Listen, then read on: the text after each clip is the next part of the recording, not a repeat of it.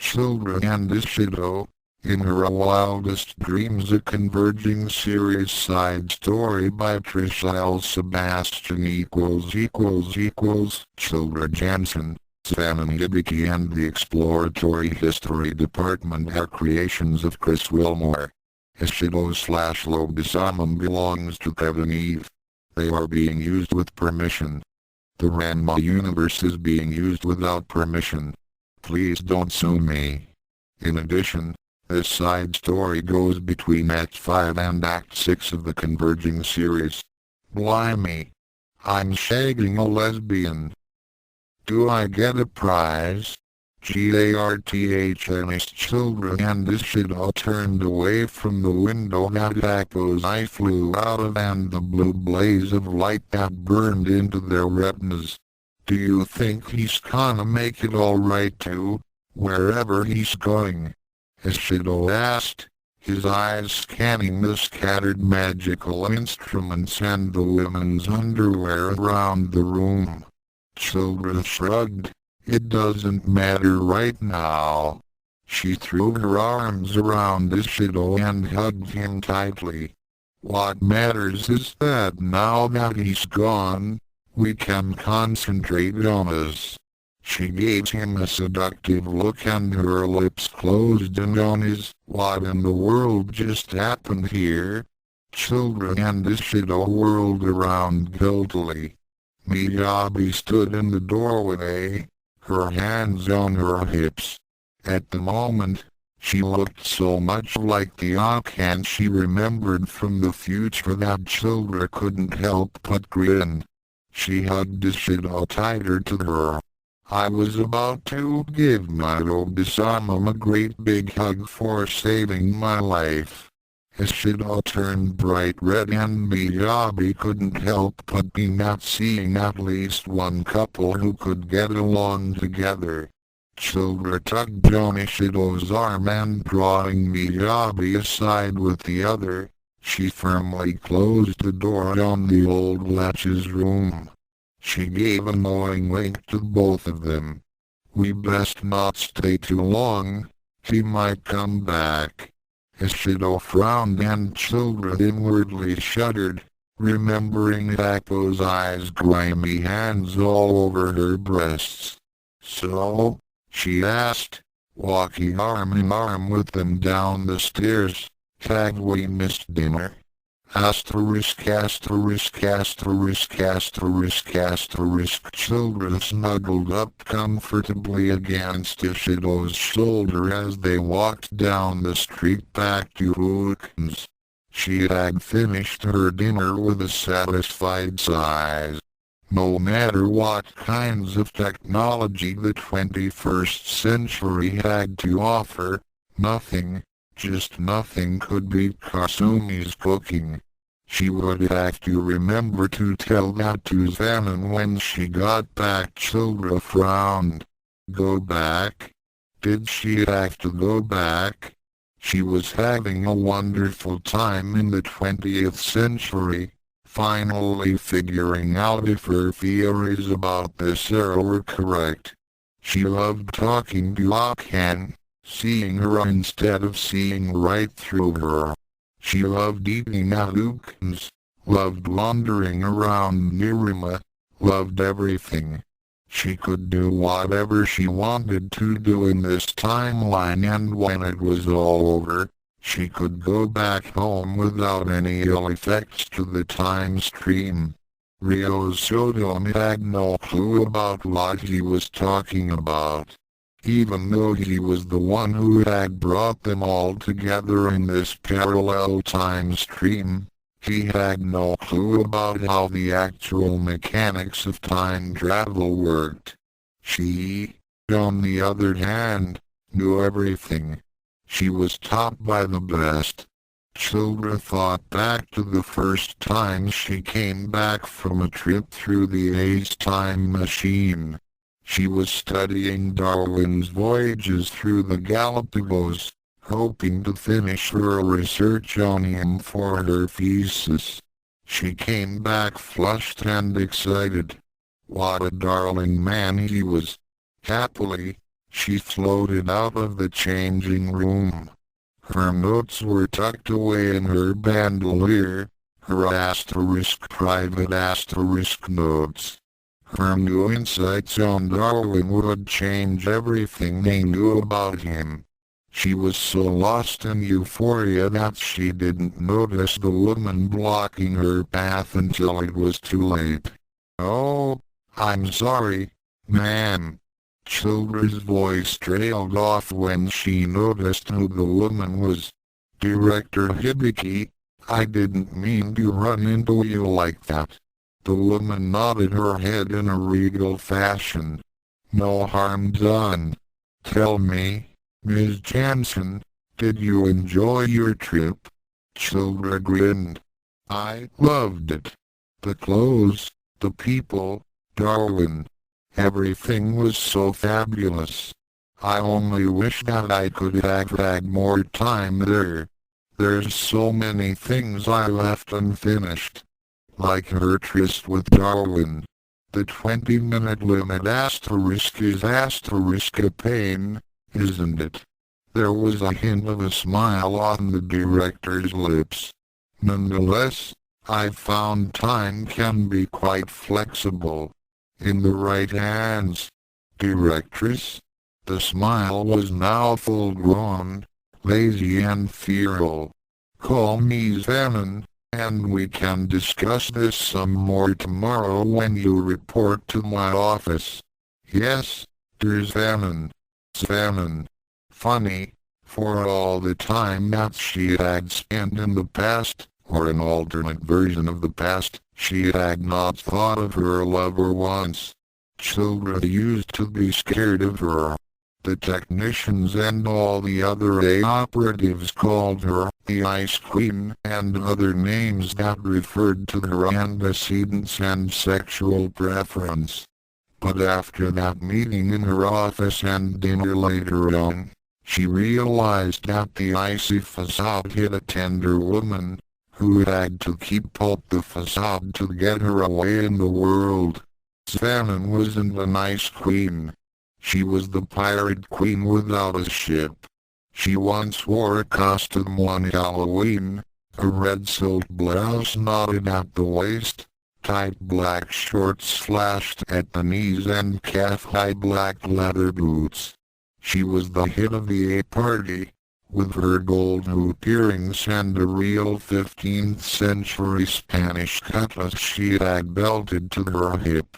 She was all fire that night, charming all the male executives, then laughing in their faces when she had rebuffed their advances. Her Zenon.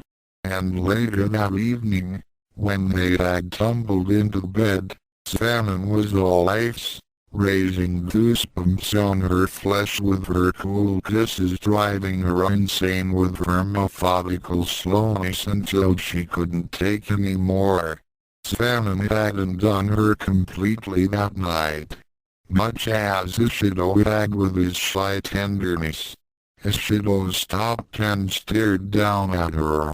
Childra was completely silent, her eyes drawn and her mouth twisted into a sad smile. He blessed the heavens every moment when he saw her. Ishido felt that if she asked him to run a marathon, then fight 100 warriors, all while balancing an egg vertically on a spoon held between his teeth, he would cheerfully ask where they kept the eggs. He didn't think that there should be anything in this world that should hurt her. But she seemed so strong, so self-sufficient that he didn't think that there was anything wrong. She told him that she was his. She told him that she would stay. So when he nudged her with his shoulder and asked her what was wrong, he was expecting to see her smile brightly at him, assure him everything was all right and banish the small well of fear that started to spring up in his stomach. Childra turned towards him with a smile and said, "Hey, little eyes, I've got a good idea." Instead of going to Akane's tonight, why don't we go someplace else? Somewhere secluded and romantic. She smiled again, grabbing onto his arm tightly. Let's try one of those love hotels that I used to read about. Ishido gulped. Love hotels? He blushed to his eyebrows and Childra laughed. She pushed against his shoulder and gave him a quick kiss on the cheek. She fluttered her eyelashes and smiled. For me. Ishido swallowed back the lump in his throat. How could he ever refuse her? He nodded and Childra smiled, pumping her arm and shouting, "Yada!" She dragged him off to a phone booth. There's this one I read about when I was back home. It's supposed to be near here. Ishido smiled as Childra yammered on and on about the hotel, not noticing the brief flare of pain in her brown eyes. Ishido was still blushing by the time they reached the hotel. He stared at the menu of choices. Each room had a picture of what it looked like, with a key box underneath. He recoiled in horror from the picture of a certain room with pink frilly sheets, a heart-shaped bed and a disco ball. Childra's eyes followed his gaze and she laughed. Is that your style, little eyes? He shook his head rapidly and she gushed. But it's so cute. And I just adore that disco ball. He gave her a stern look and intoned, "We're not going there." Children shrugged. Then her eyes fell on a room with dark paneling and a Victorian bed. She tapped it thoughtfully with her forefinger. "Do you like that one?" she asked him. Ishido shrugged. Now that they were actually here, he was starting to feel uneasy about the idea. "Whatever is fine with you is fine with me. I trust you, Childra." Childra beamed at him. She grabbed the keys out of the hole and tugged him in the direction of the hotel. Laughing, she tugged him up the stairs, briskly opened up the door and shoved him in, locking it behind her. She leaned back against it dramatically and said huskily, "Now, finally, we're alone together." Slowly and deliberately, she pulled out the neckline of her shirt and dropped the key in. Ishido gulped. "What are you doing?" "Well," she said, stalking towards him with a predatory gleam in her eye, "I get the distinct feeling that you don't want to be here. So, I'm gonna let you go." And, Ishido knew by now that with children there would always be some sort of condition attached to any offer that she had to make, especially if it concerned him, her, and a private hotel room. "Well," she said, drawing the word out and trailing a finger up his arm, "you can leave if you can get the key." "The key?" Ishido gulped again, looking down at her chest, then back up at her face. Yep. There was a whole lot of meaning placed into that small little word. Childra laughed as she saw Ishido reach for her arm, then pull away hesitantly. "What's the matter, little eyes? Afraid of a little cleavage?" she taunted him, circling him like a shark does a bloody hunk of meat in the water. "I'm not afraid," he said, watching her out of the corner of his eyes. "Oh, really?" she stated, hugging him from behind. He could feel her breasts press up against him, and the metal of the key digging into his back. Ishido grinned. "Really? With a lightning-quick motion, he reached over his shoulder and bending slightly, he flipped her over his back and into his arms. Surprised, Children saw the wolfish grin on his face as he carried her off to the bed. He tossed her onto it and pounced next to her. Children's eyes glittered with excitement as he kissed her, his passion burning into her lips. He quickly made short work of her clothing and his end, dropping the key onto the nightstand. They made love under the Victorian canopy. Asterisk asterisk asterisk asterisk asterisk. Children awoke with a start, and found herself alone in the large bed. Shannon was nowhere to be found. Blinking back sleep, Children swung her legs out of the bed, nearly hitting her head on the canopy, and got up, searching for her slippers. She pushed back the heavy drapes that concealed their apartment windows and blinked out at the morning sun. All of Tokyo lay spread out in front of her, the university a large white span of land to her right. If she squinted, she could see the A offices in the distance. Is that where Shannon had gone? She dressed quickly, gulping down a glass of orange juice from the refrigerator, and took the stairs down two at a time. People jostled about her as they went to work, to school. Getting her bearings, she pushed her away in the opposite direction of the stream of commuters and towards the A offices. The fact that Shannon did not wake up beside her bothered her a bit. Usually Shannon was loath to wake up when she could sleep, and usually, while children dressed and showered, Shannon would have prepared breakfast for the two of them before they went about their business. Children to classes, Shannon to whatever. But Shannon was not in their bed. Children had woken up alone. In no time at all, Children found herself in the lobby of the A building. The receptionist who usually greeted her with a smile was replaced by a dour young man who bore a strange resemblance to Ryo Sodom. Ryo Sodom? Where did that name come from? She found her way to the directress office, and knocked hesitantly. No answer. She yanked hard on the door latch and it wouldn't budge. Panic rising in the back of her throat, she clawed and hammered at the door, until it finally opened from the inside.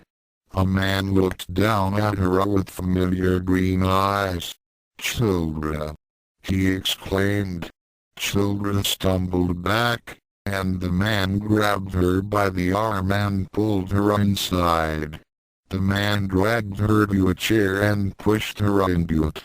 Then, turning slowly in front of her, he asked, "Well, what do you think?" "Huh? What do I think of what? Who are you?" The man smiled a feral grin. "What? Don't you recognize me? It's me, Shannon." Shannon? Children could only stare as he strutted up to her and sat on the edge of the desk. "You're the one who wanted me to do this, remember?" He smiled, legs swinging back and forth. "Do what?" Children whispered in a small voice. "Be a man, after all. That's what you really want, isn't it?" Suddenly her voice turned cold. "I know about him. I know all about him. Your little play toy in the 20th century." Children's heart stopped, and Shannon continued, his wide smile reminding her of shark's teeth. "So, I took the liberty of going back to wherever he was and killing him. I stopped at Juzenkyo, too." He placed a hand on her, squeezing her breast painfully. Now you can have your cake and eat it too. Laughing softly, he moved in to kiss her, blonde teeth dripping with blood asterisk asterisk asterisk asterisk asterisk. Children awoke with a start. Ishido still slept beside her, his breathing deep and regular. Impulsively, she latched onto him, hugging him deeply. He stirred and slowly sat up. "Oh, Ishido, I'm so glad to be here with you," she murmured into his back, pressing kisses against it. Ishido said nothing, but instead swung his legs out of bed and gathering his clothing, he went to the bathroom and locked the door. Children stared after him in amazement. What was wrong with him today? She dressed in silence, her fingers fumbling with her blouse and bandolier. Settling a dagger on her hip, she rapped on the bathroom door. "Come out, little eyes. Don't you want to play with me?" The door slammed back open and Ishido stalked out. "Ready?" It was less of a question than it was a declaration. Confused, Childra followed Ishido out the hotel and back down towards the Tendo dojo. Childra tried to grab his arm, but he shook her off and continued on. "What's wrong?" she asked, a worried expression on her face. "It's nothing you can fix." Ishido's voice trailed away into a word that sounded like, "What did you call me?"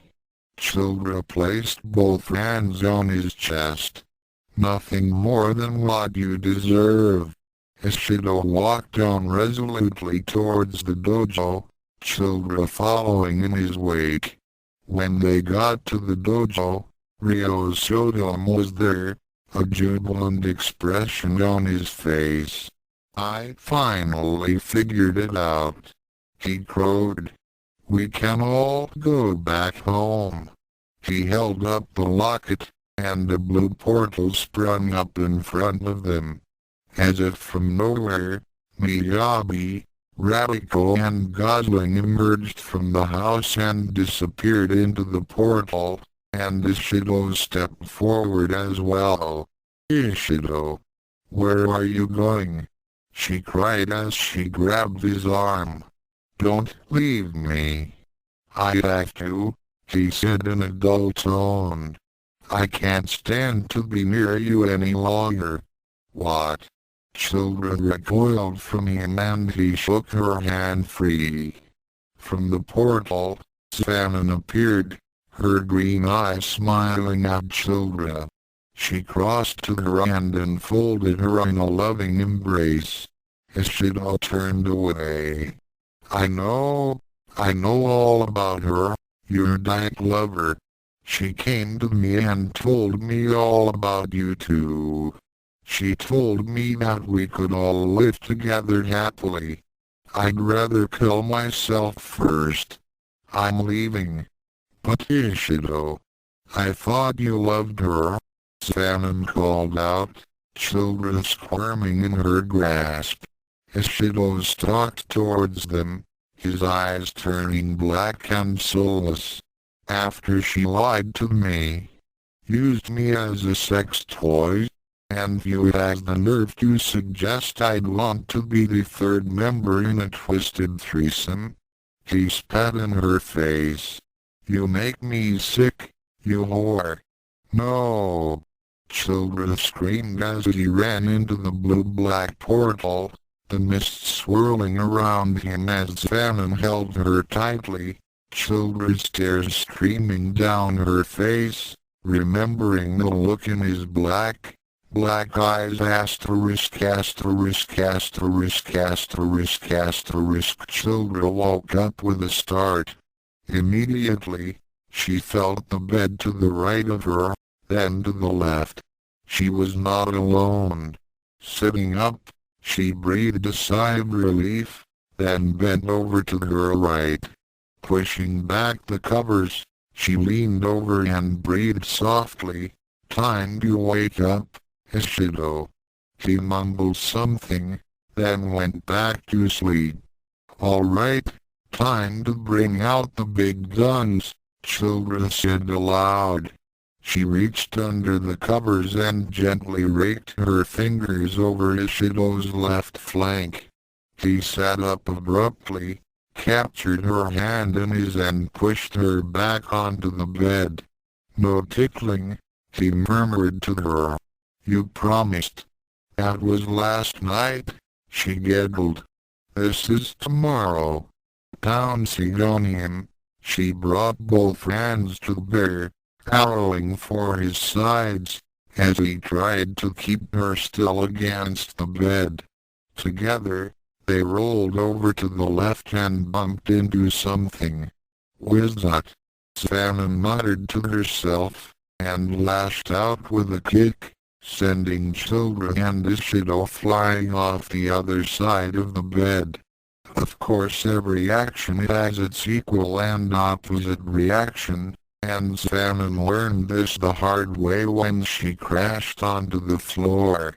She crawled to the Victorian bed, and pulling herself up, she angrily stalked over to the giggling, wriggling heap at the other end of the bed. "Keep it quiet. I'm trying to sleep." "Well, I think it's time you woke up then." Children grabbed Savannah by the ankles and tugged downwards, overbalancing her and toppling Savannah onto Ishido. Then, she leaped onto the pile, one hand tickling Savannah's back, the other Ishido's flank. They giggled and wrestled, tag-teamed and double-teamed, until they were tired, sweaty and flushed with happiness. Finally, Savannah got up off the floor to make breakfast. Ishido took to the bathroom for a shower and Children was left making the bed. It was so good to have them all together like this. It was a good idea to bring the two loves of her lives into the same century and dimension so they could get a chance to meet each other and get to know one another. Frankly, Children was afraid at first that Savannah would want to kill Ishido, or that Ishido would want to leave her when he found out, but things turned out alright in the end. "Everything is perfect," Children mused to herself. "That's why you can tell this isn't real." Children whirled around, and her face turned hard. "You..." Children Jansen sighed, and stepped out of the blue swirling portal. "I hate to be the bearer of bad news, honey, but none of this is real. It's just a dream. It may just be a dream, but it's the dream that I want." Children glared at her doppelganger, and the doppelganger stared back amusedly. "Why can't you leave us alone?" "Because I'm you, sweetheart. I know just as well as you do what you want. You want things to be perfectly happy, but it's not gonna happen." The doppelganger waved a hand, and an image of Ishido appeared. "It's true. He'd hate you forever if he learned that you lied to him about your past." Her other hand waved, and Savannah appeared, and she would kill anyone who got between her and you. And then, she'd kill you. The double leaned against a bedpost. "You've got a tough choice to make. But why do I have to choose? Why can't I have both?" Children wailed, her eyes darting from Ishido to Savannah and back again. "That's not the way the cosmos works. Usually, you only would have met one of them. You're cheating by having multiple lives. You have to choose. The doppelganger looked at her watch. Come on, time is slipping away. Childra looked at Shannon, her first lover, the first one to truly trust her capabilities, to see her potential. Then, she saw Shido, the man who showed her that she was a real woman, not a pale imitation of someone else. Torn between the two, she fell to the floor. I can't. Too bad. Looks like I'll have to make the choice for you. In her double's hand glowed a wicked Tibetan dagger, a twin to the one Akane used to exorcise ghosts. She hefted it by the handle, then hurled it towards the two flickering images. Children screamed, then time seemed to slow down, as she rushed to intercept the dagger. She could see her double laughing, eyes glowing red, as her teeth became fangs. The dagger sliced through the air, charged with mystical energies, homing in on its target. Childra flung herself into the air, trying to push Shannon's shade aside, and felt a burning pressure in her chest. Looking down, she saw the dagger embedded in her chest, her heart pulsating around it, making the dagger twitch.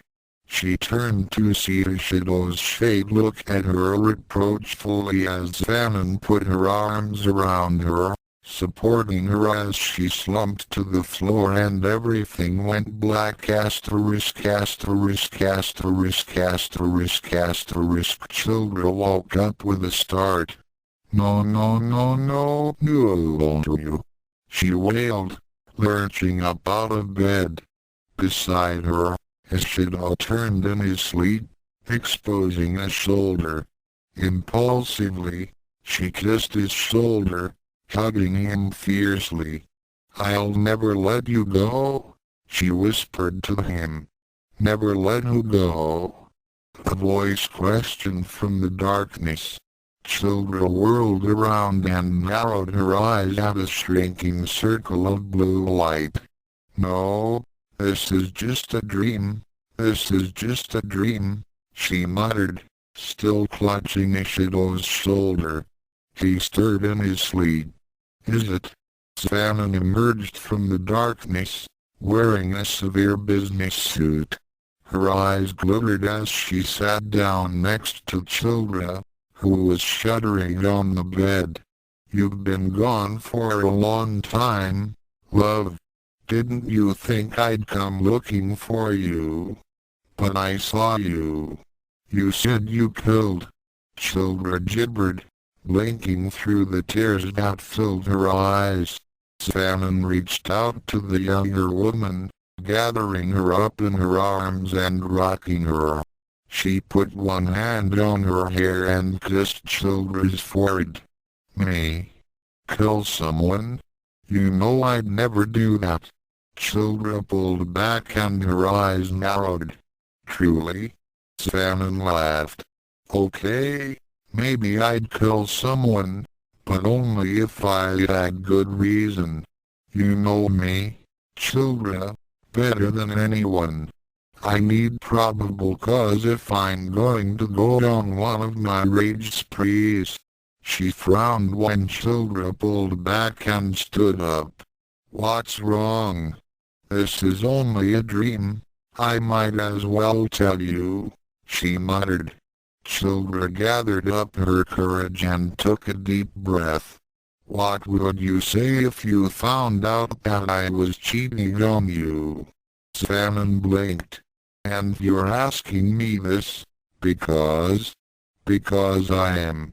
Shannon took a look at Childra, peering into her eyes. They're brown. Your eyes are brown. Of course they are. You've always known they were, Childra said impatiently. No, I mean they're brown now. Why did you take out your contact lenses? I've always liked them on you. Salmon perused Childra's face, cupping her chin with one hand, turning her head from side to side. Stop it. This is serious. I'm having an affair. I've had affairs, Childra continued. She gestured to a shadow next to her. Salmon chuckled. If this is your idea of a joke. Her voice trailed off as she realized that both Childra and the boy next to her were naked. Childra gulped. This is not a joke. She watched as a dozen emotions floated across Salmon's face.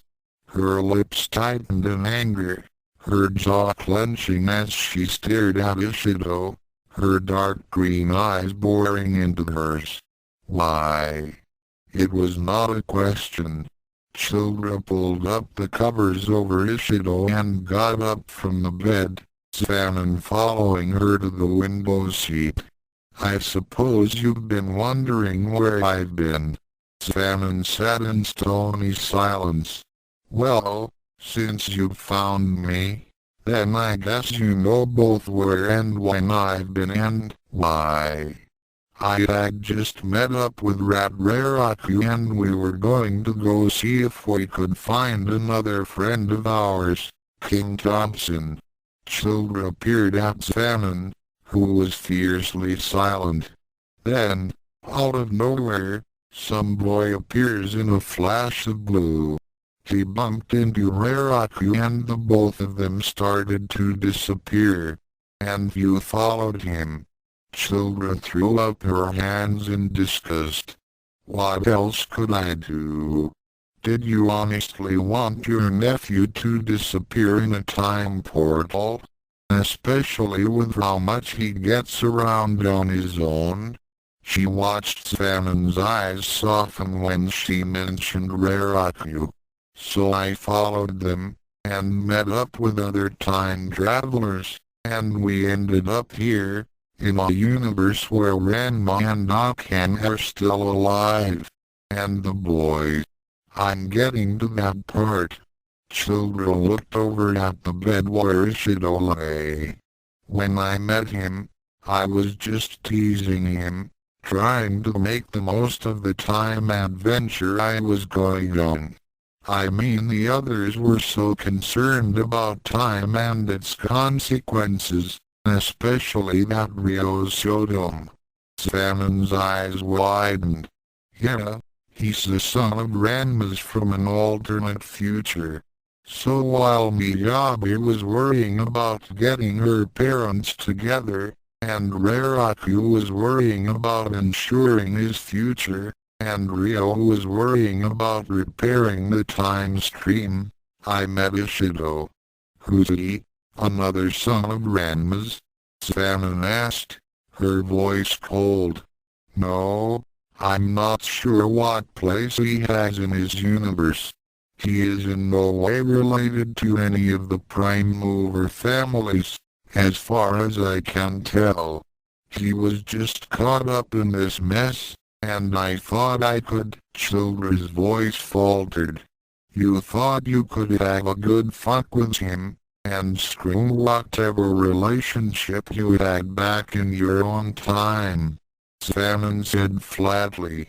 No, that's not it at all. Childra cried. She grabbed Salmon's cold hands in her own.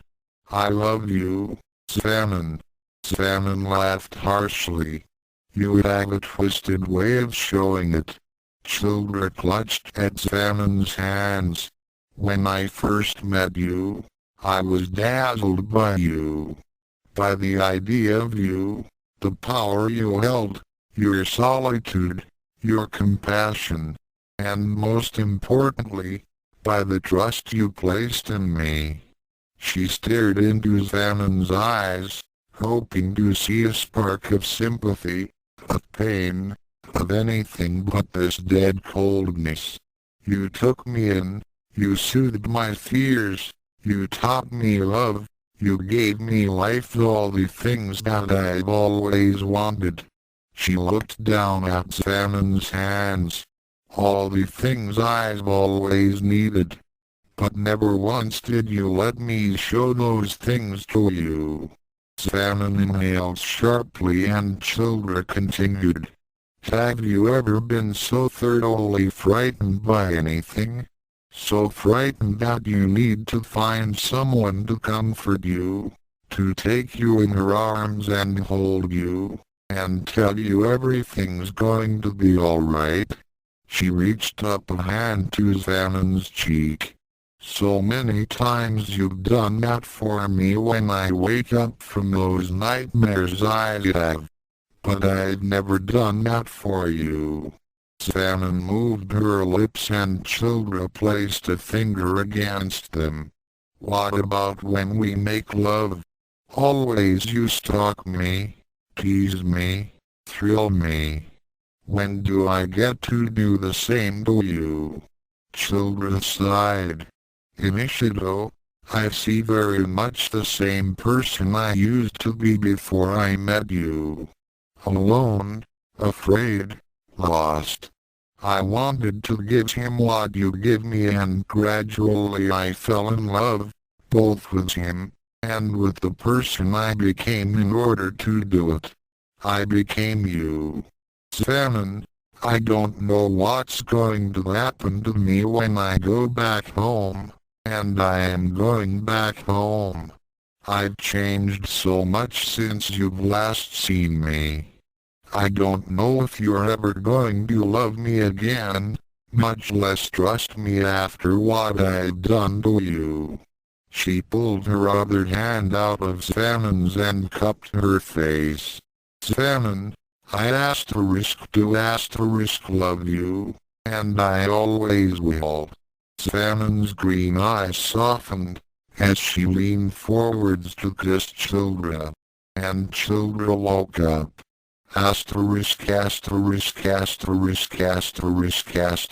Ishido woke up with a start. He sensed that he was alone in the bed. A small panic rose in the back of his throat. Childra? He called out hesitantly. A small murmur answered him and he rose out of bed to join her at the window seat. Is there anything wrong? Childra took a deep breath and smiled. No, nothing's wrong. Everything's great. She hugged him closely to her, clinging to him. Tenderly, he put his arms around her and caressed her cheek. Her eyes were puffy, like she'd been crying. Ishido felt a shiver of alarm. Are you sure you're okay?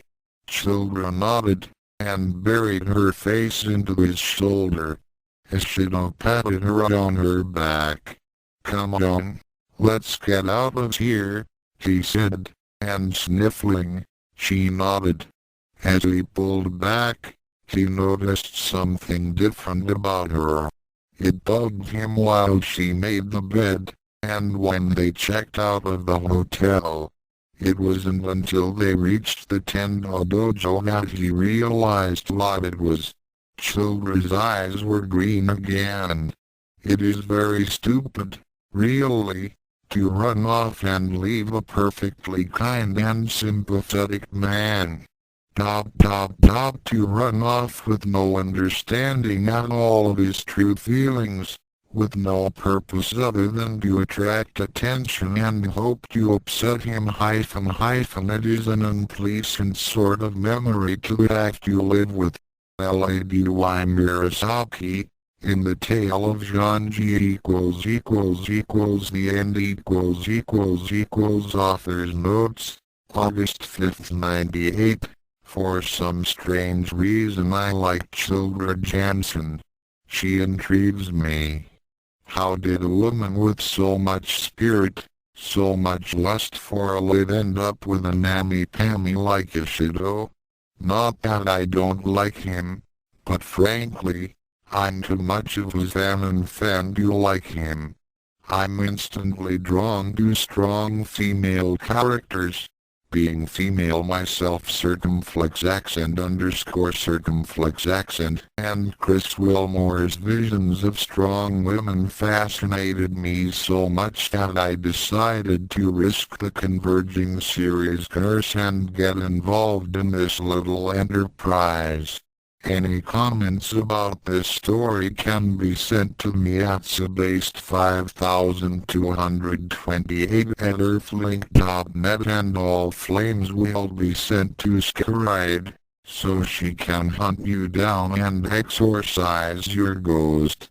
Trisha L. Sebastian DLs at tkeep.org, proud member of the BML Productions crew from Adrian Long less than 7 who at clink.queenshoe.ca greater than subject.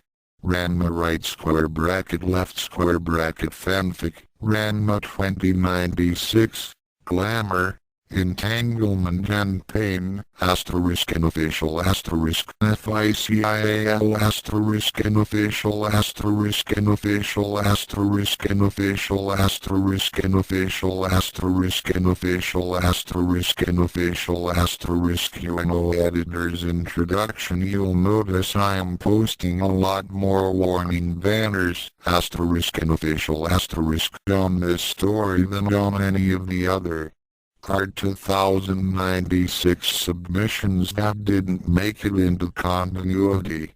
That's because it's extremely well written, and deals with a lot of issues that had been left unresolved in quite an engaging fashion. It's also the only fic I know of that had a pre-reader write back saying, "Take me, Colonna Sama."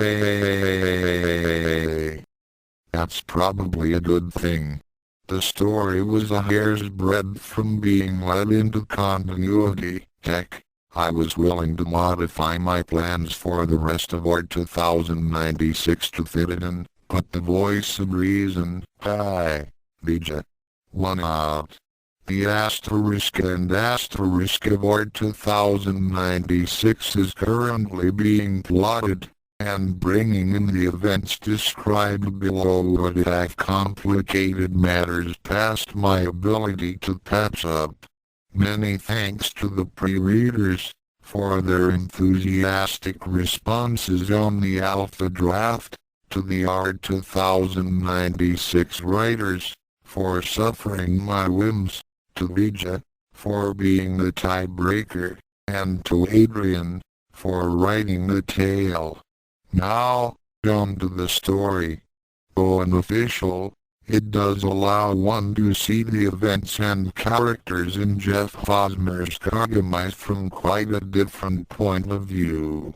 CHRIS Wilmore Visual Stimulation, Nikumi Mayako's Colognes subpage, http://clink.queenshoe.ca/mayako.html subpage, http://clink.queenshoe.ca/autolica.html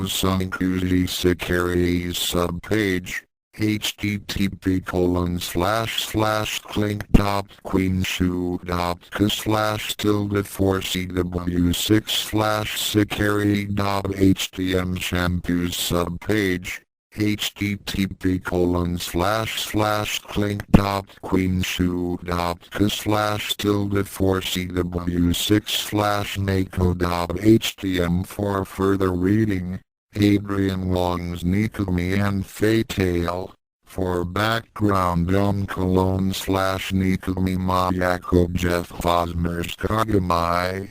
For background on Autolica, Security and Shampoo. All of the above are available on the Art 2096 Story Archive.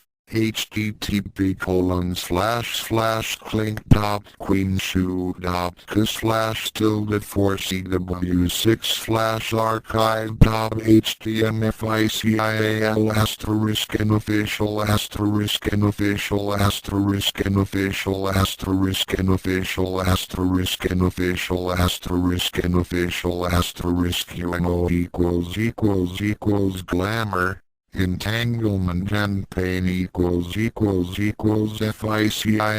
asterisk and official asterisk and official asterisk and official asterisk and official asterisk and official asterisk and official asterisk Human by Adrian Long less than 7 at Clink dot Queen Shoe dot greater than edited by Chris Wilmore equals part 1. Glamour equals I am looking into a mirror, and enjoying it too. Deep set, heavily lashed dark eyes framed by straight, matching brows, a delicately curved nose ridge, rosy lips pursing with crimson allure, a small, sharp-chinned face framed by a dark fountain of midnight tresses, and yet, for too long in the past, I had loathed the mirror, and with good reason, too. I'd hated the mirror ever since I lost my beauty, after the effects of the youth potion backfired on my body centuries ago. Those of my village had seen my wrinkled, aged form as a testament to my heroic sacrifice in the war against the invading Japanese during WWII, holding me with high respect because of it. Before all hell broke loose through of the work of a vengeful spirit, of course, I might have been a matriarch, but I am also a woman. And a woman would much rather be admired than respected, if you know what I mean.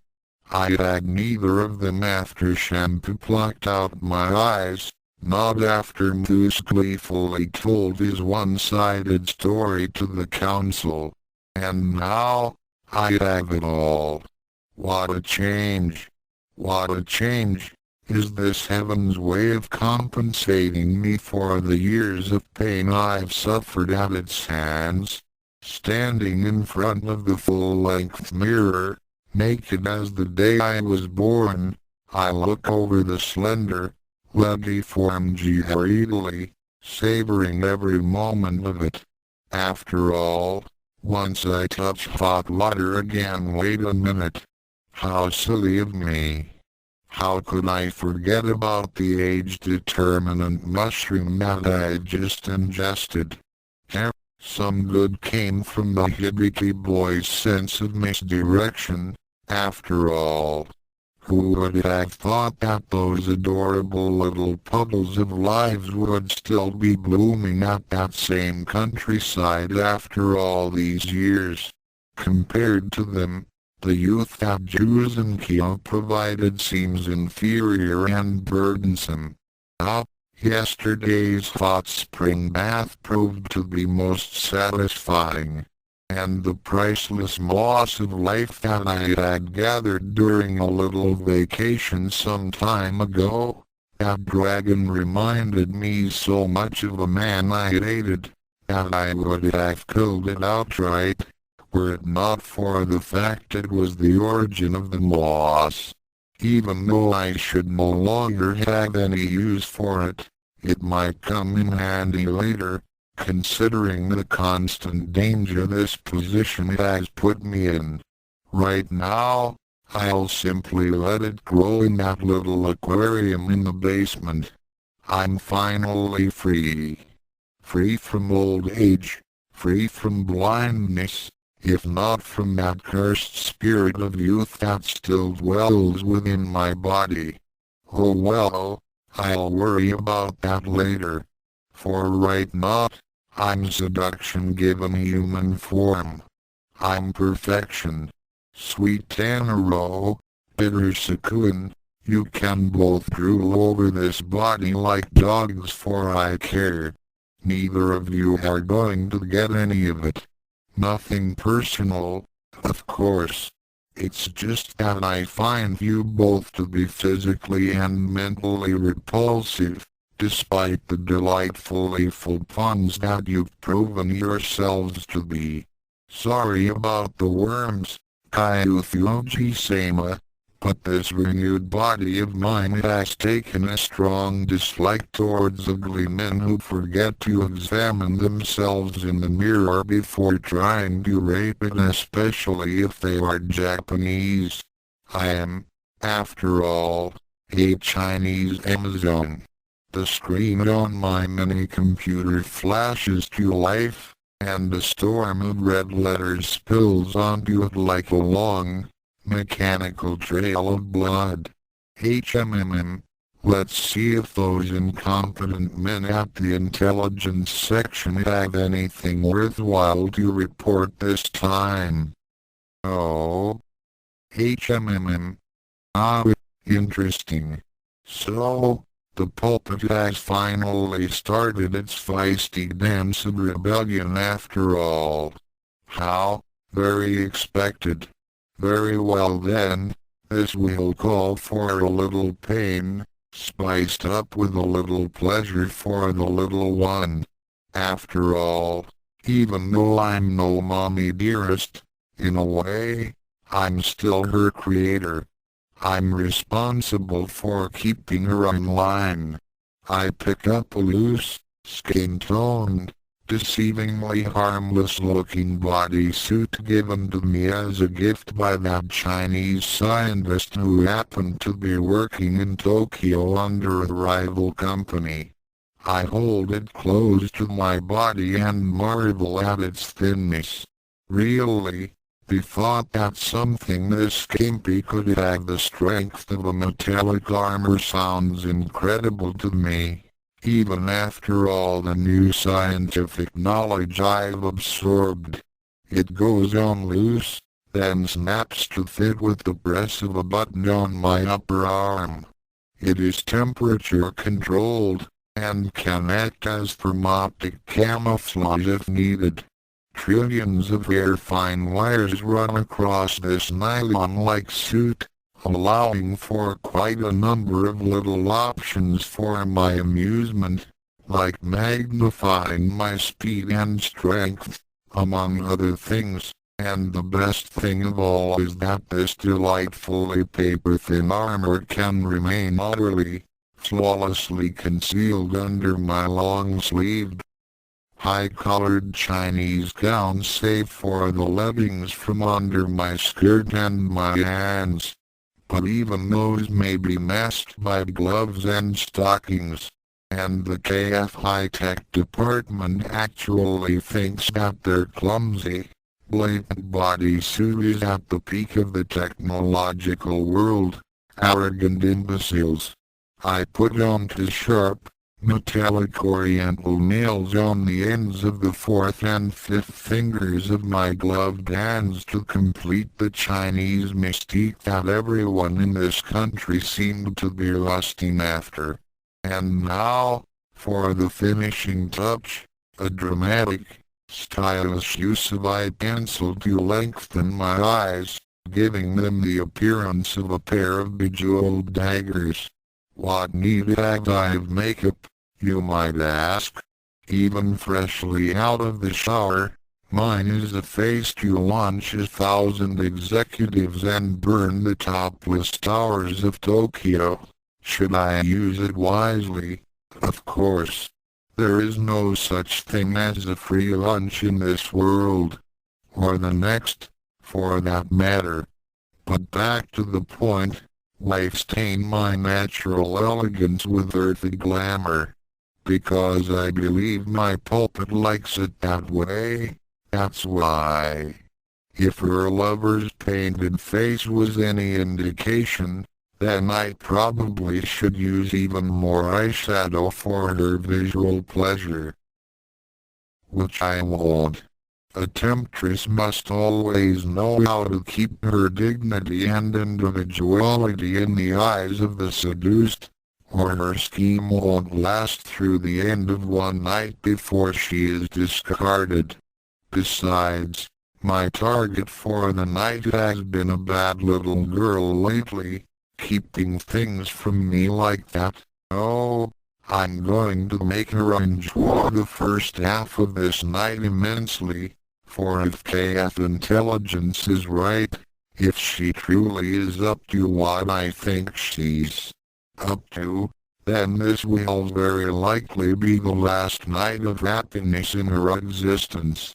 Asterisk asterisk asterisk asterisk asterisk Nikumi-sama, what a pleasant surprise to see you here, of all places. The inelegant copy of the Tendo woman hisses as she leans against the door to her darkened room, a tense serpent waiting to uncoil and strike. Her hair is still a tangle of hellish fuzz, which, when combined with her dark eyeliners, the piercing on her flicking tongue and her black, all too eye-catching bodysuit make her look like a reject from a B-grade horror movie. Really, does she need to proclaim to the world that she's a villainous bitch queen? Does she really want to alert potential opposition to her evil intent? Doesn't she know that a wolf must hide behind a sheep's skin, lest it be shot by a shepherd girl at first sight? Doesn't she know that her mommy dearest was successful in her schemes only because of her subtlety and secretiveness? She's a failure alright, just not the way Sakun thinks.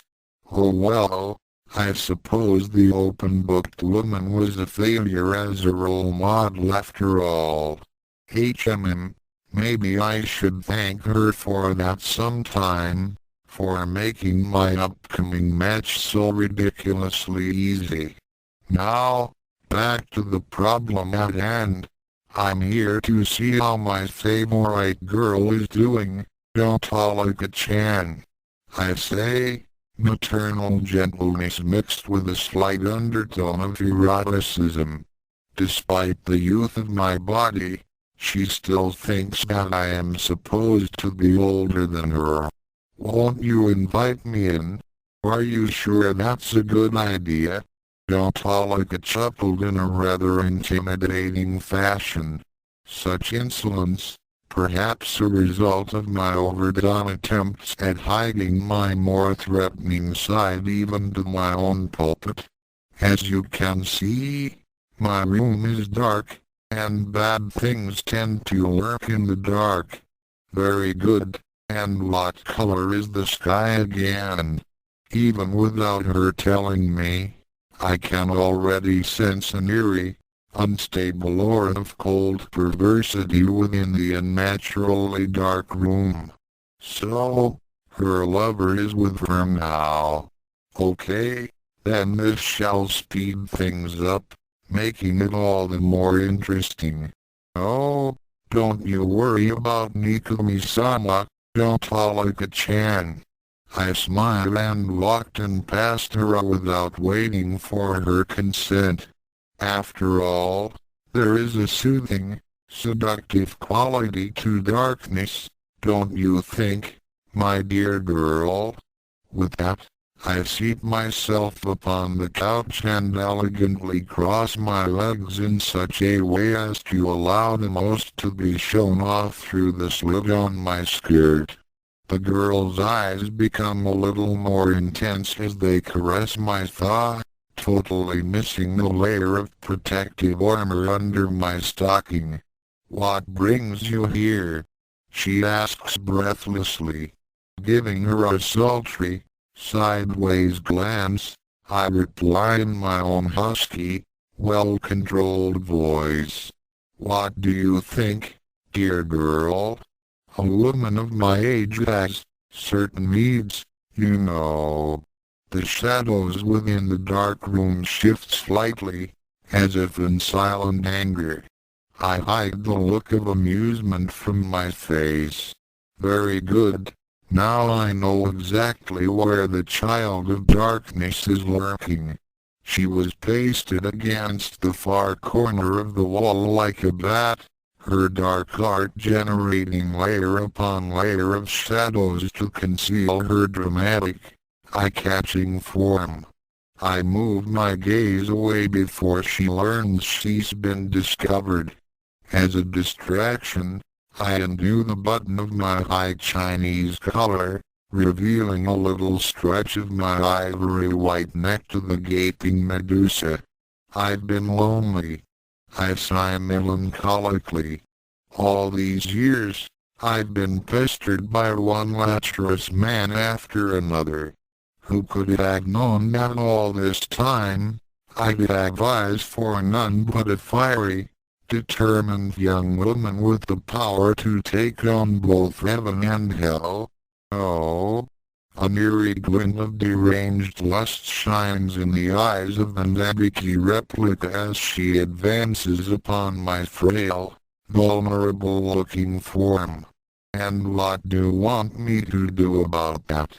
Looking up at her with a sedate expression of sensual yearning despite my hidden revulsion, I whisper, allow me to realize my dreams with you, right here, right now. You know that's the main reason that I've supported the project to begin with a speed that is no doubt the product of her bodysuit. The ferocious girl pounces on me. I subtly shift my body to make sure the unprotected back of my head will not get seriously harmed as I am thrown backwards onto the hard, cold floor. So, she growls imperiously, do you like it rough, or do you like it gentle? Whatever you want, I whimper, forcing some tears into my eyes as I play the submissive victim of lust. As long as it's you, poor, unimaginative Sakun. She doesn't know what she's missing. The shadows within the room begin to shift in a more restless, obvious manner as Autolyca smiles like a lioness and flicks her pierced tongue across her fangs. Open your mouth. I gladly comply. She begins to assault me with her armed tongue, trying to rape my mouth with its sheer hardness. I, on the other hand, simply allow the act to make me salivate into the little one's eager mouth, knowing what has been in my mouth all this time, while staying alert to the swirling darkness within the room. Feeling a little sick from the oral attention of the far from attractive woman, I decide to speed things up a little by cupping her scrawny rear end in my hands and squeezing. I know the one in the shadows is at the perfect angle to see the indecent movement on my part. A splash of liquid shadows combined with a flash of metal are all the warning that I get, and all that I need, for me to aim my little finger at the source of the sound, and shoot out the sharp, metallic nail adorning it like a dart. A shrill scream confirms that I'd hit my target. Autolyca stops dead with a frozen look on her face as I allow an amused smile to grace my face. Naughty girl, I chide her. Should have told Nikumi-sama that your little friend was watching in the dark. Now look what you make me do.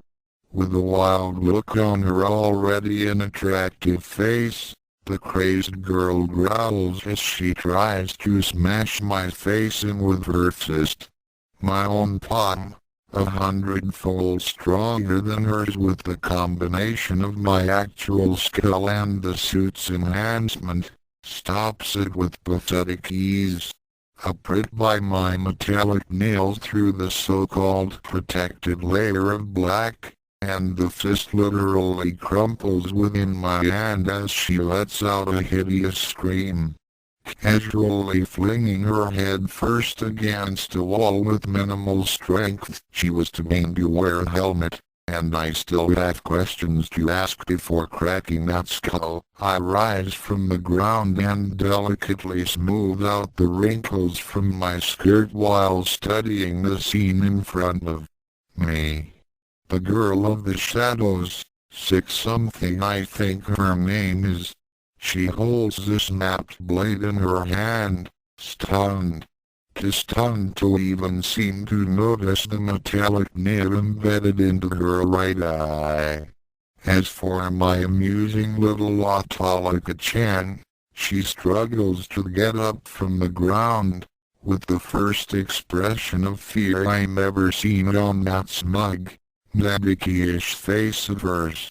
Twirling a piece of long hair lazily between my fingers, I make a request with the first threatening smile either of them had ever seen upon this usually gentle, reserved face.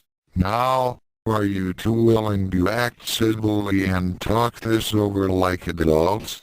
Both glare at me, Autolico with outward, animated hostility, while Sikari, I think that's her name, wears the subtle, dramatic hatred as she shivers with self-loathing at her own defeat. Tossing my long dresses behind my shoulder, I continued nonchalantly, you know what?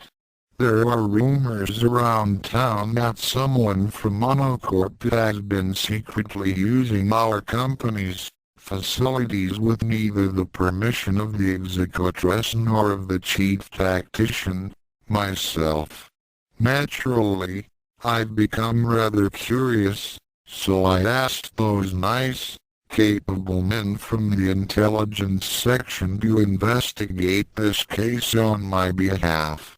Apparently, that someone from our corporation had been carrying on a secret project of some sort without me knowing it. So, my dear Autolica-chan, nailing them with a sideways glance, I continued on as my blood-colored lips began to curl unpleasantly. Would you happen to have anything to say to that? Both of them began to sweat. But as expected by me, the hell-haired child gives in and speaks on impulse. Yeah, so we've been doing our own little creation. So what? I smile at the shocked looks on both their faces. Even after all these centuries, the truth remedy made by my mother is still as trustworthy as ever, even on one such as her. Best of all, I am the only one alive to have the antidote to it, thus making me immune to its power even after spraying a load of it upon my tongue. Really, I giggle in the kawaii Japanese manner, just for the mocking value of it.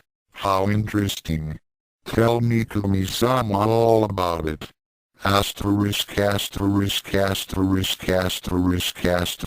Deity. What she revealed was not what I expected at all. In fact, had it not been for my centuries of training in masking my emotions, I would have looked suspiciously, unreasonably outraged at hearing about their new game. As it was, I simply smiled a chiding, maternal smile after all the gory details of their hideous acts had been revealed by the unwilling speaker, now with streaks of eyeliner running down her pale cheeks.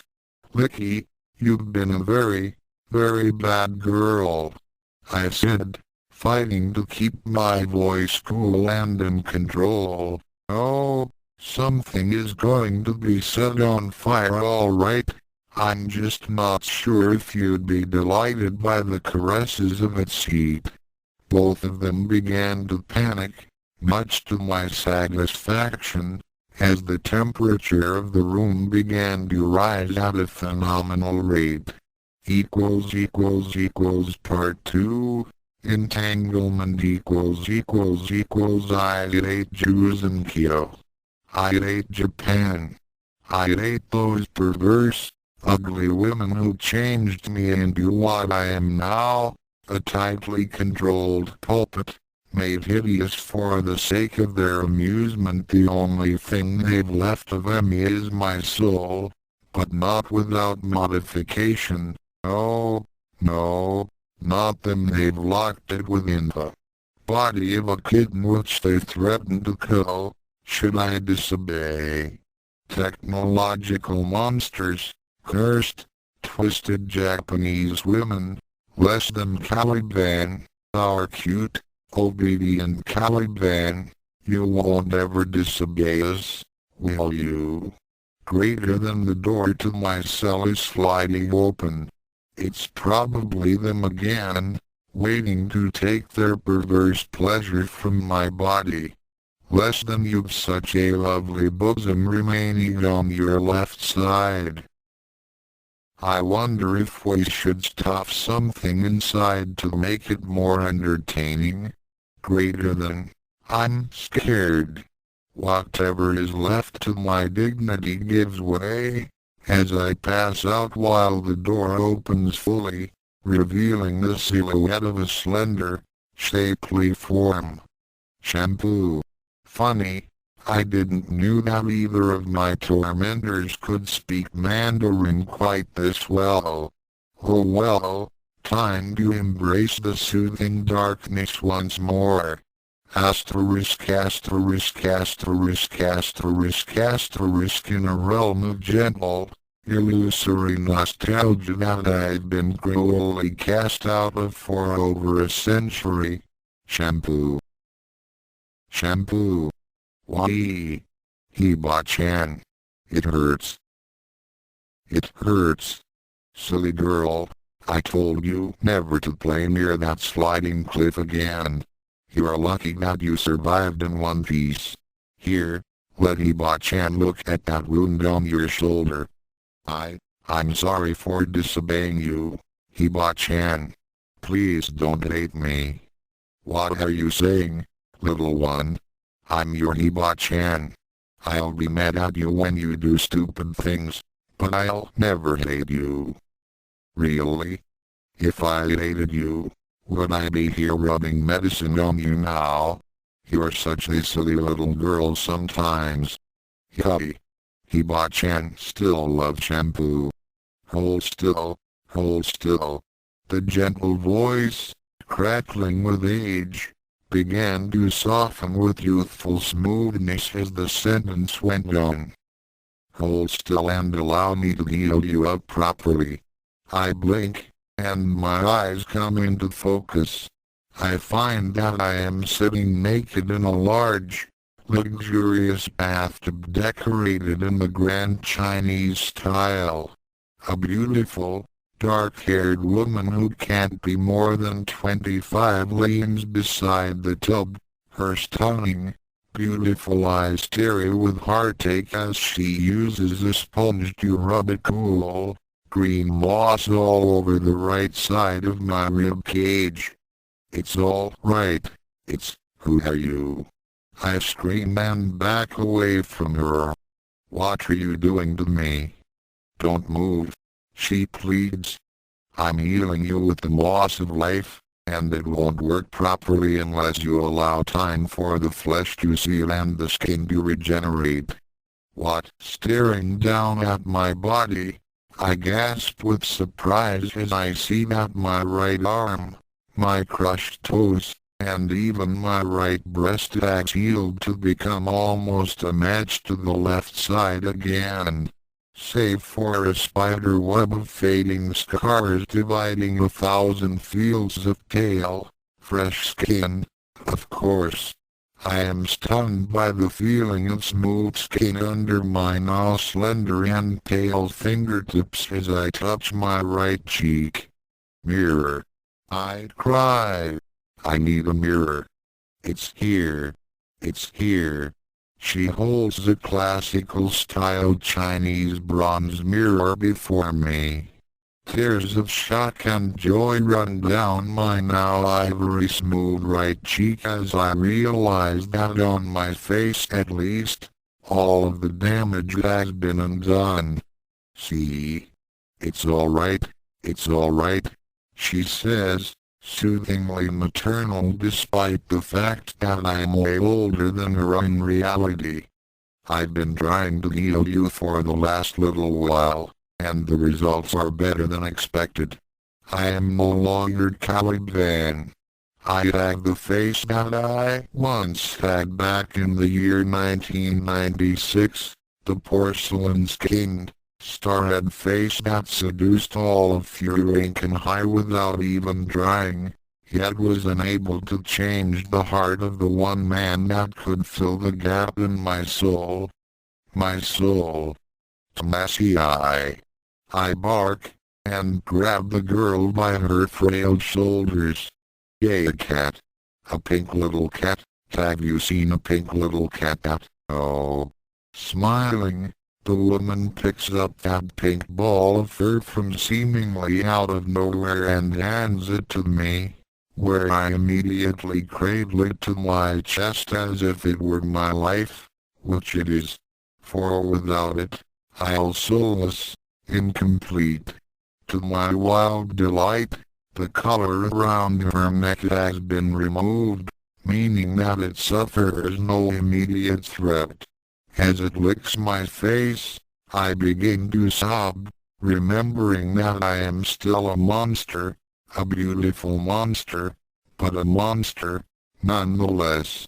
I'm quite sure that Ranma, who unwittingly gained all of my hatred and love through that studious pride of his, couldn't agree more, now that he knows. And he's right. Even before this incident, my soul had already been dead for a century. But my childlike, childish Ranma, don't you know that you were the very one who killed my soul? Don't you know that half of my soul died the day you rejected me after realizing that you'd already received all that which you needed from me? After your death at Ebot, Cologne's hand before our reconciliation, is it any wonder that I was at that instant transformed into a zombie? Poor Ebot-chan, poor ambitious Ebot-chan. Perhaps I've redirected my hatred for Ranma towards you all this time.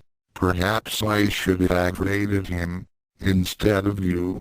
But I can't help it, for ever since I fell in love with him a century ago, I haven't been able to make the right choice or decision regarding you, regarding him, regarding anything.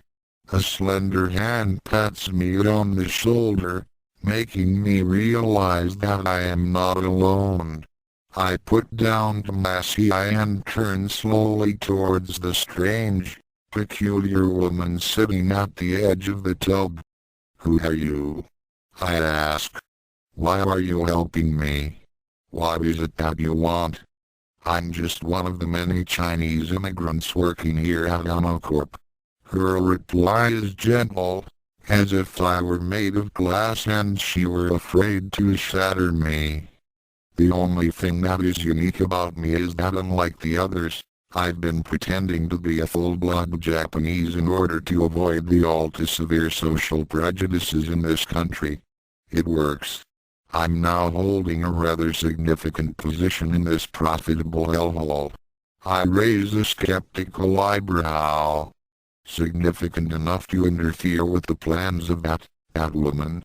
Damn it. I've grown to be so fearful of that wretch that I can't even voice out an insult against her. But this could be the right attitude for the time being. After all, I still don't know if this Chinese woman is really on my side or not. And skillful as I might be in this youthful, healing body, I am still much of a stranger to the almost mystical technological devices spawned by this cursed organization. If the woman realizes my embarrassment, she doesn't let it show.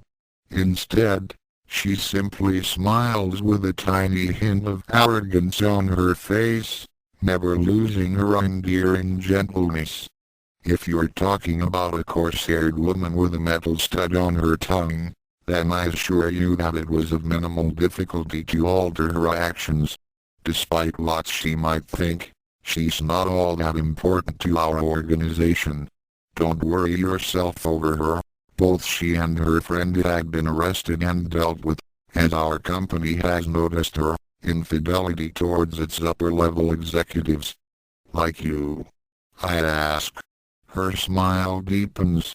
Yes, like me. So, why are you helping me? What good will that get you? Her smile lessens as she hears that. She replies, her stunning dark eyes met with melancholy. We're both Chinese, stranded here in this sinful Japanese city in pursuit of our dreams. I'm a high-ranking executive in this organization, and yet, those among us who admitted to be Chinese could hardly move up beyond the desk jobs at the bottom of this pyramid of power. And now, a subject under me has dared to kidnap a young Chinese girl off the streets and torture her with our company's tools for their own amusement. All this oppression upon our race, isn't that enough of a reason for me to help you? So, despite the position that she claims to hold, she still doesn't seem to know as much about me as that hellish woman and her lesbian sidekick. Stupid woman, stupid, noble woman, you had no idea what kind of mess you had gotten yourself into by saving me from my fate. The downward spiral centered on the object of my desire has barely begun, and now that you've stepped into it, there'll be no way for you to swim back out in time before the apocalypse begins. But still, thank you. I switched tactics and attempt a girlish, youthful smile to hide my more worldly demeanor, since I'd rather not drag her further into this mess by allowing my history to be revealed. She did, for better or for worse, save me from a fate I dreaded, and it's the least I can do repay her. Wow. I'm amazed, miss. A person willing to go through so much to stand up to her fellow race is a rarity these days. Accepting my abrupt change of attitude and personality with surprising ease, the woman smiles as she holds up her moss-covered sponge, signaling me to raise my right arm. I do as I am told, like the grateful, fragile girl that I'm supposed to be. Your wounds are still in the healing stage, and I would advise that you stay here and complete the moss treatment before leaving, if you don't mind, of course. Sure I don't. I reply, adding a bit of a pert to further convince her of my girlishness. By the way, what is this that you're putting over me? I ask, knowing full well the answer to my own question. It's a very rare moss found on a remote Japanese mountain. The natives around those parts called it the moss of life due to its stunning prowess in healing wounds and sores. As a medical corporation, we have been studying this moss for a while, hoping that it can launch our company into an even higher level than at which it already is, by making an effective medical salve out of it. We're still in the experimental stages, of course. She appears to be trustworthy, after all. A little too trustworthy, perhaps. But that's for the best for all concerned. I do not wish to go against someone who has just helped me out of that hideous hell. By the way, miss, I still don't know your name.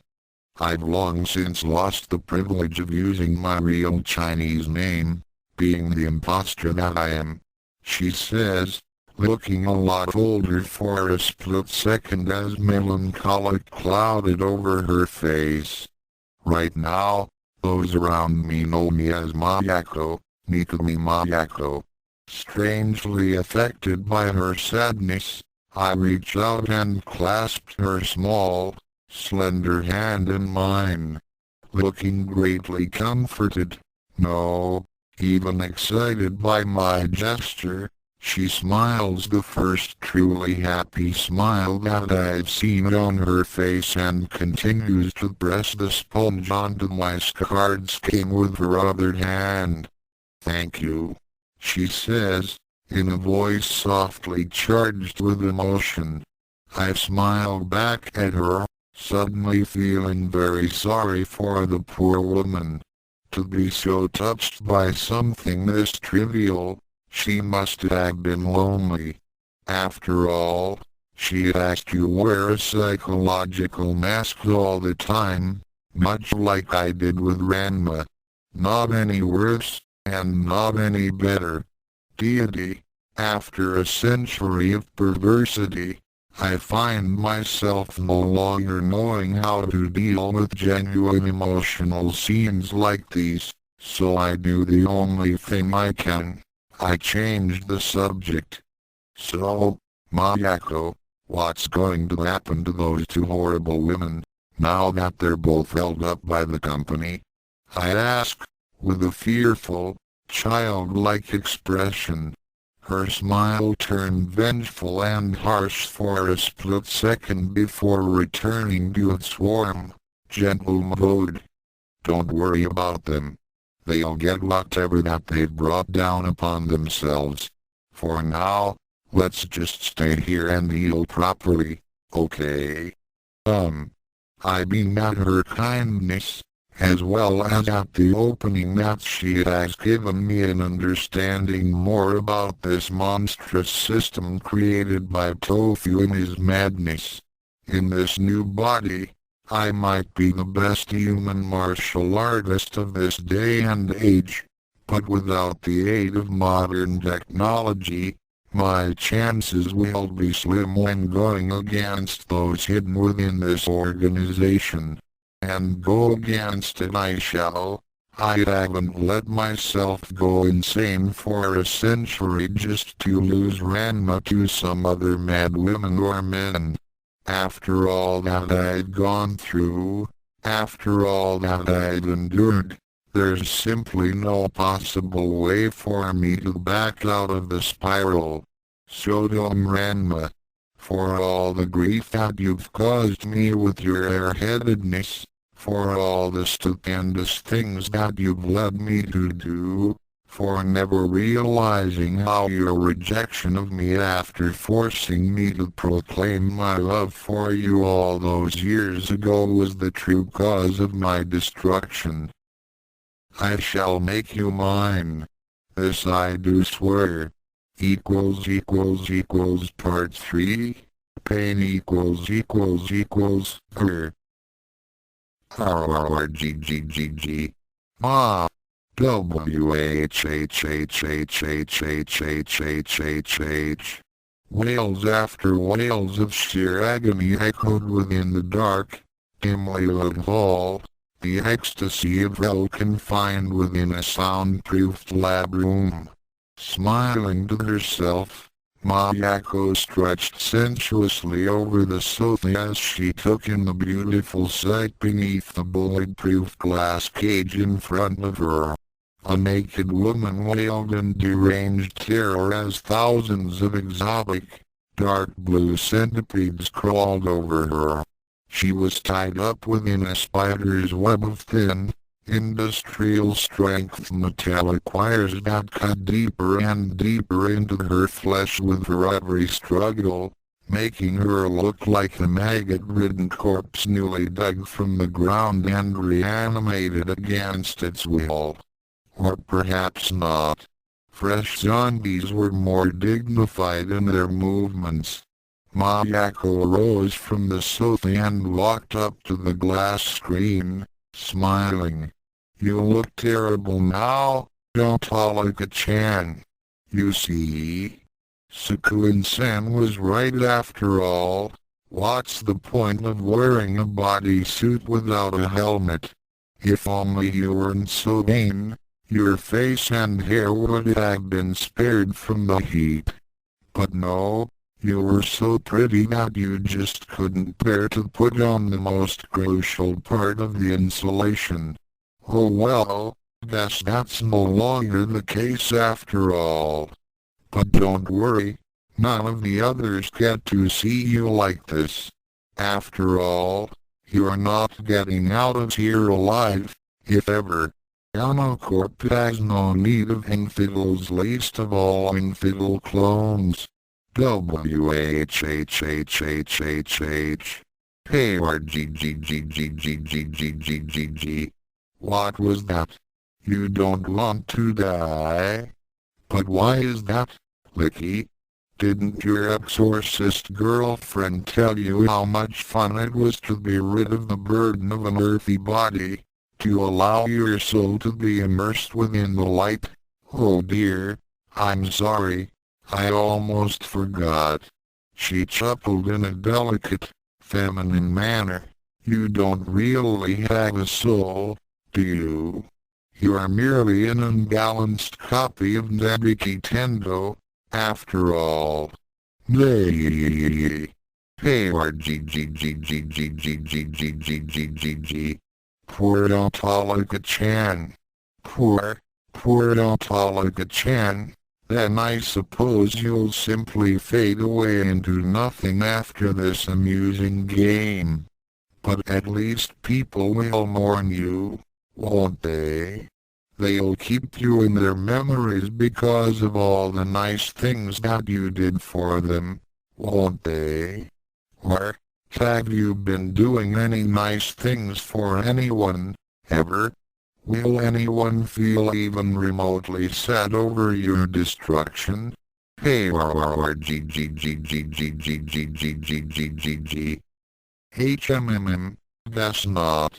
Oh well, then you truly do not matter. You are merely a pile of flesh and bone that could do nothing but to serve his centipede food, aren't you? Sukuen was right, you are pathetic. SSSIC. What was that? You're calling for your little girlfriend? A smirk curled up on the crimson lips, making the cold eyes all the more chilling as she pressed a button on her remote control. Well, let's bring her out, shall we? One of the boards on the ceiling lowered itself, revealing a rectangular glass tank filled with a sickeningly pinkish liquid. The hose reached all the way up to the neck of a disheveled, dazed woman with a gaping hole where her left eye should have been. Dozens of sharp pins were sticking out of her head, blood trickling from them.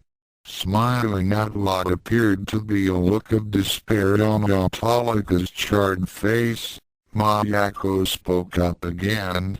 As you can see, she was a little different from you. This one actually has a soul, a witch's soul, to be exact. To keep her powers leashed, I have applied an ancient Adderston technique on the woman, nothing that children of your generation would believe in, of course, but the result was marvelous. All the same, I even modified the technique in such a way that she is now forced to remain conscious indefinitely. It would have been a shame if the slow-acting base that I'd immersed her in lost its purpose simply because she'd escaped into Lolo Land. Quite clever on Mikumi-sama's part, don't you think, Licky? The beautiful torturer laughed in wild, sensual abandonment as Autalika spat through her burnt, bloated tongue. G-U-R-R. T-H-H-H-H-H-H. H-E-L-L-L-L-L-L-L-L-L-L.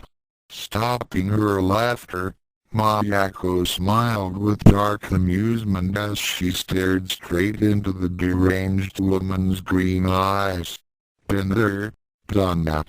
She looked at the classical, stylish Chinese watch that served as a pendant on her golden necklace, and her eyes widened in surprise. Had she really spent that much time in here? Time flies by so quickly when one is happy. Well, I'm off. Corp is a busy organization, after all, and I have more important things to tend to than a pair of naughty girls.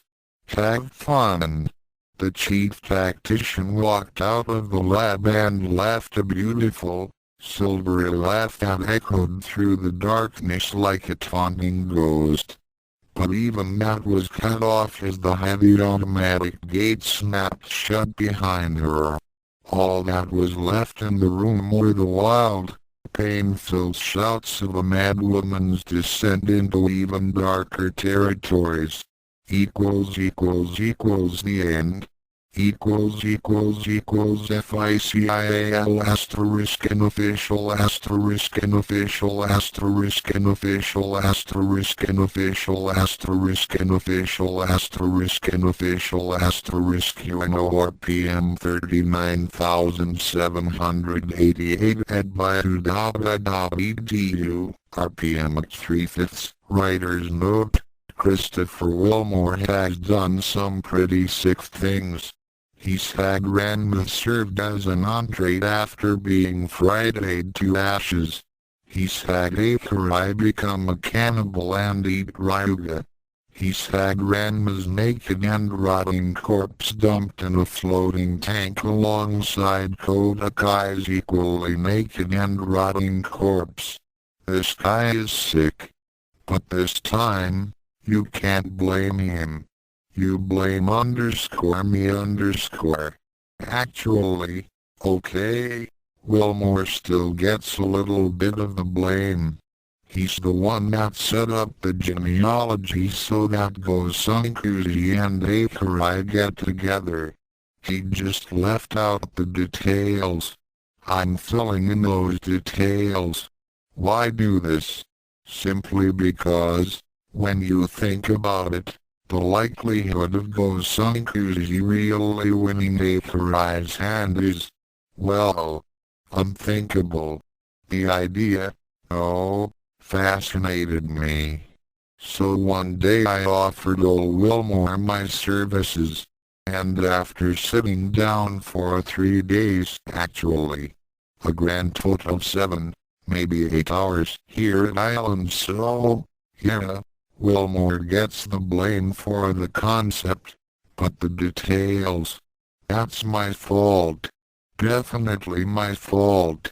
RPMGOSUNKUGI, generations by RPM are 2096 characters and situations used with permission. Takahashi's Rent. GOSUNKUGIHIK, the man, the myth, the legend, the young girl, 9 years old in age, with large, observative lilac eyes and long hair, a shock of white running down the middle of her otherwise dark brown locks, wandered through a building, accompanied by a young man. The both of them had a distinct family resemblance. Well, Ska-chan, what do you want to see today? A story perhaps? Millimeters HM. Let's see. The two entered a room of sorts.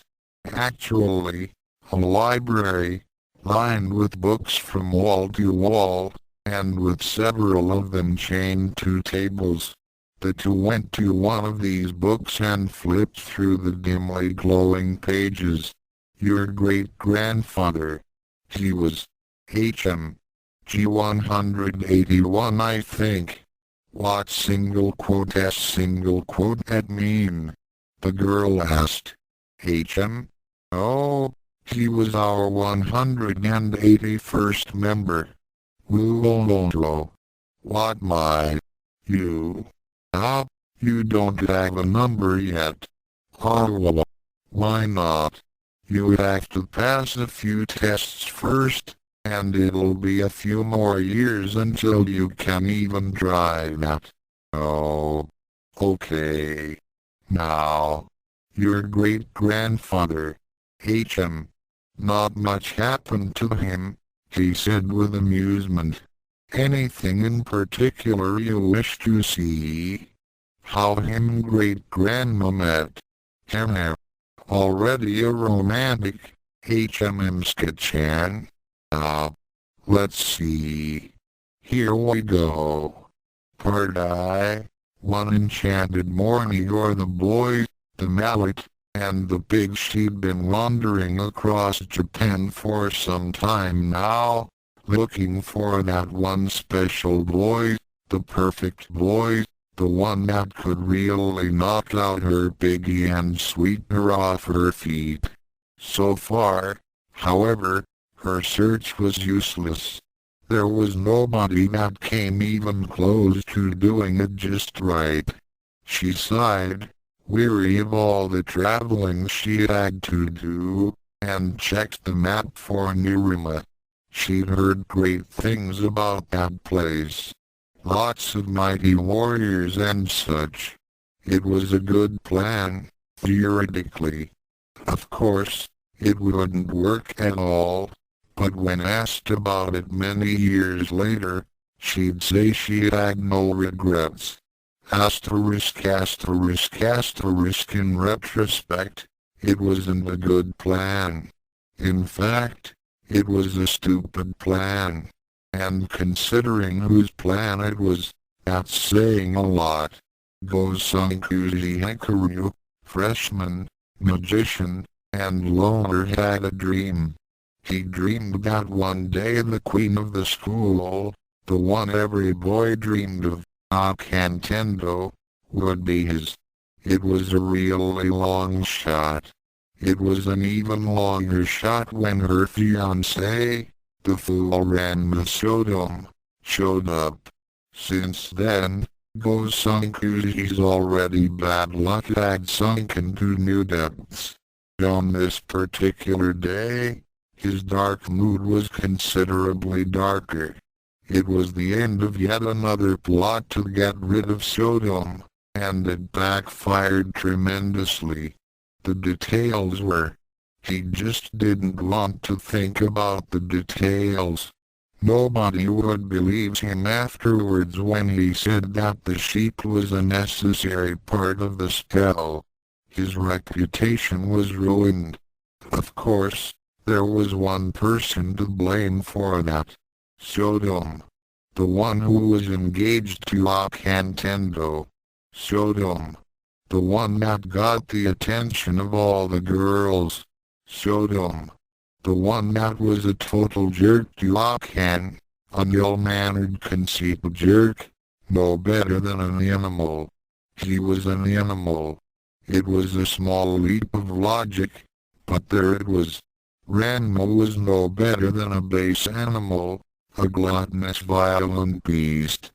With that idea in mind, he woke up early, incredibly early, earlier than the sun rose, and spent several hours in the field of Furankenhai, digging a deep hole, covered it with tarp, and left miscellaneous foods that Sodom was known to like as bait.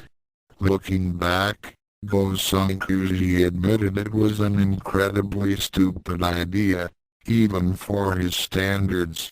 After setting his trap, Gosankuji withdrew to the shadows and waited. He remained there, eyes in the dark, and waited for Sodom to come. Summoning up patience the likes of which he had never displayed before, he waited for hours on end. Unmoving, unnoticeable in the shadows of the trees nearby, he waited, and then he fell asleep. A few hours later, Gosankuji the patient snored peacefully. his head bent back at an awkward angle, a little drool running down the side of his mouth. He was about to fall over backwards when a violent crashing noise woke him from his slumber. He fell over anywise. Stumbling quickly back to his feet, Gosankuji raced to his trap, feeling victory surge through his veins. The sounds of struggle emerged from the pit, but something sounded wrong. His mind, was on a high and thus decided to edit that thought out until further confirmation of facts. Racing to the edge of the pit, Gosankuji tapped into a berserker strength that he would rarely ever tap into again, and actually managed to lift a gigantic mallet up. With said weapon held high, he declared, "Now I've got you." What happened next would best be described in slow motion. Very large pair of eyes looked up from the pit, its gaze burning through as if through Gosankuji's very soul. A bestial grunt followed. What the hell was that? A monster from the woods? A wayward spirit? A demon from hell? With the adrenaline rush racing out of him and fear making him more limp than a dead fish, he let gravity take over, and the mallet drove down hard towards the monster in the pit.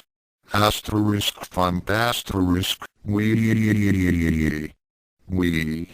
Curiosity overcame fear, and he had a good look at what it was he'd just malleted. It was, apparently, an incredibly large one, and by the sounds it made, probably very irritated one too. He scratched his head curiously and let go of the mallet, whose handle promptly fell down and smacked him in the foot. Cursing mightily, Gosankuji hopped around, wobbled a bit, then fell into the pit himself. That, he felt, was typical.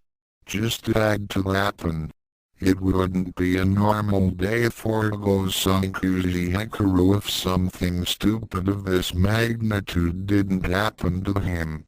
In a way, it was comforting, in the way that really old shoes are. They might stink, they might look ugly, but they fit perfectly. It was at about this point, with Gosankuji lying back atop a great and unconscious beast, with his foot throbbing and his back aching a bit from the fall, that he heard the voice. "Katsunishiki, Katsunishiki, where are you?" It was a cute voice, incredibly cute. Soon it was accompanied by a cute face, as a girl with shoulder-length black hair and a straw hat peered down, an expression of tender concern on her face. Gosankuji was dazzled immediately. Hello? He managed to stammer out. She, on the other hand, stared at him in surprise. Aside from said surprise, the expression was totally unreadable. Gosankuji had a feeling that he'd done a bad thing again. Logic churned in his head, and he finally stammered out, This isn't your pig, is it?" She nodded slowly, her expression of surprise gone, and one of curiosity replacing it. The look was aimed at him, and he couldn't help but blush at that. Didn't mean to hurt it. Really?" he stammered, waving his arms around frantically. She giggled at his shyness and extended a hand to help him out of his pit. "Hi, I'm an Raiwakerai," she said, smiling. "That's Katsune Shiki down there," she added, pointing to the prawn pig in the pit. To her surprise, she easily pulled him out. He was so light, must be because he didn't eat enough, she thought. She'd have to fix that. "I'm Gosankuzi Hikaru," he said, laughing nervously and scratching the back of his head. He wasn't used to any girl talking to him as much as this girl was, and he felt his heart race frantically with exhilaration and hope. It was a major achievement, actually, for him to keep this conversation going as long as it had. "Nice to meet you," she said, giving his hand a squeeze. Gosankuzi's face snapped into a goofy sort of grin, and his eyes glazed over. Hikarai smiled and giggled. "This Gosankuzi. What a silly man, although cute and nice. Yes, he'd make a good husband." The gigantic pig regained consciousness soon after, casually plowing his way out of the pit and trotted over to Hikarai and Gosankuzi.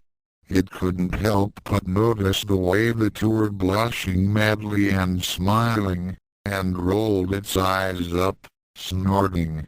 The relationship blossomed surprisingly fast, since both of them were lonely, shy, and when given the chance, sweet. Gosankuzi still had lingering feelings for Akane, but the dedication that Hikarai showed finally cleared his heart of feelings for anyone else. Life for these two seemed to be charmed, while everyone else in Mirumo was either murdered, committed suicide, blown up, committed to asylums, or generally ruined. Looking back, Gosankuzi would agree that yes, it was a charmed life. The golden days of his life, really. And then he finished high school, which is the point where everything changed. Part happily forever after. Or do you believe in magic? Immediately after Gosankuzi graduated from high school, he went back with Hikarai to the Enryu Sumo pig farm where he was expected to help train with the pigs. Was he worried? Definitely. Their relationship through high school was great, almost carefree. The carefree part ended the moment Hikarai told him how he was supposed to help with the chores at the Enryu place, in other words, wrestle with gigantic pigs every day, and that particular thought made his veins run cold with fear. There was only one solution, in his view, to make it through those critical days: magic. He knew he was almost a joke of a magician, but he had come so close before, and this time it wasn't just some petty little revenge at stake, it was his future. He wasn't going to lose Hikarai, that much he was sure of. Ever since that day, then, he'd researched, practiced, trained, even gone to the old ghoul that ran an Akane once or twice, and tried to find a way to somehow overcome the challenge of the pigs. The fateful day had arrived. Gosankuzi stood nervously in the center of a fenced-in field, with various relatives of Hikarai watching and cheering and making bets. He muttered a quick prayer to whatever god may listen, and checked to make sure all was ready. He heard Hikarai's cheers from the side, and steeled himself for the battle that was to come. Meanwhile, at the far end of the field, a titanic pig made its way into the field. This one, while not as big as Hikarai's pet, was equally as vicious, if not more so. This one was Koro, second best pig of the Enryu stock. As it spotted Gosankuji, it immediately charged at its prey. Gosankuji's eyes went wide with shock as he saw the titanic beast charge towards him. How can anything that big move so fast? He wondered. Snap out of it. It's time! He reached into his jacket and pulled out an impossibly huge mallet. Even Goro hesitated at the sight of it. Waving the mallet up high, Gosankuji declared, "For my future. For Akurai's future. For our happiness. Mighty mallet Mujaki. Asterisk writer single quote S note, Mujaki equals Japanese demon which brings nightmares/dreams to people. Hence, the Dream Maker mallet." The pig snorted in anger and charged forward. The mighty mallet Mujaki swung down. And in the end, it was rather indescribable. If anyone asked any of the Enryu that attended in that day, and the days after, they would begin to describe the result with much repeating of words and various hand gestures, but in the end they would say, "No, you just had to be there." It was a draw. And for the next painful month, it was a draw. Day after seemingly improbable day, a draw. In ways totally unexpected but totally legal under the laws of sumo pig wrestling, it was a draw. Again and again and again.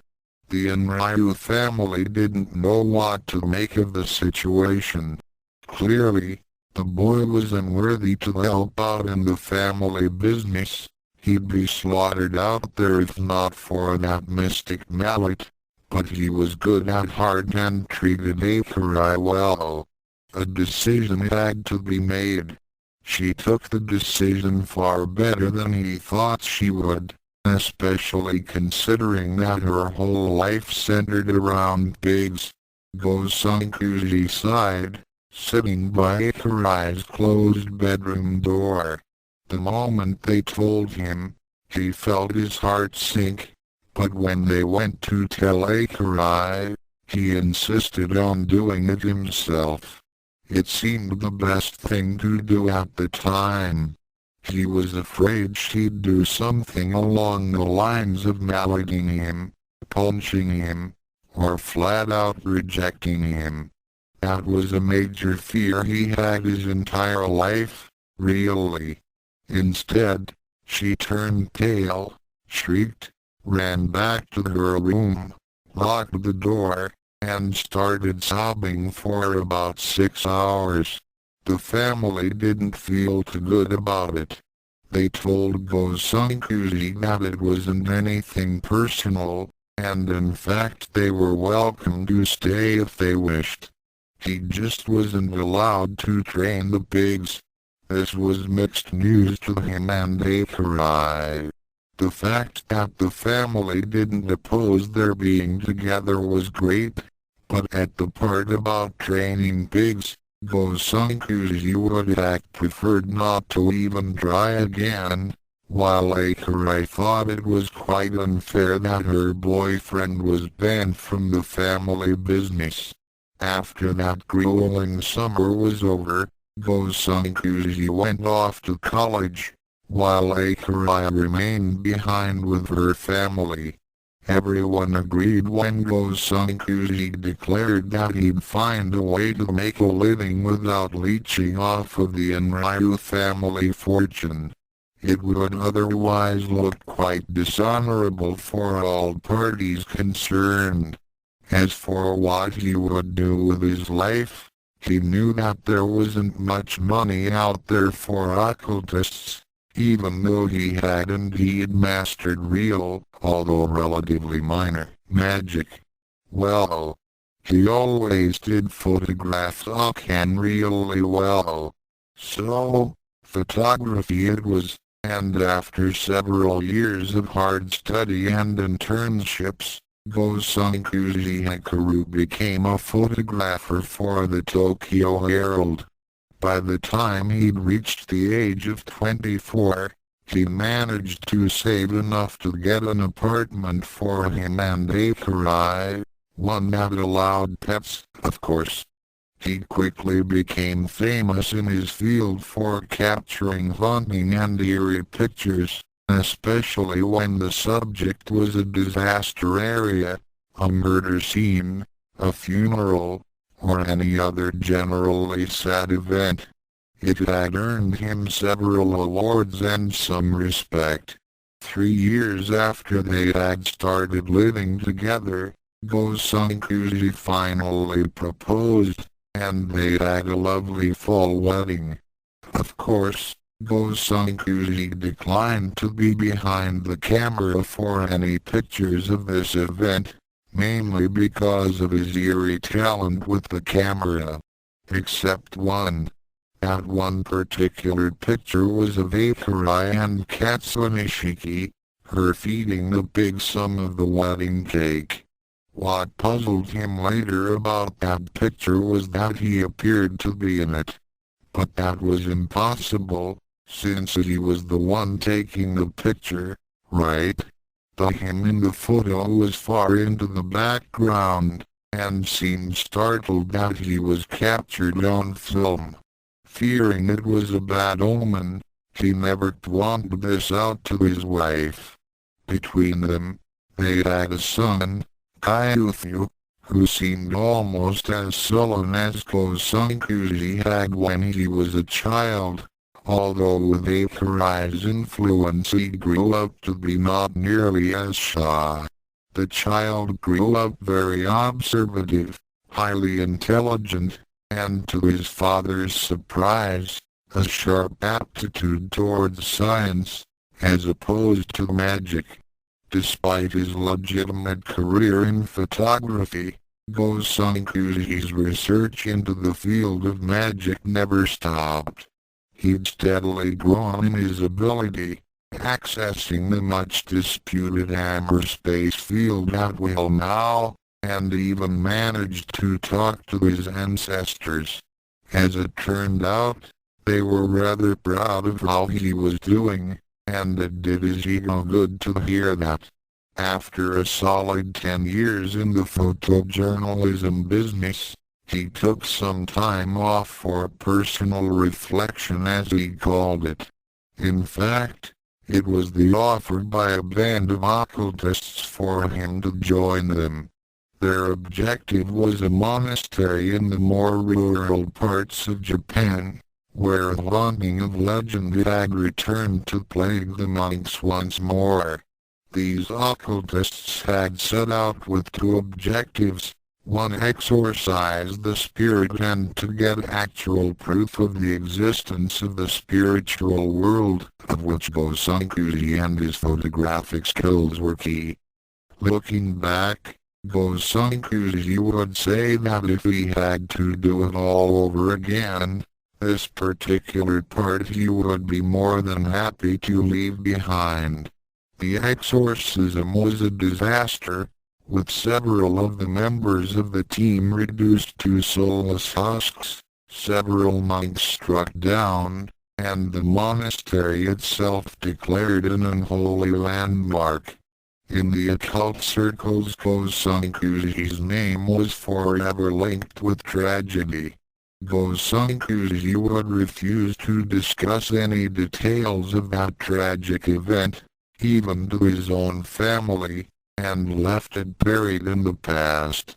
The whole event had also made a great impression on another person that day. A young monk who was shattered in mind, and was once known as the Blue Thunder of Furankanhai. And that would have dire consequences many years later. Gosankuji vowed that such a tragedy would never happen again, and continued to research into the occult, while returning to the photojournalistic world, which welcomed him back with open arms. Akane had supported him as she felt any good wife should do, although she didn't just stay at home all day. She spent a considerable part of her time back at the ranch, managing the business of the sumo pigs, and she did it well. Things were going well again for the happy couple, but sins from the past would come back to haunt him. The year was 2014, and a new vision was slowly creeping across Japan, a vision that chilled Gosankuji to the bone. The vision was one of monk-turned-politician Kunio Tatewaki, who stood on the platform of moral decency. He declared Japan a spiritually hollow society, one that lost sight of righteousness and cleanliness. This was all seemingly well and good, but with any light there is a shadow, and the ugly secret of Kunio's movement was that he'd formed strike forces of righteousness to smite that which he had found unholy, but would be chastised for if his actions were done so in public. Thus, this shadowy group raided bars, stripped joints, burned down magazine and newspaper offices, trashed art galleries, and defiled the place of worship of false gods. And he had not forgotten Gosankuji Hikaru either. Thus it came to pass one winter's day that Gosankuji Hikaru disappeared from the earth and was never seen again. He was on his way home to celebrate Christmas with his wife and their young son, when he was ambushed by a gang of men in robes and quickly knocked out. Some hours later, he'd awakened in a place he'd rather not have returned to, the monastery. He was back in the monastery's stone walls and drafty corridors, and tied up to a post. Gosankuji Hikaru, you stand accused of a sin of the highest order, declared a familiar voice hidden underneath holy robes. You have practiced magics of an unholy nature, and have brought ruin to this once holy place. Thy penalty is pit. But wait. Off to the side, one of the monks muttered, "Oh." The main monk stepped forward, glaring at Gosankuji. "Cease thy belligerent babbling, thou base black servant of the spirits below. Thou shalt feel the folly of fickling with my forces of fortitude and fairness. Thou wretched worm, what wiggles its way unto wayward wanderers' souls? Never again, says I, Kunoudawaki, blue thunder of God." And without further ado, they tossed him into a pit. It was a rather nasty pit, apparently located beneath the monastery, and quite huge too. He guessed that he fell about 30 feet before hitting some sort of underground reservoir. When they slammed the door from far above, he was left in total darkness, and for the first time in many years, he felt no hope. Gosankuji. He'd spent an hour in the pit, and already he could tell it was hopeless. Gosankuji had managed to cast some light into the room, but unfortunately the appearance of the place did not help his spirits at all. The room was cavernous, with stalactites and stalagmites everywhere, and with a large lake as its main feature. The great body of water was perfectly clear, all the way to the bottom, but somehow that made it even more eerie. Gosankuji spent the next several hours searching through the cave, but there was no way out. He thought things couldn't get worse. Of course, he was wrong. From far above, the trapdoor opened and he heard the booming voice of Kunio Tatewaki, echoing down as if from the heavens. For the crime of consorting with a criminally SORCHROU scoundrel, specifically the one known as GOSUNKUGIHIKARU, now HAST earned myself a punishment painful for one even AS myself to perpetrate, but it must be done. To the pit with you. He heard a scream. He saw a body fall from the cave ceiling high above. Hikarai! Hikarai-chan! He dove into the lake and splashed furiously. He never did learn how to swim properly until he reached her, and together they made their way to dry land. Meanwhile, the voice of Kunio from above echoed, "Fear not for thy child, for in the innocence of youth is indeed a sacred thing. He shall be left to be raised by the family UNOIUU and left unharmed, unless the boy shows traits of following in his scandalous father's footsteps. So promises Blue Thunder. And may you find repentance in your hearts before thy soul leaves this earth." Gosankuji raised his fist defiantly and prepared to yell when the trapdoor above was promptly shut. So instead he sighed, which to be honest, was the more natural thing to do. Once they made it to dry land and shook off the days of scrambling about in cold water for a good 30 minutes, Hikarai collapsed in Gosankuji's arms and spent a lot of time there crying. She was glad he was alive, but now they'd never see their son again. The possibility that they might die together was small consolation for the almost certainty of their demise by starvation. Gosankuji's magic was not strong enough to rescue him from that situation, and so it was there that Kunio Tatewaki and his crusaders left them to perish. And as far as they, and the rest of the world, were concerned, Hikaru and Gosankuji Hikarai vanished that day, and were assumed dead. That, of course, is far from the truth. It was 2 hours since Hikarai had arrived, and despair was settling onto Gosankuji's soul like a long-lost friend. He comforted his wife as best as he could, but knew of no escape from their fate. Then he saw himself. Actually, he saw himself several times over. Some of them young, some of them old, about a dozen of them. But one thing was certain. They were all him. Hi there, one of them said. G.H. Gosankuji was startled out of his wits. He held on to his wife desperately and stumbled backwards.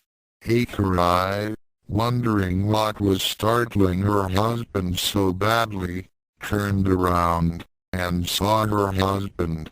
Several of them, in fact. And she didn't take it any better than he had. As a result, they had both ended up screaming in alarm and stumbling backwards, and into the lake. Again. Well, that was very, how shall we say, wondered one of them. Gosankuji-ish. Wondered someone else. Quite so, quite so. Not taking this well, is he? Said another. Hey, he's one of us. How would you expect him to react? Boys, You are not making this any easier on the man. Everybody, quiet. Our new inductee seems to be drowning.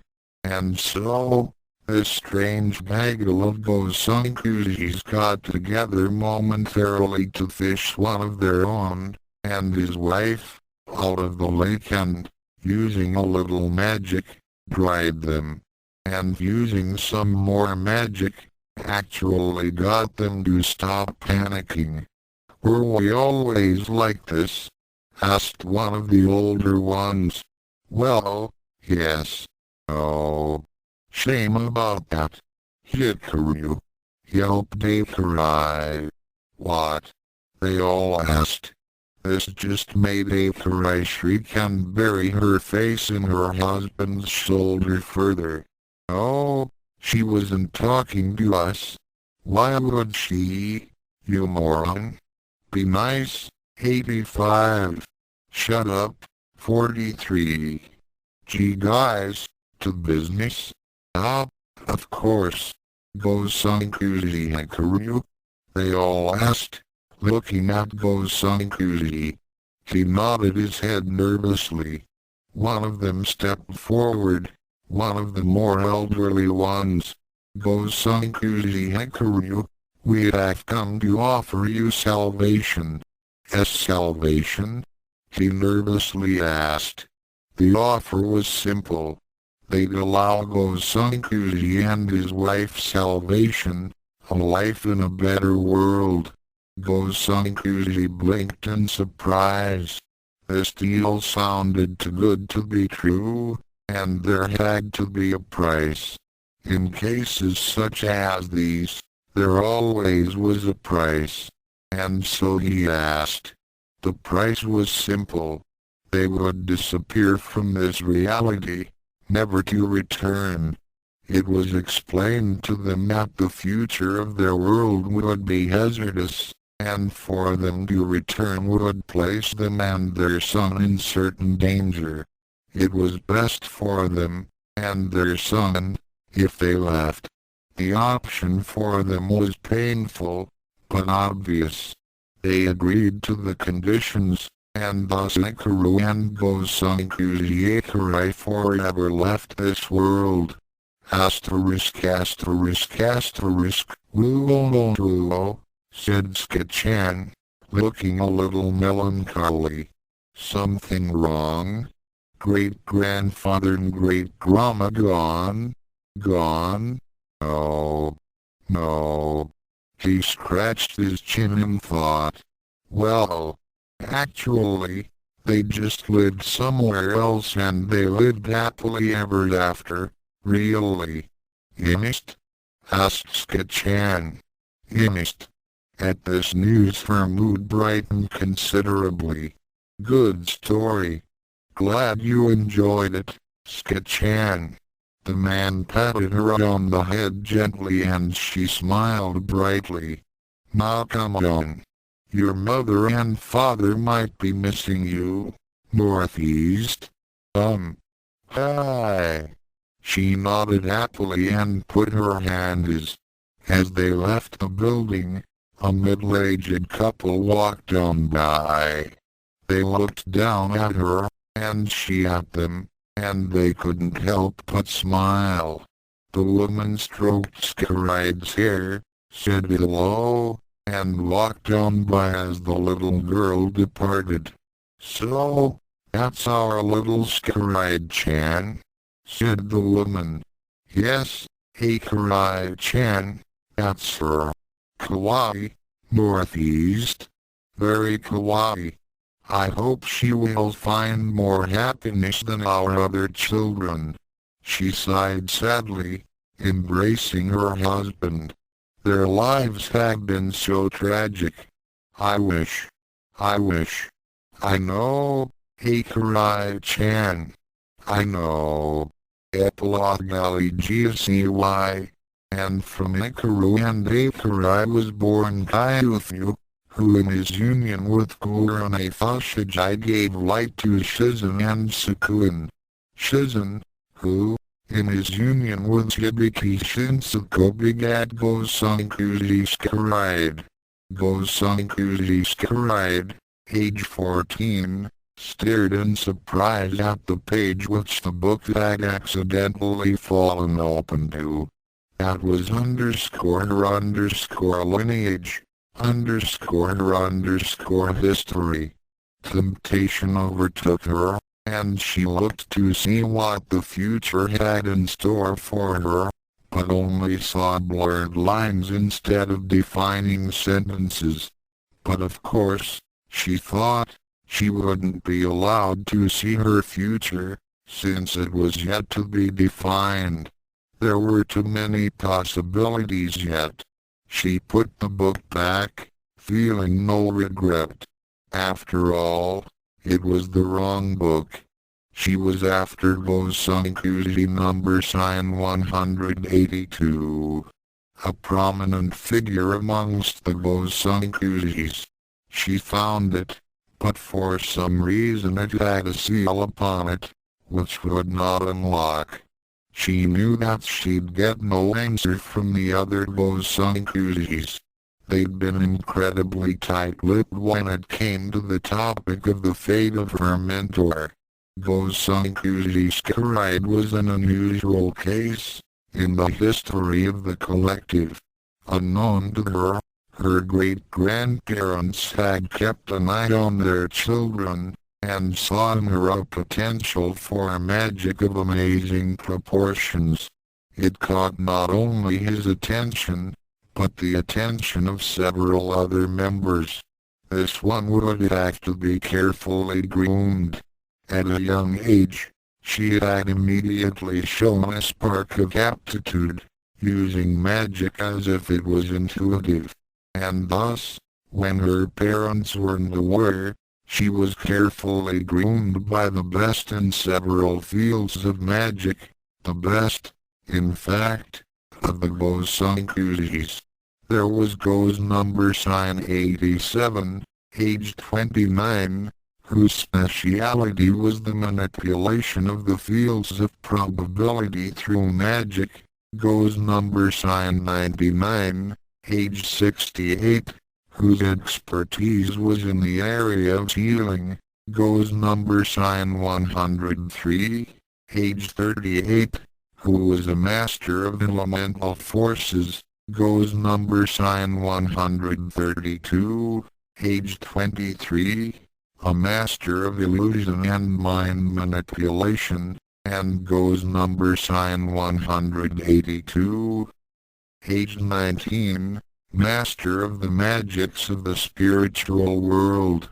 They hoped that, by showing her so many possibilities, she would find her own niche, or even master all the fields, an amazing feat to attempt. But her preferences had swayed her eventually to Go's number sign 182, the necromancer. It seemed that this one, the youngest of the master sorcerers, could relate to a young Scaride's life the most easily. From what little was said amongst Gosankujis, his young life was harsh as well, although far worse than Scaride's. It was a world mixed with technology and sorcery, and also an almost constant conflict amongst its many kingdoms. Nobody knows what part Go's number sign 182 played in the wars there, but he had sought sanctuary with the collective, and had turned his back on his reality. It had something to do, he said, with the folly and arrogance of Lords Kunu and Sodom. Being the first non-Ikaru sorcerer amongst the collective, and the first child, she had received special attention from them all. They had cast a spell on her, which allowed her to visit them at any time when she willed it. They were her family, her aunts. In some realities, Gosankuji Hikaru was born female, uncles, grandparents, brothers, and sisters. It was a family that had shown her sights which no other child would ever see, the wonders of the world all hers to visit. Despite this, however, she still remained shy when dealing with the regular world. If she was not in the company of the Gosankuji, she felt her confidence slip away and disappear. By the age of 10, Scaride was adept at exorcising spirits, a practice that her mentor smiled upon. Spirits that remained on Earth are, by nature, evil, he once said to her. If they were truly worthy of mercy, they should have moved on to the next world already. Thus, necromancy always deals with evil spirits. Remember that, Scaride. He turned to her and showed her a savage-looking scar on his arm. No matter how they may appear, they are tainted with evil. It is best if they were put to their rest, else they may scar you forever. This lecture she took to heart. She seemed not to notice how some amongst the collective were rather concerned about Go's number sign 180 to single quote's influence on Scaride, or how Go's number sign 180 to sometimes wore a dark expression and his aura was tainted with a sort of grey shade. They got along better than brother and sister, and she was happy.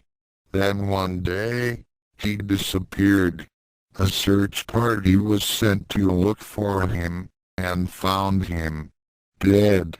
She had cried for weeks after his passing, and had vowed to avenge him someday.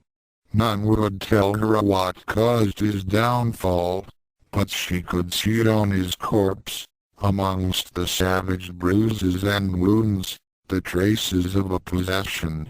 One of the spirit world had taken over his body, and apparently it had caused his death. And those chain of events lead her to the here and now, a year after his demise, and searching for the elusive answer. Maybe, she wondered, there would be an answer within the books covering the very history of the collective itself.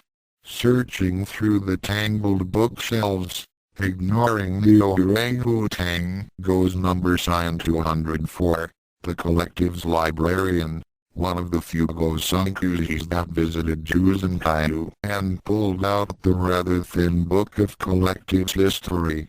The way it started out, she thought, was amazingly simple. It started like this. Once upon a time, there was a Gosankuji Hikaru, one that actually became quite powerful at the art of magic. This particular Gosankuji had one day achieved accidentally, of course, through an odd attempt at magic involving stick and pads, baby oil, and sheep, dumped himself into a nexus of sorts in between worlds. There, he honed his skills and eventually refined the process of crossing worlds and without sheep. Meanwhile, across the worlds, various other Gosankujis were also making the discovery, some with sheep, some without, and they eventually, under the first one's guidance, made a guild, the Gosankuji Collective. The requirements, early on, for a membership of this collective, was that the member in question merely stumble accidentally into the rest of the group, which was how the very first members were gathered, and that they be Gosankuji Hikaru. However, as time went on, the more liberal Gosankujis had managed to state their case and the membership open to any Gosankuji that had shown any latent talent. This had resulted in the various progeny of Gosankujis and to their surprise, some ancestors. Then, The membership standards were loosened even further, to allow for Gosankushis with the potential, and in extreme danger. In the third year of its existence, the founder, Gosankushi Alpha, had disappeared, and it has not been seen again. He had left a message, warning of a time when there would be internal strife, and the last inductee, Gosankushi Omega, would tear asunder all which had been achieved before, and force all of them to reconsider their goals. After this bit was mostly drivel about the creation of the Gosankushi collective continuum. Basically, it went like this: in an infinite universe, anything is possible.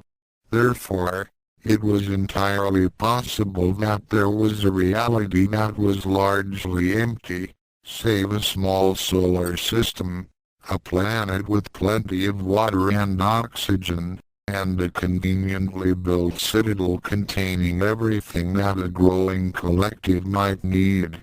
It was, admittedly, a nearly impossible possibility, but with the universe being infinite and all, it was just waiting to be found. Some Gosankushi say it was an incredible display of imagination and effort by Gosankushi Alpha to have found such a place amongst the infinite. Others say it was an incredible stroke of luck. More say that he was aided by Gosankushi's number sign to single quotes, that is, magical improbability generator, and an even more cynical lot dismiss the whole thing as a demonstration as to how exactly lazy Gosankushi Alpha was. This information, of course, didn't help Scaride a bit. "Who's there?" Scaride gasped, startled at the unexpected intrusion. An elderly Gosankushi was watching her, bemused. She could tell from his age and gentle demeanor. It had to be number sign 99. "Oh, just looking for some information," she said. "Skachan," sighed number sign 99. "I know what you're looking for. And why won't anyone tell me?" she demanded. Number sign 99 tapped his finger to his chin in thought, a serious expression on his face, obviously picking his next words carefully. Then he put a hand on her shoulder and said, "Scaride. Gosankushi number sign 182 is a good person at heart. Just remember the good times, no matter what you may hear, and let the dead rest in peace." Scaride wandered the halls, a melancholy hanging on to her mood. It was at that time that she realized she was totally, hopelessly lost. "Excuse me, do you need some help?" a middle-aged woman asked. "Yeah. Where's the front door?" The woman laughed lightly, the sort of laugh that makes smiling a little infectious. She took Scaride by the hand and walked through various passages until they had reached the front door. "Thank you very much," said Scaride, bowing in gratitude. "Any time, dear," said the woman. "Hey Karai-chan, where'd you go?" called a voice in the distance. Scaride blinked, surprised that the name of her ancestor was being called. Were they still alive? Could it be possible? Maybe she could talk with her great-grandparents. That'd be fascinating. "Oh dear, I must be going," said the lady. "You'd best be going too. I think the technicians of the continuum are doing some odd sort of maintenance soon. You shouldn't be here when it happens." Oh, okay. Scaride stepped through the doors, slowly beginning to fade. As she did so, she turned around, asking, "By the way, it was nice to meet you, Miss, Akarai," the lady said with a smile. "Go-sankuji Akarai." Scaride's eyes widened in surprise and she tried to stop from fading back into her world, but couldn't.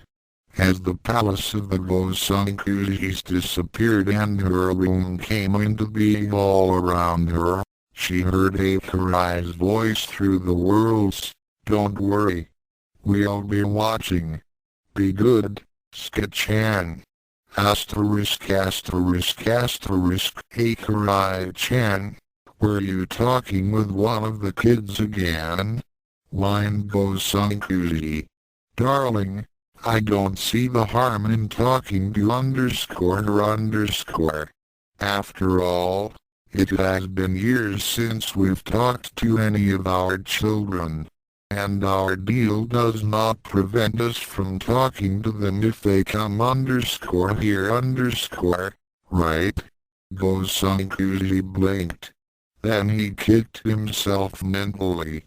Akarai sighed, knowing exactly how he felt, since she'd only realized that herself a few moments ago while spying on her great-granddaughter.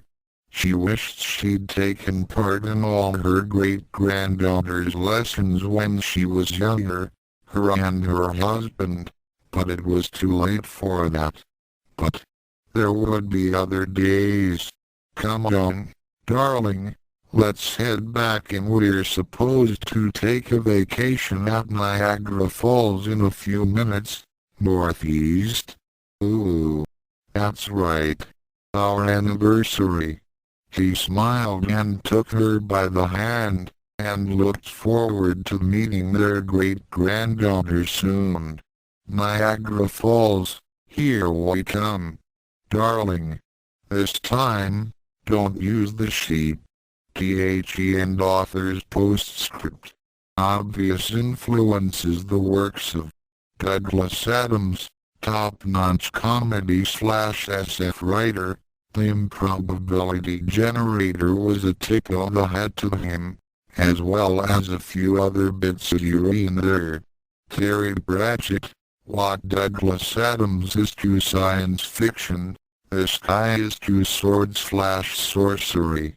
Their styles are fairly similar.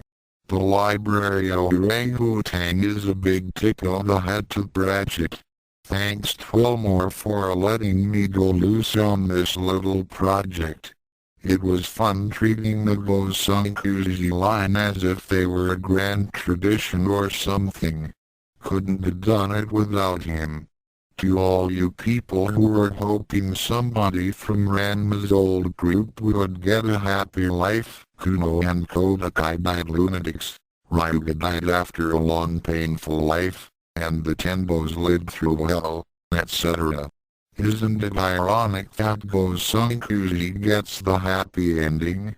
Circumflex accent _circumflex accent. As for the story of Go-sankuji #sign 182, you'll read about him in a few months, maybe in Ranma 2096, maybe not. But you will. And as for the Go-sankuji Collective, they've put in an appearance in one of my earlier fics, last year in fact. If you've read any of my stuff, I think you might realize where you might have seen a mysterious group watching over Go-sankuji before. And finally, thanks T_Mihashi and FFML for getting me to like the character of Go-sankuji enough to actually do this. RODM, RPM, from Chris Wilmore less than 4CW6 at Clink.Queenshoe.K greater than a node on timing. For those of you who've been wanting me to get back to the main story, this is it. The story takes place ** converging series and episode 5, and during Jeff Hosmer's Kagami and the upcoming episode 6. In fact, I was tempted to call it episode 5 and 1/2. CW prologue Tokyo 2096 Moonlight glint off Sable's spatula as he made his way across the university quad, but not off his eyes. They were lusterless and gray, mirrors of his mind in the wake of an unsuccessful mission. He'd only managed to accomplish half of his objective, and that not even fully. The Thompson girl hadn't been in, so he'd left a bug in her room. That should be good enough. But as for the Gosankuzi, with 20 million surveillance cameras in the city, and several thousand people employed solely in the development of pattern recognition software, how could the KF lose a person in central Tokyo? But it had. And so, he'd failed. He'd given his promise to Perdita, the guarantee of his personal attention. That brought dishonor. That brought disgrace. He was weak. Sukuin would say. Southeast-1B-Y-L punched a hole in a concrete bench as he passed it. Weak. The policeman in him grumbled. Property damage was a felony, and even though he was exempt from prosecution, he liked to think that privilege had been granted only because his superiors knew that he would never do anything against their express interests, orders, and their laws. Yes, he was weak, and in more ways than one, as this incident amply demonstrated. He should have had more control of himself. But a dozen should-haves do not make a single has, as the executress was fond of saying. The not-quite-human weapon knelt by the bench and started replacing the fragments into the crater.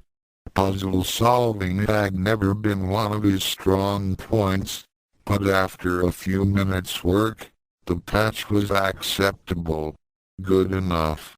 He'd emailed park maintenance in the more Sable's thoughts were interrupted by two flashes of light not far from him.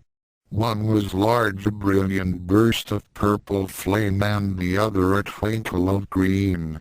Whatever they were, pyrotechnics were illegal in this section of the city, and the righteous arrest of a red-handed felon was just what he needed to get him out of his depression. He pulled a pair of goggles from his satchel and slipped them over his eyes, blinking as the green night vision filter came alive. One suspect. Female. Early 20s. Computer. Identify human in quadrant 3. Connected. KF1. Persona. Decibels access granted. Searching. Subject identified. GOSUNKUGISKURID. Details. Wife/N. Scurried dashed through the familiar paths, occasionally propelling herself from a tree trunk, and using her hands and the overhanging branches for locomotion as often as her sneakered feet. Complicated movement always calmed her. Right now, she needed a lot of calming. She should have known something was coming up. Her dreams had been unpleasant lately, filled with ill-omened ravens, laughing corpses. And there was that one nightmare. The one where that woman, what was her name? The only kill she'd made that she'd later regretted was the huntress, and she the prey. She was a relative of Rat's, no doubt, a Hibiki. But in her wildest leaps of dream interpretations she had never thought it would mean this underscore. That an evil version of one of her own ancestors would now endanger Raraku. Her Raraku. She paused to look for a convenient branch, and heard a noise. Leaves rustling. Not a squirrel, it had the wrong feel to it. Not a bird. Then, Scaride turned around, moving carefully and slowly and keeping her right hand over her purpose holster. She allowed her rage and apprehension build up inside her, using it to feed the pathways that her mind was opening and that the words of the spell she whispered were solidifying. The end result was a blast of purple light which for a moment turned the Tokyo night into a disc jockey's tinted glass daylight. The reflections off the giant combat spatula were particularly appealing. Deity. A bandolier and purple cloak stepped forward. Justice, said the figure. The girl felt the blood drain from her face even as she circled her opponent. It seemed to be amused as she moved around it, gauging its motions, intentions and costume as best she could by the dim moonlight. It was all there. The cooking implement, the long brown hair, the purple and blue clothes. The cut was different, but the Bardokan changed their appearance at will. As for her foe's expression, it was patient, secure in its strength and biding its time. What were a few minutes, after all, to someone who had sworn eternal vengeance and could deliver it? To something which had killed her in her dreams, and failed to die when she'd sliced a glowing bushels across its throat. For now, there was no question as to the newcomer's identity. As promised in her nightmare, she had returned. Scaride paused, and her rival raised a gloved hand towards one of the throwing spatulas on its belt. The human mind is an incredible construction. Of all the things the Gosankuzi could have felt at the moment, rage, panic, curiosity, despair, she settled on indignation. Less than how dare she ? Greater than was what ran through her head. How dare a ghost return once it's been fulminated? It was a mistake. It was an outrage. It was correctable. The assassin's face contorted itself into a twisted mask, distracting her assailant as she pulled her dagger from her side and lunged.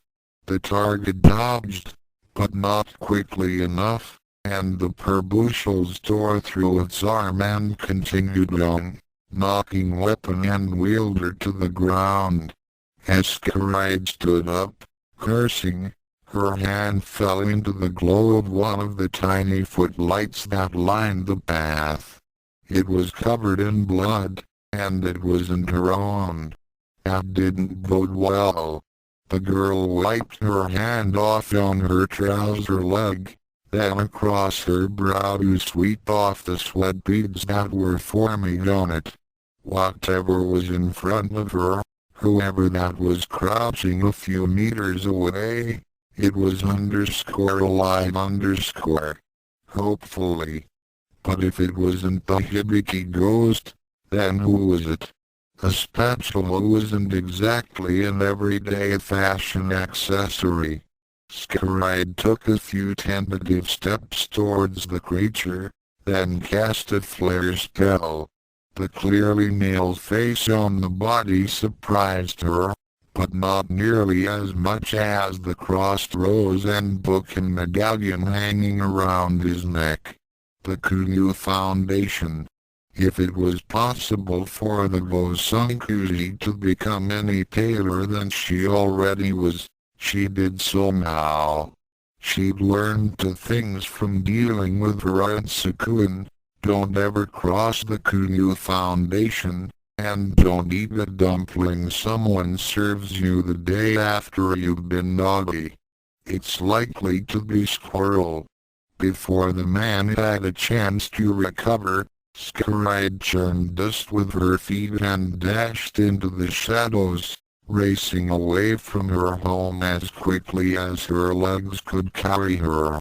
Asterisk asterisk asterisk asterisk asterisk. Sable watched the girl run off, then took off his night vision goggles.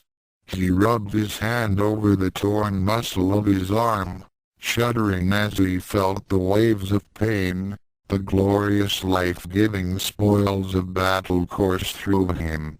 They washed away his weakness and filled him with power, giving him the strength he'd thought lost with the day's events. Somehow this brief battle, one-sided though it was, had made the experience worthwhile, or at least irrelevant. He hadn't made the necessary arrest, but at least he knew his target was still in the city. The computers could take care of the rest after he fed them his information. Now he could see why the video systems had missed her. That fighter seemed to dissolve into the shadows, and even when she was out of them, her alabaster skin would melt into the moonlight. Her movements were those of a dancer when she thought. Her limbs flowed. Her balance was perfect, and her sequencing was artistic and effective. For all her obvious lack of formal training, for all that she was infused with weakening emotions, she had managed to damage him. The young man lifted his warmly dripping hand to his face, smearing blood in the hollow around his eyes with his index finger. Less than that girl ... greater than it had been a long time since anyone had hurt him like that, he thought as he began to walk back to his office. A long time. /__________// vertical line /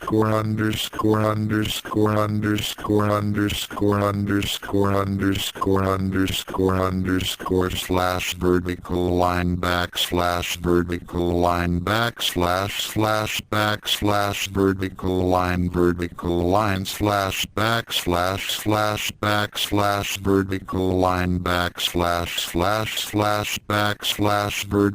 line / vertical line / vertical line / vertical line vertical line / vertical line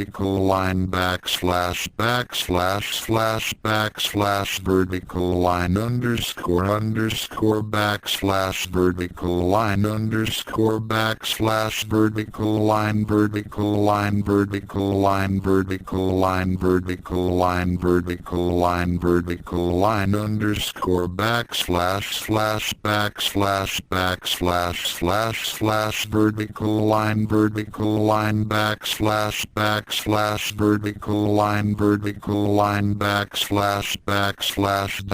vertical line vertical line vertical line vertical line dot vertical line vertical line vertical line vertical line dot vertical line vertical line vertical line vertical line vertical line vertical line underscore vertical line vertical line vertical line vertical line vertical line vertical line vertical line vertical line vertical line dot vertical line underscore vertical line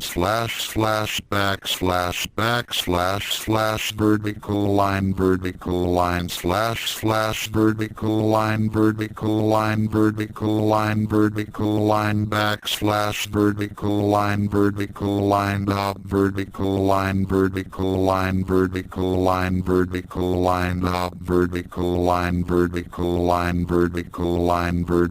line backslash vertical line slash dot vertical line underscore vertical line dot vertical line dot vertical line dot vertical line dot vertical line dot vertical line dot vertical line underscore slash vertical line backslash vertical line dot vertical line dot vertical line dot vertical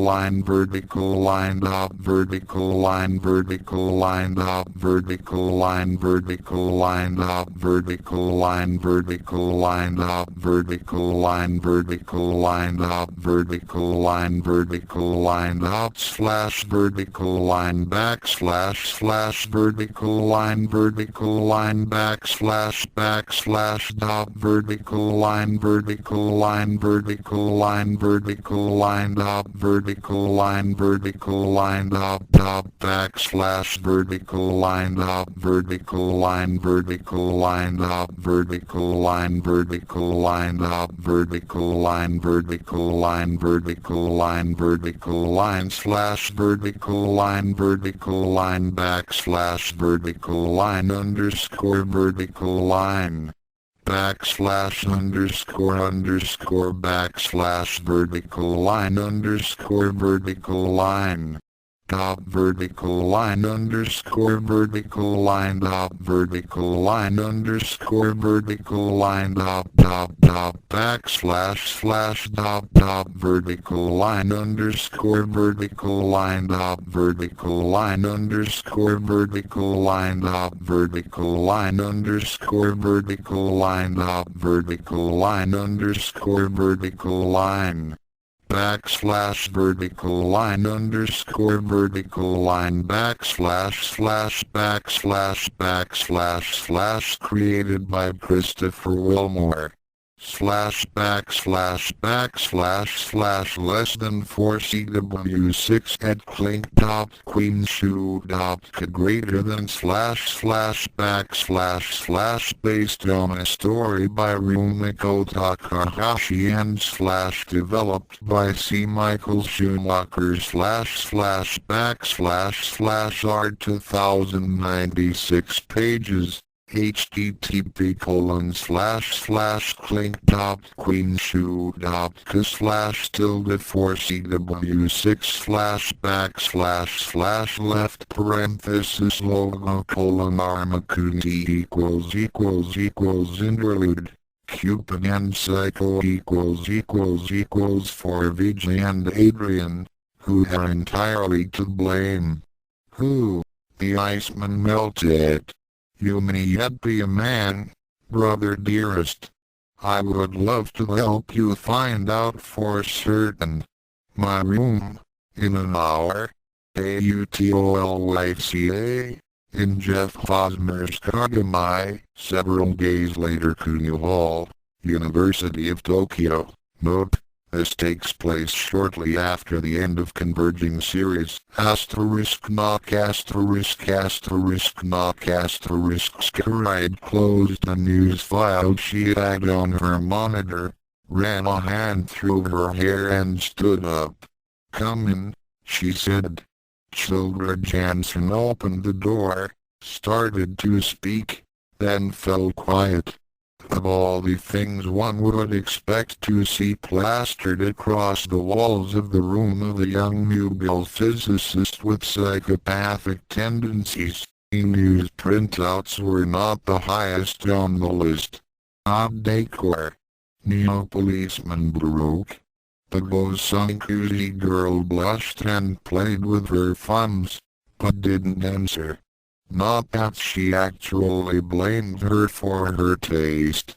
You of Tokyo boys weren't known for their good looks, and regular posters were disappointing because you knew they'd been touched up. But now, if you found someone good looking in the news photos, Jansen squinted at the clippings. It seemed that all of them featured a young man with rather striking features, dressed in a strange blue and purple outfit which was oddly reminiscent of wait a minute, on his back. That wasn't Sable. Asterisk asterisk asterisk asterisk asterisk KF headquarters had been allowed by his conditioning. Southeast-1B-Y-L Mudak jumped out of his seat when he saw Skyride's visitor appear on the view screen. As it was, he merely twitched. There could be no doubt about her identity. She'd changed her hair color. The eyes were probably contacts, rather than transplants. But apart from that, he'd never forget that face, those hands. And she was still wearing his bandolier. A blinking red message appeared at the top right of his view screen. Extra. Sable. Report to Extra. Instead, the executioner frowned, glanced at the conversation taking place in Kunyu Hall, then at the top priority icon next to the summons. Computer, record all data collected from bug SKH02 until further notice, mark read only and encrypt. Voice check. Southeast-1B-Y-L. Whirring for a second or two, then the standard monochrome green response. Voice check confirmed. Commencing recording. Asterisk asterisk asterisk asterisk asterisk. Later, at Kunyu Foundation headquarters during Kagami, Hiro flattened himself against the wall, trying to hear without being seen. She was still talking to him, prodding him, teasing him. Sable was like a child, and she knew it.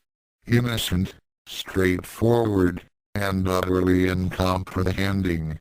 Of what? Everything. KF politics. The feelings of others. His own. So long as it had to do with police business, he was unbeatable. But take him even a millimeter outside of his element and the executress has things under control. Sable's voice. A lovely baritone, rather high in pitch but powerfully intoned. Hiro smiled. The conversation was over. Sable was ignoring Autolica and walking towards him. Does she now? Asked the girl, trying to strike a last blow. No use. Her partner in verbal sparring had made up his mind, and trying to change it would take more than the proverbial unbeatable force. Don't let her get to you, he said, putting his arm on the executioner's shoulder as he walked past. Sable stiffened. Slightly he'd been trained not to give away any signs of emotion, but Hiro could tell. How could he not? There were days when he lived for a smile from the boy, for a flash of his teeth, a raised eyebrow or the slightest upward stretching of his cheeks. Hiroshi. Yes? Why can't I talk to people? Sable was looking at the office at the end of the hall, and not at him. It was Sukuin's office. You can talk to _me_. He ran his finger around the curves of the boy's body armor, where he knew he couldn't feel them. Maybe the old girl was right in the way she'd raised him. Maybe lack of feeling was a strength. Yes, but you're the only one. With others, I don't know what to do. They talk, and I listen, but I don't think I understand asterisk. Then again, maybe not. Don't understand what? There were sweat stains on the joints between his leg and hip pieces. He'd been exercising. What would it have been today? Weapons training? Wrestling? Who I am, he answered. When they look at me, they don't look at me as they look at their friends, or even their superiors.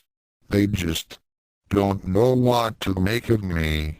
Well, said Hiroshi, it's not everyone who gets promoted to the head of the police force while still in his teens. He raised his pace. Sable was walking quickly but distractedly, and if he nudged slightly, made a few subtle suggestions in body language, maybe he could even lead him. I wasn't promoted. So much more the oddity. They can't relate to you because everything you are, everything you do is completely out of their experience. Shoulder nudge against his left breastplate, like so, a spontaneous swivel at the crossroads. Why don't they ask, then? HRM? Now, where was that? Oh, of course. There. Why don't they ask me what it's like? I'd tell them. The answer to that one was easy. Of course. They were scared. But Hiro couldn't tell him that it'd break the poor boy's heart. How could he let him know that the others were frightened of him, that they saw him as a sort of supernatural being who would snap them in half at the slightest misunderstanding? How could he tell this child mind that his officers believed that speaking with him would bring on the evil eye, and his crossing one's path was bad luck for a week? Have you tried asking them? Sable nodded. They stared. A few stuttered. Hiroshi felt like chuckling. That's exactly how he would have reacted a year ago. The executioner could be quite intimidating. Large, well-defined muscles, a rigid face with strong features, wild hair kept in rein only by careful styling and the occasional white bandana. Coupled with his height and the gray and blue spandex and body armor getup that he was made to wear, it was enough to make anyone go silent. Even now, Hiro was usually tongue-tied during a formal audience with him, though for entirely different reasons. He held back, since Sable felt uncomfortable around laughter of any kind, which explained why he frowned as they entered into underlit passageway where the sonic byproducts of merriment were seeping through the walls. Where are we going? He asked. Hiro knocked on a nearby door in reply. Nowhere. We're here.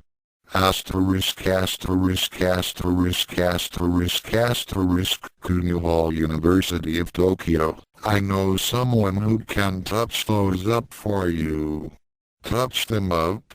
Remove the clothes from that boy in the pictures.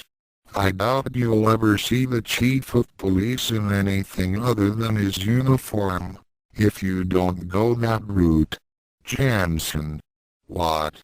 How could you? You're trying to tell me you're not interested in him. Scaride began to speak, but when she raised her eyes, they fell upon the official portrait of Sable, blown up to life-size and sharing space above the head of her bed with a signed copy of Rat's high school graduation photo. Can't blame you. Lassie is quite the looker. But trust me on this one. His head? I think it's a bit soft. Children absent-mindedly ran her fingers along the cartridge slots on her bandolier. Too many bangs on it in his line of work. You've met him? Jansen nodded. Big mistake. It took her all of 10 minutes to convince Nutkin that no, she hadn't seen him recently and that she would tell her everything about the boy if she ever did run into him in the near future. That done, she peeled Squirrel Girl's fingers from her wrists and sobered her expression. I'm afraid this isn't just a social call. I'm sorry.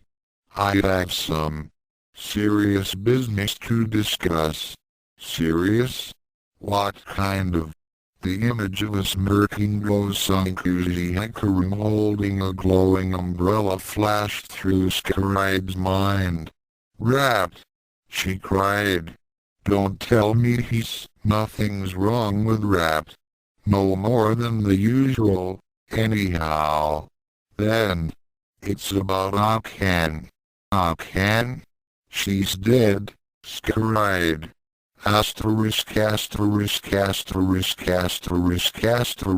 KF headquarters. When they entered the employee bar, it fell silent, as Hiro knew it would. All eyes were on them as they walked towards the corner table. All watched the lank youth leading an armored behemoth by the forearm, and it was hard to tell whether the expression on the face of the former was indicative of shame, pride or triumph. Take a seat, said Hiroshi, motioning at a bench. Sable looked at him briefly, then clinged onto the metaplast surface. Why did you bring me here? The other didn't reply immediately, taking time to arrange himself luxuriously upon his chair. I thought you could use a drink. I don't drink. You know that. Why'd you assume I meant alcohol? Silence. Complete silence. Either the rest of the bar still hadn't recovered from the shock of the executioner's unexpected arrival, or, as Hiro hoped, they suspected something and were waiting for confirmation. What else can one order here? Hiro shrugged. Water, fruit juice, tea, coffee, hot chocolate, white hot chocolate, white hot chocolate. Hiro's eyes bulged, and he thrust his head forward. You're serious? If he didn't know any better, he'd say Sable had smiled at that. Okay, then. Waiter. The bartender wiped his hands on his apron and promptly strolled over. He'd normally be furious at the slight, but it was unwise in the greatest degree to be angry at one of the executioner's companions. Your order, sirs. 2 white hot chocolates, please. I'm terribly sorry, sir, but we're down to 1 pellet. Hiroshi didn't know whether the barkeep was doing this intentionally or not, but either way, he was grateful. No worries. We'll share. He covered Sable's fist hand with his own, and was pleased by the slight tremor he felt. Very well, sir. 1 white hot chocolate, to straws. Hiroshi, began Sable. His table-mate cut him off with a grin and widened eyes. I thought you were strong, Sable. Afraid of my germs? The warrior stiffened. No, of course not. The order is acceptable. Then I'll be right back with your drink, sirs. As the bartender left, a man picked himself up from a seemingly permanent slump at the drinks counter and hobbled towards the executioner. He was lanky and pale-skinned, and the black trench coat and floppy hat he wore identified him as a KF technological surveillance agent. Hoodway-kun acknowledged Hiroshi with a quick nod. "How long have you known the executioner?" asked the newcomer. "Why don't you ask him?" "Almost a year," answered Sable. "And have you too?" "We're close friends," interrupted Hiro. "Ah, and this." A wave at the table, and their joined hands. _private_ moment. "I think you'll find the executioner's cop rather too stiff to use as a springboard to a promotion. Oh, but it will be stiff more than yours. As I recall, your own quarters sported a rather soggy waterbed. I've managed to find a spring mattress since you left. Find, or buy. I hear they're not as costly as they used to be. Still too much for you to afford. I think you're just bitter because you not getting any white hot chocolate. Some of yous weren't born with extra antibodies, and immune to your diseases." The bartender stood back a respectful distance, drink in hand. "Our snack has arrived, and I would appreciate it if you left us alone, Hoodway-kun." The surveillance agent grumbled, tipped his head and walked out of the bar, swiping his salary card in the payment slot on the way out.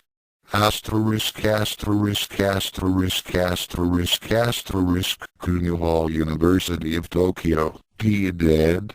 The announcement sent Scaride toppling onto her bookshelf, and knocking onto the floor substances that were considered evil by 9 out of 10 major religions.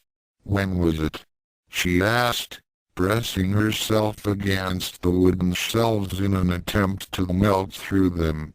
Her eyes were wide, her hands were shaking and wandering over her thighs, and her tongue seemed to find infinite interest in over-moistening her upper lip. "When did she die?" Childra put her index finger to her temple and looked up for a few seconds. "Oh, about 100 years ago," she concluded. "Give or take a few months." Mudkin's jaw took the opportunity afforded by the ensuing pause in conversation to snap shut. "Say that again." All playfulness left Jansen, and she looked the ghost hunter in the eye. Akane died a century ago." "Mumber, she's a ghost," Scaride. "No." The girl's eyes were pleading, and she was beginning to hyperventilate. She can't be. You can see her. But not as well as you can. To me, she's translucent. But the classes, the conversations. She stopped going to lectures once you showed up, and when you think about it, when has she talked to anyone but me or you?" Childra crossed her fingers and hoped Scaride was too much in shock to remember that she'd seen Akane speak to Ranma, Rat and Kim. She was in luck. The assassin looked at the ghost lover with ice in her eyes. Her breathing was relaxed now, but her muscles were tense. "You betrayed me," she hissed. Children stood still.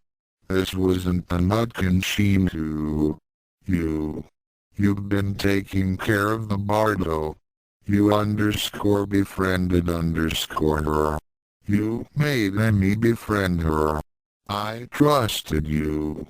A metallic clang resonated through the small room as Scaride's per bushels was blocked by Jansen's machete. "Not so fast, little one," said the historian in a quiet voice. There are other ways of settling this. Asterisk asterisk asterisk asterisk asterisk. So, Sable, said Hiroshi, turning back to his companion, what did you think of that conversation? I did not understand it. Good. Then all is as it should be. The underscore drink underscore, spurs. With pearls? Not the hot one, sir. The bartender sat the mug down in the middle of the table, slipping two large straws into it, and promptly retired to the liquor counter. Little time was lost as Hiroshi bent his body over the drink to take a large sip. You are the one who asked for it, he said after raising his head. Why don't you try some? The executioner lowered his head hesitantly, keeping his eyes on Hiroshi at all times. He wasn't used to letting down his guard, even during social events. When the constraints of physics and biology no longer allowed him to maintain eye contact, he gave in fully and closed his eyes, wrapping his lips tightly around the stiff pink cylinder. He remained in his hunch for a long time, enough for Hiroshi to build up courage for a more daring move. Several times he started, then withdrew, but eventually he found the boldness necessary to reach out and stroke the surface of Sable's ponytail with the palm of his hand.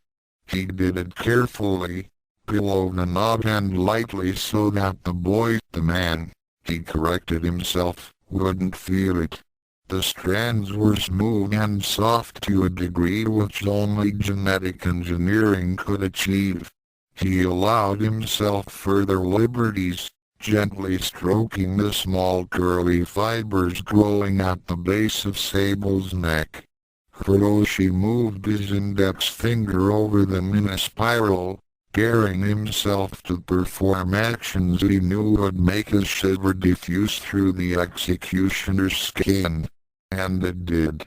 After a few seconds, Sable jerked slightly, stopped his sipping and opened his eyes, raising his eye to meet those of his friend. Hiroshi smiled, without taking his hand from its place on Sable's neck. The executioner quickly raised and lowered an eyebrow, then went back to his drink as if nothing had happened. If anything, he seemed to be sucking with gusto. His already sunken cheeks retracted even farther in as he pulled the warm, sweet liquid into his mouth. Less than silence gives consent. Greater than emboldened by Sable's mild reaction, Hiroshi allowed his finger to wander away from the hairline. He traced the arboreal patterns of the young man's veins with his finger, being careful to brush against the tops of all the tiny, nigh-invisible golden hairs that covered his skin. Once in a while, as he worked his way down, he'd find a round scar where an arterial line had been, or deep purple tracks from a careless blood test. He continued for as long as he could, even reaching below the first layer of plastic fiber mesh that made up Sable's shirt, but the body armor put an end to his probing. Sable, who had stiffened during the informal examination, now relaxed in the same way that he did when he was told to stand at ease. Without saying anything, he was waiting. For what?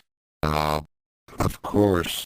Hiro's grin spanned the breadth of his face as he gave one of the vein junctions a quick, sharp tweak. Sable jerked. Hiroshi pinched. Now, in a different location, and he could almost hear the increased suction in Sable's straw. The boy's cheeks formed a hyperbola when seen from the front.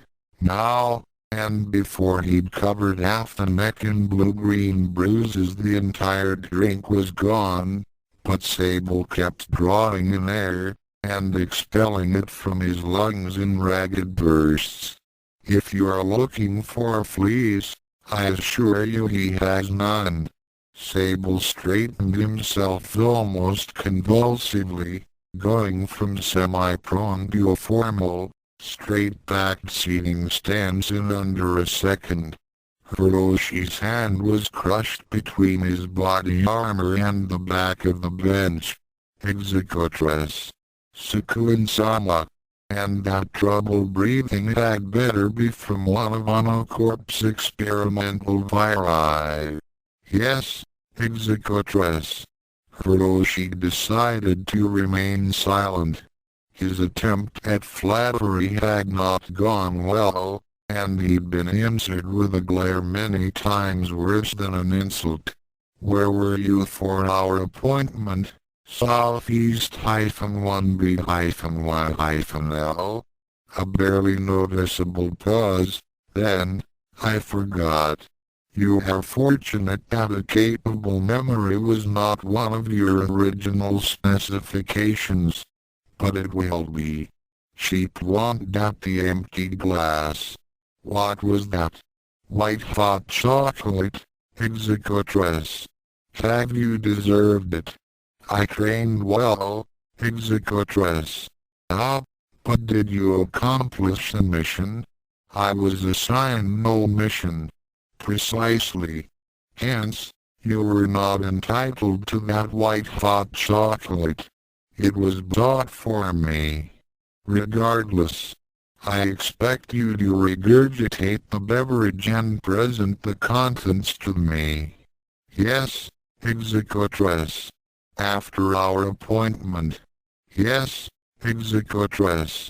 Say goodbye to your colleague, Southeast-1B-Y-L.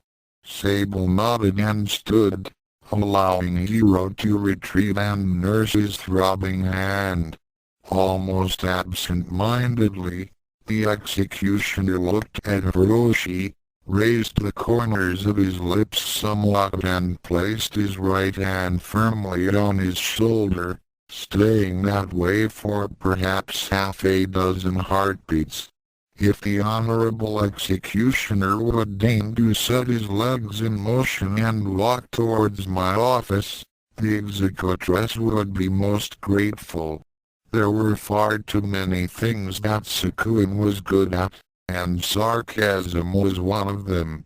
Still silent, Sable regained his usual granite composure and practiced posture, walking towards the exit with measured steps. Hiroshi watched him go, but he wasn't worried. He'd seen his smile, he'd felt the pressure of his large palm through his shirt. He would return. Soon. Asterisk asterisk asterisk asterisk asterisk 10 to Akane. Skaride's face was grim, and the contrasts in its coloring were greater than usual. Her skin seemed paler, the odd rings around her eyes darker. She looked tired, worn out. Asterisk what is it? Sk-chan question mark asterisk the Gosunkuji lowered her eyes to the floor while the fingers of her right hand played with the holster at her side. Asterisk is something wrong? Is it rate hyphen asterisk Skaride let out a small chuckle. No. Not about Rat. It's about you. Asterisk me question mark asterisk the assassin looked up. You. Asterisk him. Me question mark asterisk Skaride's eyes glazed over and her mouth began to tremble slightly. Akane noticed a slight bulge go down her throat as she swallowed. I trusted you, she whispered. Asterisk I'm sorry question mark asterisk it was the ghost who now felt like shaking. I underscore trusted underscore you. Akane, she repeated, now with more emphasis. I believed you were of the living. I thought of you as my underscore friend underscore. Asterisk living. W what are you talking about, Nutkin? I hyphen asterisk less than I single quote am bluffing. I'm trying to find out where to run to question mark greater than, what am I talking about? The assassin's face hardened into the cynical mask feared by all of Tokyo's dearly not quite departed. You don't belong here, she hissed. A moment's hesitation on the part of both, and Skaride's right hand darted from her side to Akane's shoulder. Where she let it rest gently so as to not go through the fragile keyed form of the woman. The ghost was petrified, and rather than try to speak, merely stared at Skyride with widened eyes. Nutkin smiled slightly as she noticed that Akane had instinctively turned a few shades paler. You don't belong here, Akane, but I'll do everything in my power to make sure that you do. Tears threatened to block her speech. Asterisk W. Why question mark asterisk, I thought of you as my friend. The ghost looked at the assassin incomprehensively. I would still like think of you as my friend. If you will allow it. Asterisk scried asterisk the two girls exchanged smiles, and began to plan their future. Hunter, pray what is the distinction? Spirits sway driven to extinction feelings once cast from this world should stay buried in a grave both permanent and acrid. Arid why do I then feel so drawn to this figure? Demon spawn? Rising from the shadows as into them I melt mockery of what until this night I felt dead that wrong. Bardo who the live fear send them home. They do not belong here surely this boy's an exception is undeath a cruel deception. Till I'm sure I sheath my dagger and with trembling steps I stagger home. Go Sunkuzi Skaride and the Iceman MELTADH author's notes. This story was originally 2.5. Quite some time ago, Adrian Wong had asked me to write a Sable/Skaride story, and I quickly complied with a short called Cupid and Psycho. I wasn't entirely pleased with it, and set it aside, only showing it to people when they asked for previews of episode 6. I toyed with the idea of making it part of that episode.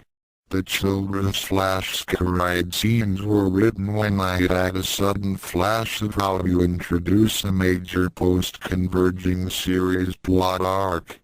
Nope, I'm not telling you what it is, but you can be sure that this is the first important foreshadowing of it. There are minor hints throughout converging series. Anyhow, these bits were languishing in limbo until Vijay Gazaman wrote to me with a rare complaint. She pointed out, quite rightly, that though I had lesbian and bisexual women and romances in my stories, I'd failed to include any gay or bisexual men. I promptly answered her, saying that her complaint was justified, and I'd noticed it myself. I had.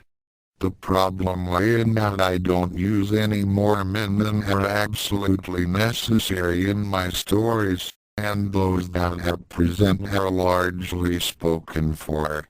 And I am not touching the Mikado/Konatsu story with a 20-foot pole.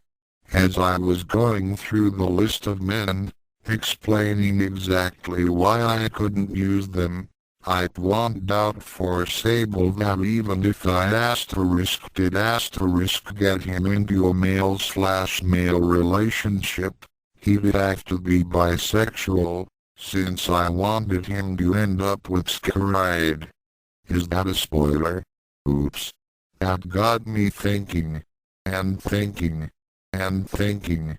The more I thought, the more attractive the idea appeared. First off, Sable's being bisexual with a gay bias, or even better, fully sexually confused, would explain a few things in Jeff Hosmer's Kagami, and would lead to beautiful comic/dramatic/tragic potential whenever Scaride started to chase after him. She's rather persistent. Y'all remember what happened when she tried to woo Rat, right? So, anyway, here's the result. I was originally going to have the Sable/Hero story be on its own. Heck, it was on its own until 5 minutes ago. Then I cut and pasted my old scenes into it. I'm quite pleased with the result.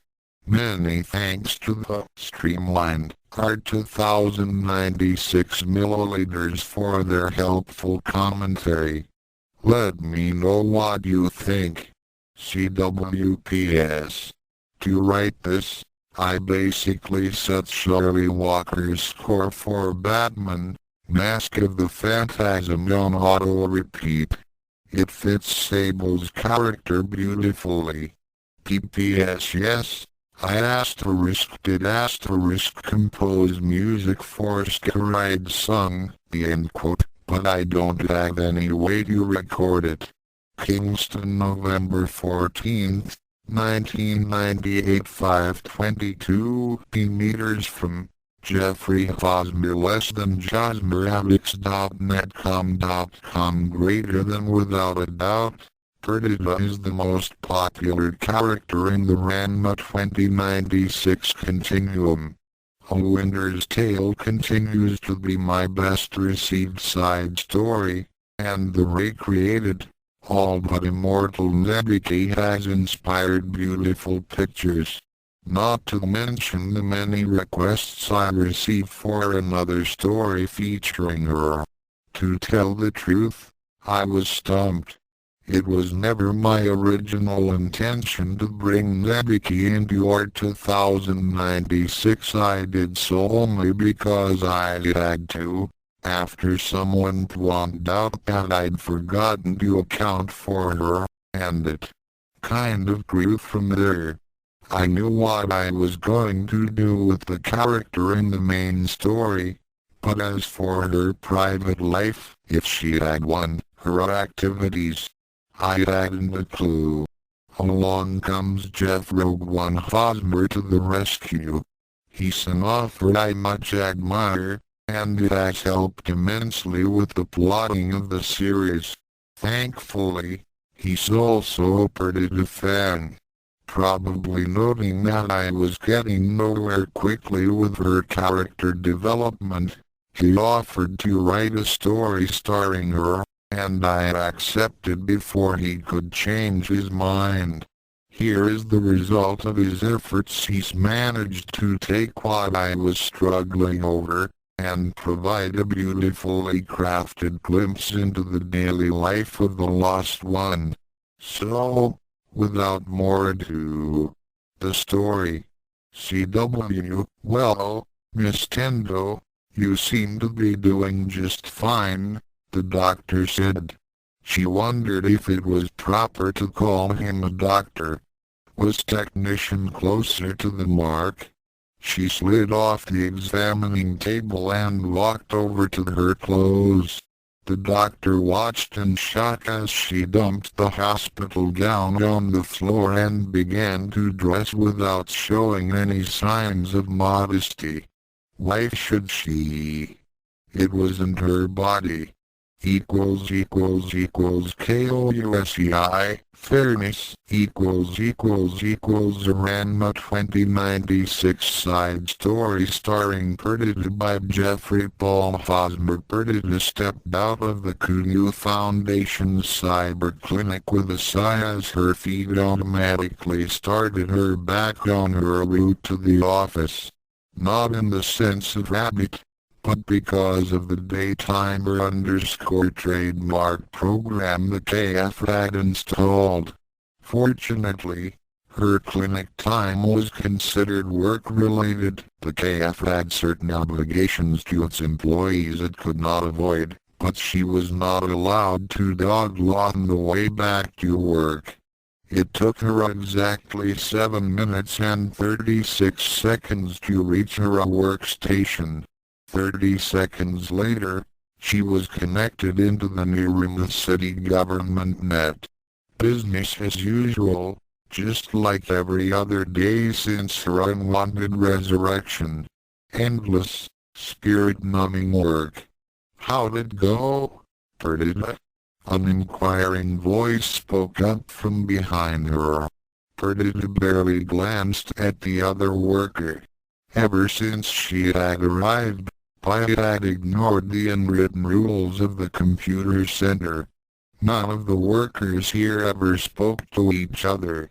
They rarely left their small, sound-dampened cubicles. Why the KF spent all the money on the dampening fields when their cyborgs rarely spoke aloud was beyond her. As far as she knew, she was the only one who actually spoke to her computer. Even if they sat only 6 feet apart, they used email to communicate. Perdita had been grateful for that. She hadn't wanted to talk to other cyborgs, hadn't wanted to get to know them. She had her own problems. They seemed to feel the same way. Not I. The young, Chinese beauty had been hired 3 months ago, right after receiving her implants. In fact, her hair had still been growing back when she arrived. She hadn't seemed bothered by it, almost flaunting her enhancement. In another lifetime, Perdita would have run an office pool on the chances of the newcomer suffering from delayed rejection syndrome. But none of her fellow cyborgs gambled. The gleaming plug was barely visible now, covered by sky blue hair pipe kept in the same short, practical hairstyle that Perdita had worn when she was young. Had it come back into fashion again? She didn't know. It went okay, Perdita mumbled. Did you tell them about that static problem? It's annoying to get a snap crackle pop in your head. Yeah. They said it was normal as the weather grows colder.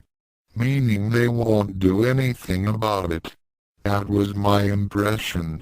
That's hardly fair. Perdita snorted before she could even think about it. That's the KF for you, she quipped. She stopped, angry with herself for letting her disgruntlement show, but Pai only smiled and walked back to her workstation. Perdita turned back to her work, time seeming to stand still as she waited for her 16-hour shift to end. She felt like she was in the center of a massive web, but not like a spider, but rather as its prey, slowly being sucked dry. Many mind-numbing hours later, her computer finally let her log off. Gratefully, she unplugged her cord and watched it wind itself back inside the terminal. It reminded her of a snake slithering back into its lair. She stood and headed for the door. Pipe caught up with her outside. Hey, Perdita. Want to go get a drink? Me? Anyone else here named that? Come on, it'll be fun. I need to unwind after working in this morgue. Perdita had never considered it. Every other night after work she had simply gone home and tried to sleep. The dreams would come then, but even her nightmares could hardly measure up to what her life had become. "Okay," she said, not entirely sure why. "Great.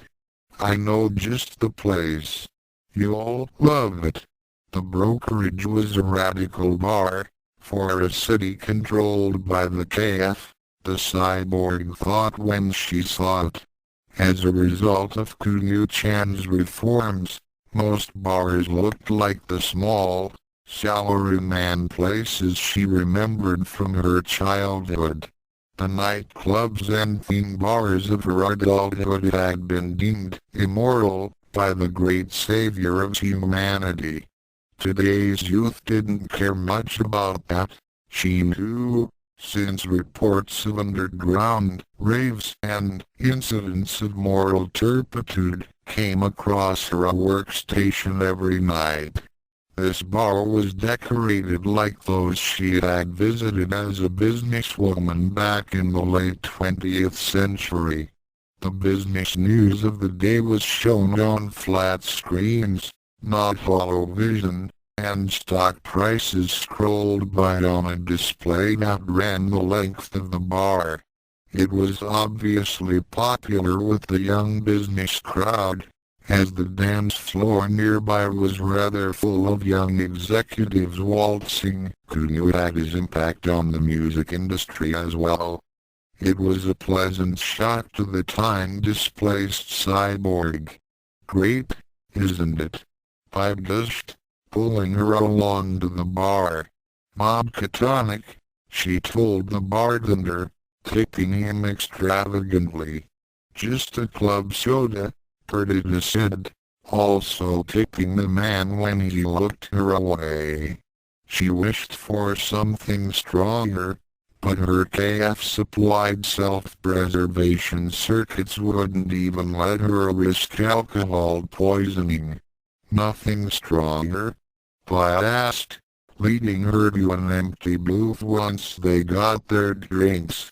"Mumber KF programming won't allow it," Perdita said. "Why'd you let them stick that in?" Perdita looked at her company worker suspiciously for a moment. She still hadn't made up her mind as to whether or not the young girl was with KF's internal security, INSEC, or not. The possibility existed, of course. The KF and Onocorp, they were practically one company, though few people knew that, had little trust in their employees. She had done some investigating in the weeks following her resurrection. The practices of these two cornerstones of modern Japanese society had shocked even her. Tendo Mebiki had been different in that regard, at least, she thought. Once Mebiki found where someone's self-interest lay, she could usually trust them. She made sure they realized it would not be in their self-interest to betray her.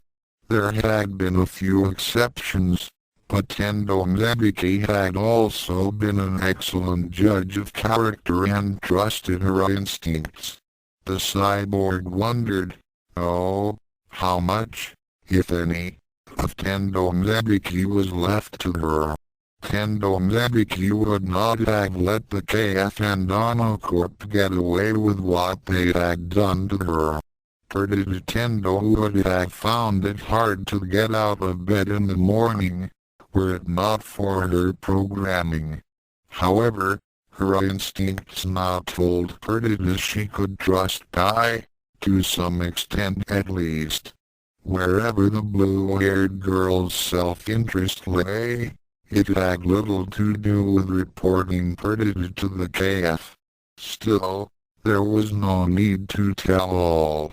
The KF paid for my enhancements. Perdita put a right twist on the last word.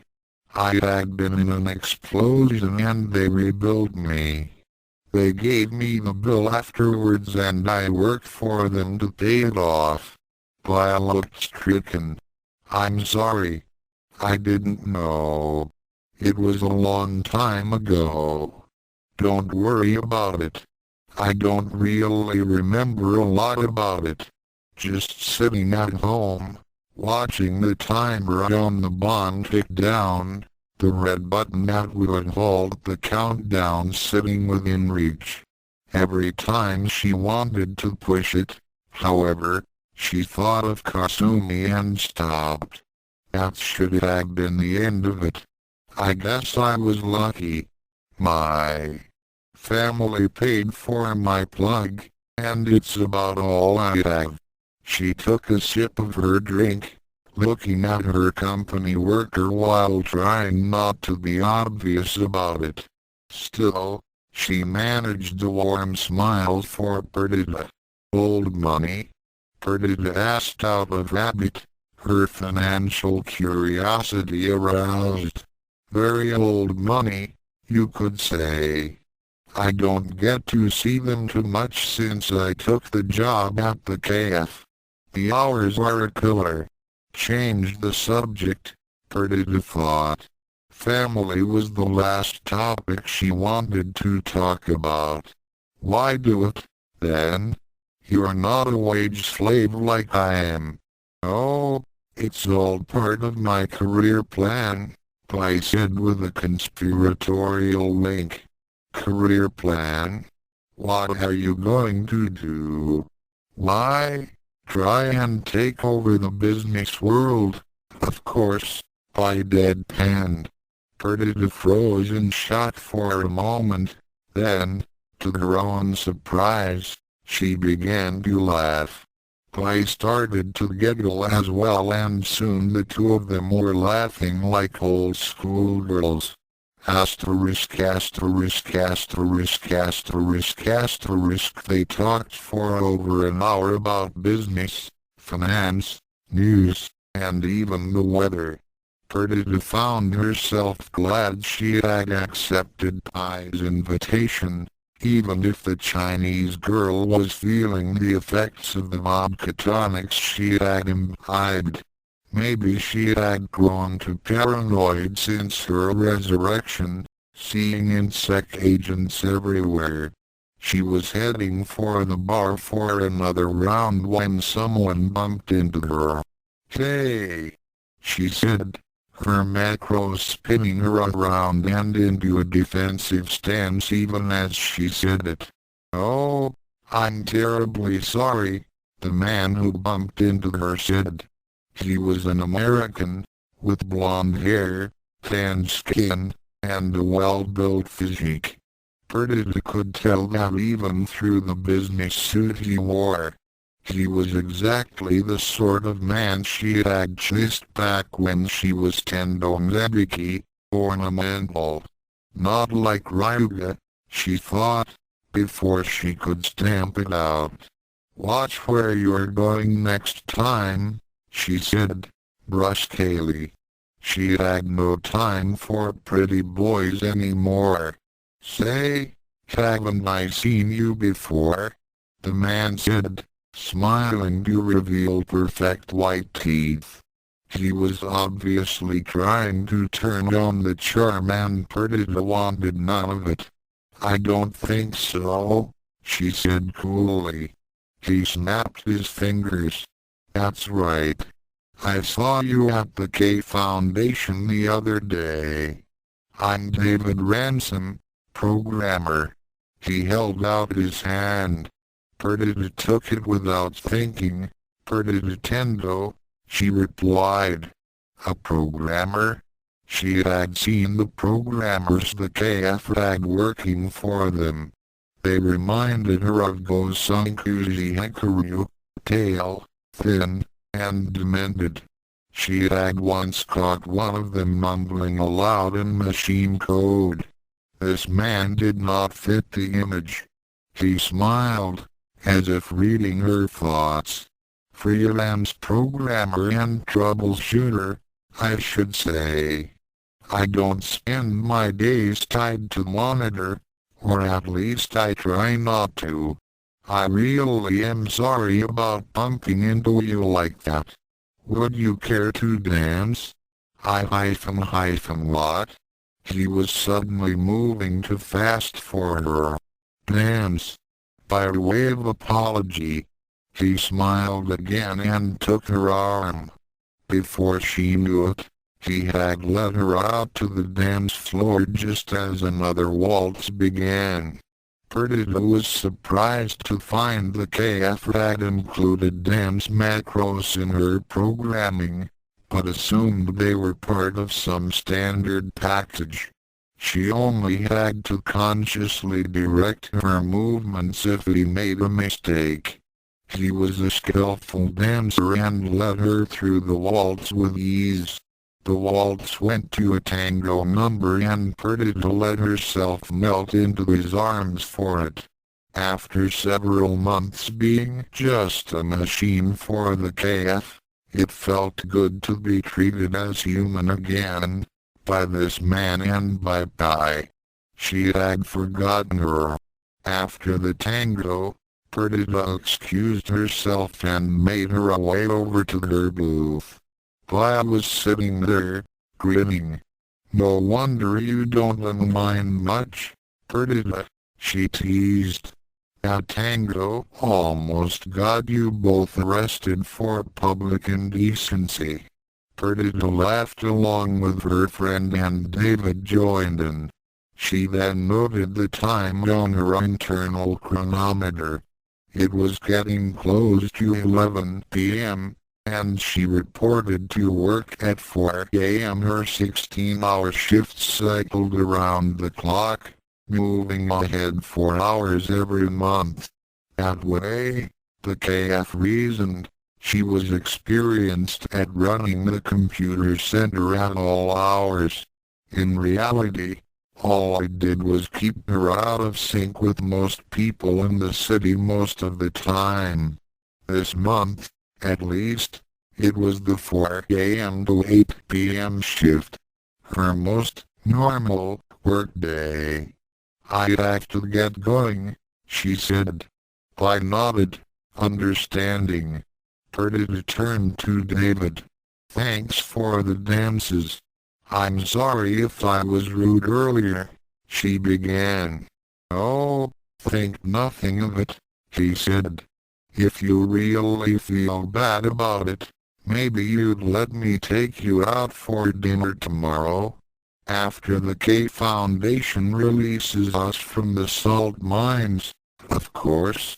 Perdita blinked, then a slow smile spread across her face. I think I'd like that. Screw the KF, she thought. I'm a human being, not a cog in their machine.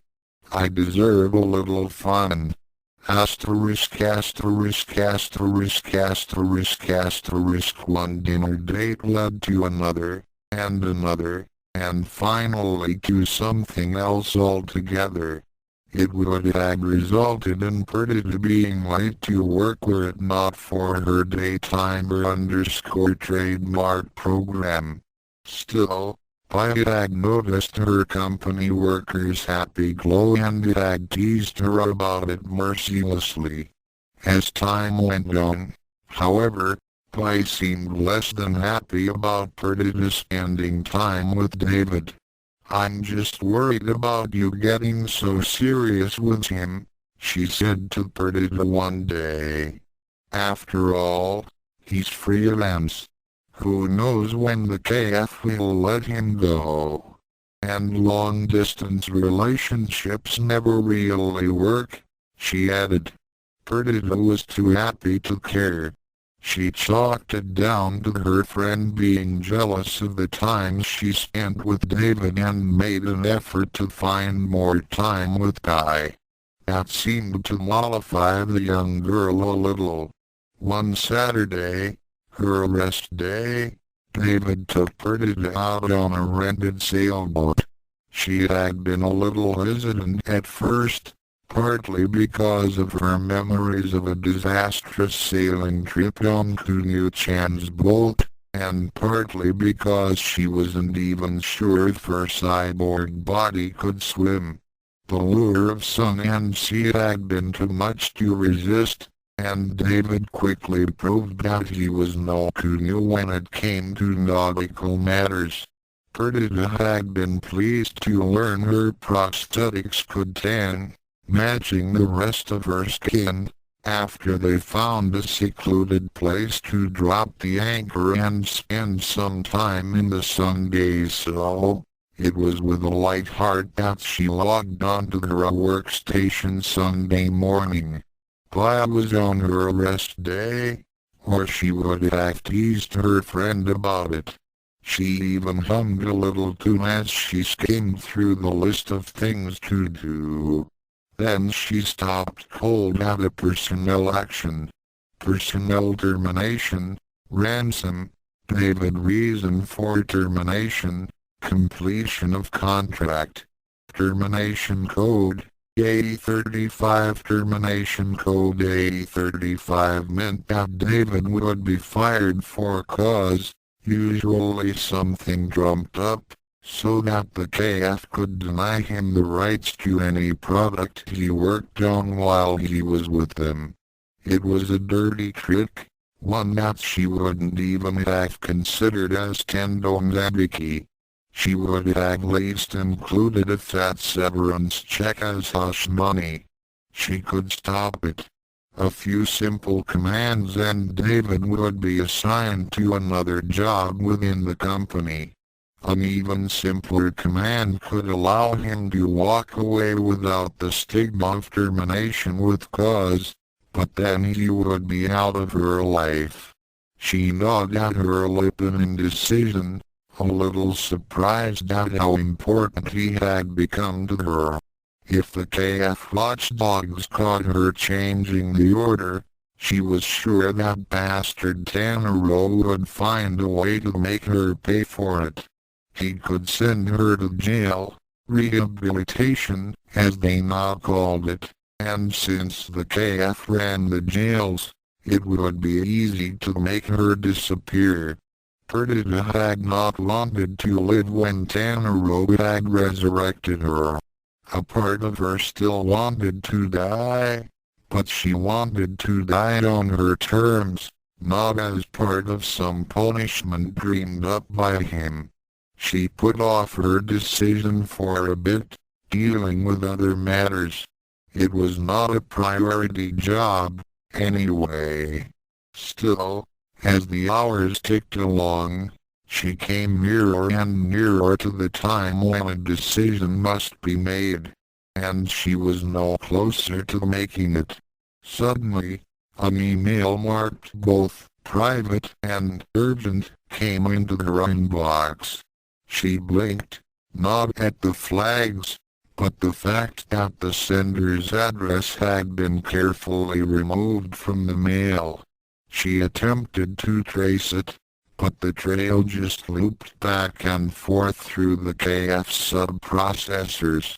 It all looked like a minor power fluctuation had corrupted the mail, thus removing the sender's id, but that seemed to pad an answer to Perdita. Still, she opened the mail. It contained a single file. Opening it, Perdita was shocked to see that it was images from a KF security camera one placed directly in Tanaro's office. She noticed the insect timestamp was intact and untampered with. Someone had gone through a lot of time and effort to snatch this file. Her curiosity aroused, she played it. She closed her eyes and viewed it in her head, so that the insect monitoring her workstation would see nothing out of the ordinary. She saw President Ono at his desk. A moment later, he was joined by another man and, in the silence before either spoke, she could hear the sound of her heart breaking. David took a seat in front of the desk. "How goes your operation?" Tanaro asked, still working on his computer as he spoke. I've got her in the palm of my hand, sir. I really believe she's in love with me. Believe me, that creature is incapable of love, was the cold reply. And I think our endorphin macro had something to do with it. I don't doubt she is plotting to one day escape, but if you're right, she will find it hard to leave our warm embrace. Tanaro chuckled at that, a sound that made Perdita shudder. The file came to an end. Perdita opened her eyes and stared at the screens around her, wanting to smash every one of them. Her self-preservation programming and her financial sense stopped her before she hurt herself and added to her debt.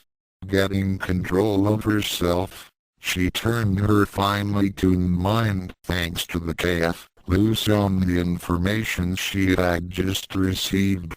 A third manual self-diagnostic soon revealed the Tanaro's macro, which was designed to cause an low-level endorphin spike in her brain when certain code words, like K Foundation, were used. The endorphins made her feel pleasant and, as a side effect, dampened any suspicions she might have. In a way, she had to thank the KF.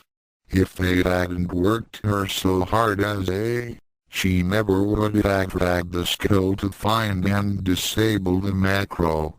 It was hardwired, like her self-preservation programs, but she could write a macro to alert her when it turned on. That knowledge would diminish its effects.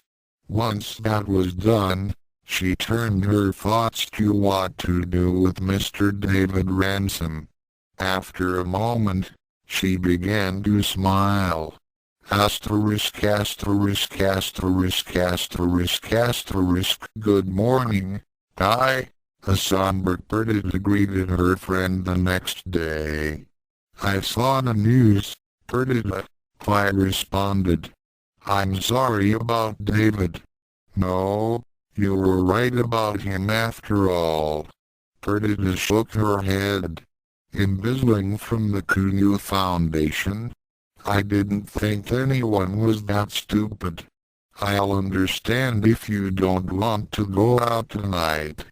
No, I think it'll be just the thing to get my mind off him, Perdita said with a smile. Behind that smile, plans were already beginning to form. With this latest stunt, Tanaro had thrown down his gauntlet. He would learn what it meant to challenge Tendo Zabiki. With new determination, she threw herself into her work. Pai smiled back and walked over to her workstation. Well, that was easy enough, she thought.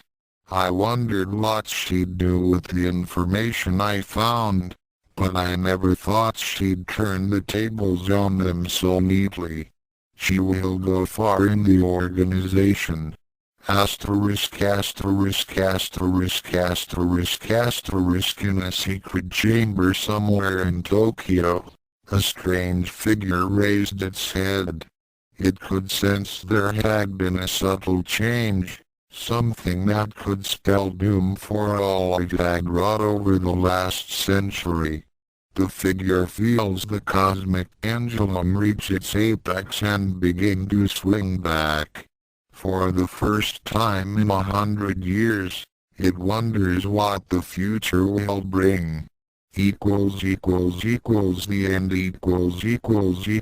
Perdita subpage http://clink.queenshoe.c4cw6/perdita.htm, not .html. Author's note, well, another story done in someone else's page. At least this time it wasn't a story written by John Byles. This story was inspired by the idea of Perdita, which was created by Chris Wilmore, and the image, lost in her work, which you can find on the pertinent subpage, address above. Plus, there were a few ideas I submitted to Chris for Ranma 2096 that I felt I should write the introduction to. Well, I guess it's back to work on my fanfics, which this helped me procrastinate further on. I guess I should finish Angel of Light this century.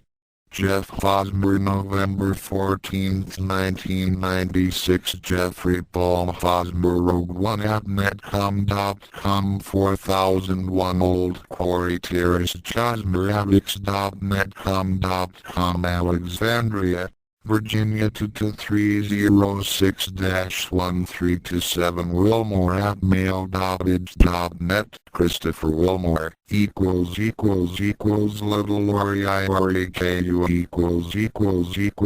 Note: I recommend reading the R Files, Volume I before starting this story. If you do, this'll make a lot more sense. Circumflex accent _circumflex accent. If you want to catch up on the story, or see pictures of the characters, the Ranma 2096 homepage can be found at http://clink.queenshoe.co/4cw6/ This story is dedicated to Foxtrot, for whom it was specifically written. Tokyo 2080 Enjoy your day, Master Hibiki.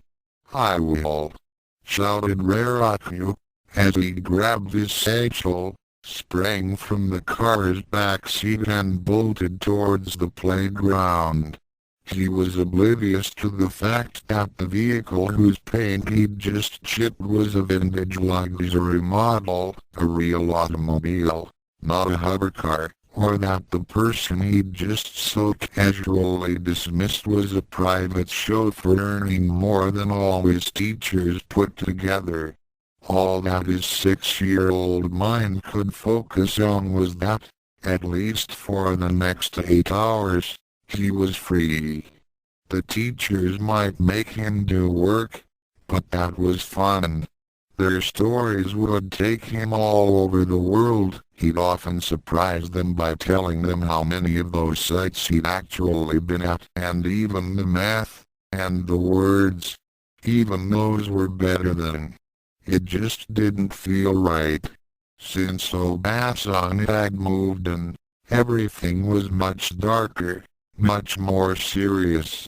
Okasan would sit around, and look sad, and stare at him, and she would hold him anymore, and she'd warn him, not ask him about school, and then there was Shishi. He'd just ignore everyone, and keep his head in those books of his. Okasan, they both paid attention to him. All the time. Just not in the right way, in the way they had before. He felt like one of the animals on the road that get hit and then everyone goes out during recess to see them. It was the same. You look at them, you talk about them, you poke it, but you never talk to it, 'cause it's dead, and dead things don't answer, and they're cold, and Raraku. Over here. Toshi. The black-haired boy grinned. He was always good for a laugh. Konnichiwa, Toshi. He tossed his book bag aside and sprinted to meet his friend. What do you have planned today?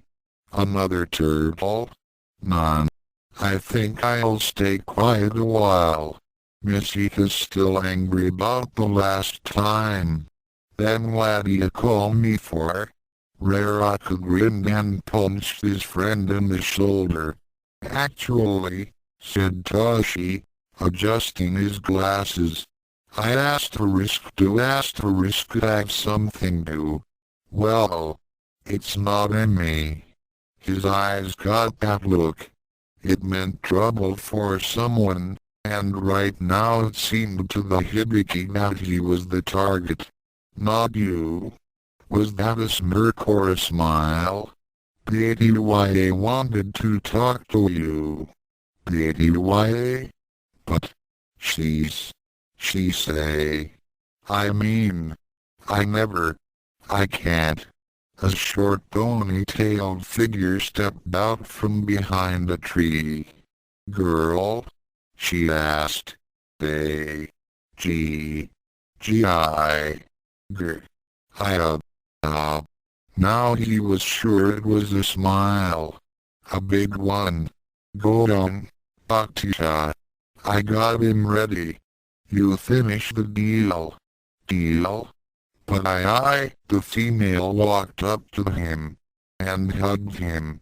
Raraku felt a trickle of blood run down his cheek, and then nothing at all, as he fainted.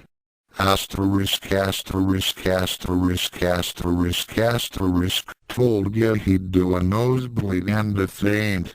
You owe me a lollipop, Toshi. Come on, Yuko. I got the fainting part right. It was all or nothing, sweetums. Bhaktia gets her cut, too. I thought she was doing this because she lost that other bet to you. Hey, even she needs to be rewarded for doing something that disgusting. How much? 3 biscuit sticks. The strawberry-coated kind. I think she's allergic to chocolate. Raraku slowly rose from his involuntary sleep. He mustn't have been out for long. Looked like school still hadn't started. And those voices. Figured. Of course Cooler and Yuko would be involved in this. Let one tiny thing about yourself slip. Let one tiny rumor slip out on the jungle gym, and she'd take profit of it, you could be sure. Funnily enough, she was the only the only non-boy he didn't have trouble with. Probably 'cause she acted so tomboyish-like. He's awake. A scowl was his answer. I think he's mad, said Toshi. It's not like he wasn't expecting it. Geez, even the nurse had a call from his parents to warn me about it. Right, Riku? Silence. Oh, well. Time for school, anyway. You've made at least one girl very happy, Hibiki. She waved her lollipop proudly. And after today, you'll have tons more giggling. For weeks. Yuko was lucky he didn't hit girls. Especially girls who were 3 years older than he was, and trained in karate. If it weren't for that, she'd be in trouble. The school bell rang. Toshi grabbed him by the arm, to pull him up, and let go with a yelp. Something wrong? Asked Kurane. He's fought again. When he gets steamed up, he's not kidding. Ought to be a lot about running fevers that high. I'm fine. Sure you are.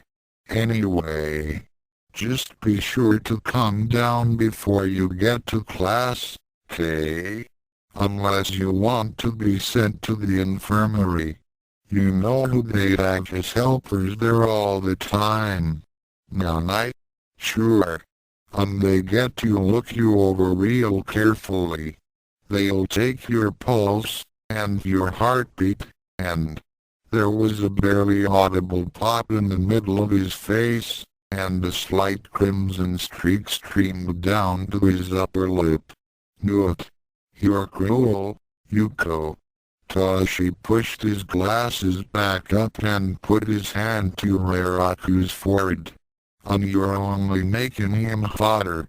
That's none of my business. I already had my lollipop. She winked, and then darted off to the higher years section of the school. The monitor strolled up. "You're going to be late for assembly, young men. Move. Now. Hands on your hips. That meant business." "Hi, Sensei," the two boys said in unison. Raraku pulled himself up and dusted off his clothes as best he could, picked up his satchel and ran to the meeting hall. "Wait up!" shouted his companion.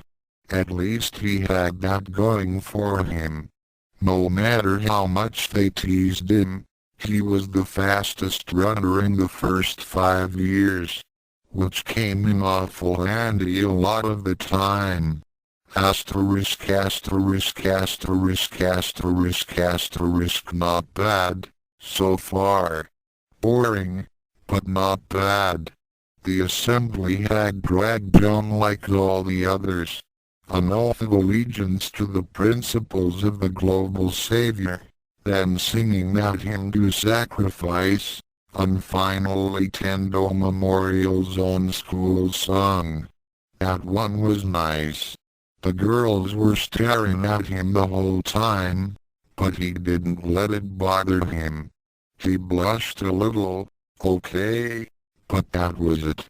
Nothing else, really. As for class, it was geography. Usually, his favorite, but today they were just talking about all these different places in Japan, and he'd been to most of them already. Osaka, Yokohama. "So, Raraku," started the teacher. "Again. You've been there, as well?" "Told ya. Many times. There's this ramen stand in the middle of a park, and on a trip with your parents?" "None. I usually get there when I'm at someone else's house and I look for the bathroom." The whole of the classroom giggled. Why'd they never believe him? It's not like he meant to end up in all those places. "I've told you time and time again, young man," said his teacher, now sporting an angry look, "that it is most improper to lie in that fashion. Regardless of whether you are an HIDIKI or not, I'm afraid I'll have to." A knock at the door. Fuman-sensei cleared his throat and opened it. "Yes?" he asked the visitor, who was invisible to the class. During a brief, inaudible exchange, the teacher tailed by several shades. "Yes. Of course I will." "No. No problem at all." He turned back to his pupils. "Raraku, it's your mother. She needs to take you for another blood test." Asterisk asterisk asterisk asterisk asterisk. The hovercar ride was silent. Raraku was buried against the soft leather of the back seat, keeping himself busy by playing with his thumbs, while his mother kept her eyes firmly on the road, her thin brown hair never swaying, never moving, just staying still. She only spoke once, when they reached a red light. "You will remember your training," she intoned, not looking back at him. "Hi, Okasama. You have studied for this test. I have prepared you. You must not fail." A pause, as she shifted gears. "You must be strong, Raraku." Every syllable of his name was pronounced crisply and clearly. It gave him the same feeling he got when he bit into celery straight out of the fridge. When Okasan said it, it never sounded like a name, more like a promise. "I'll be strong, Okasan." "Good. The automobile started up again, and threaded its terrestrial way through the rows of slowly moving hover cars. At the clinic, the doors opened for them automatically. He'd often asked why he couldn't be taken with a regular hospital, but the only answer he'd ever gotten from any adult was a cold glare. It only took a few of those to teach him that it was better to stay silent, and not make too many questions, especially to Obasan. So glad to see you, Penelope. Onohoji-san was there to meet them. The kid's already been poked this month, Tanaro. Why the second test?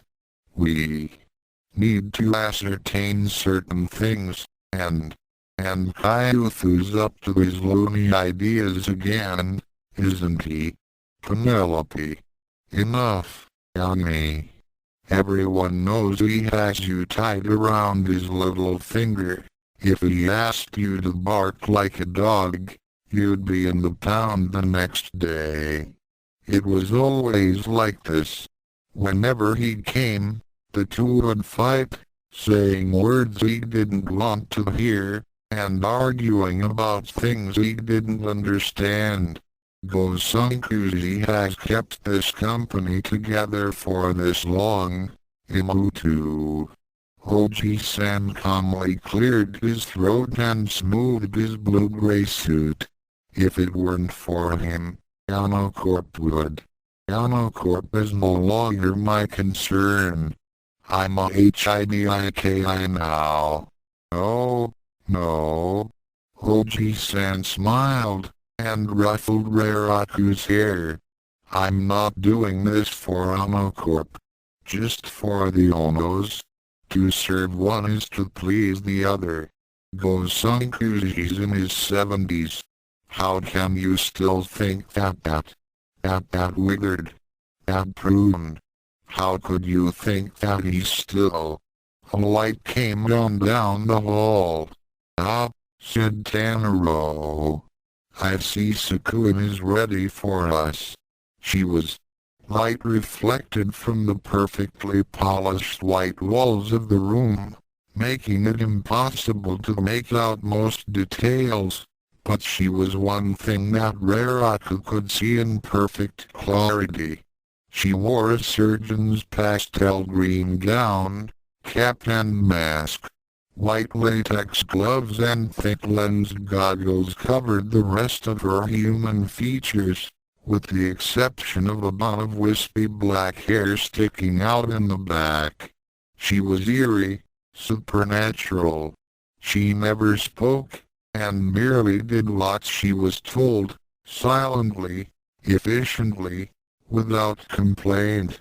When they walked in, she took the boy by the shoulders and propped him onto a metal chair, then placed restraining straps around his arms and legs.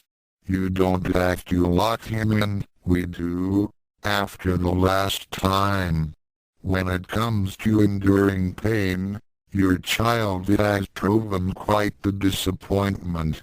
Today, he wouldn't fail them. He'd had training. He knew what to do. It wouldn't hurt. It couldn't. That didn't mean he couldn't fear it.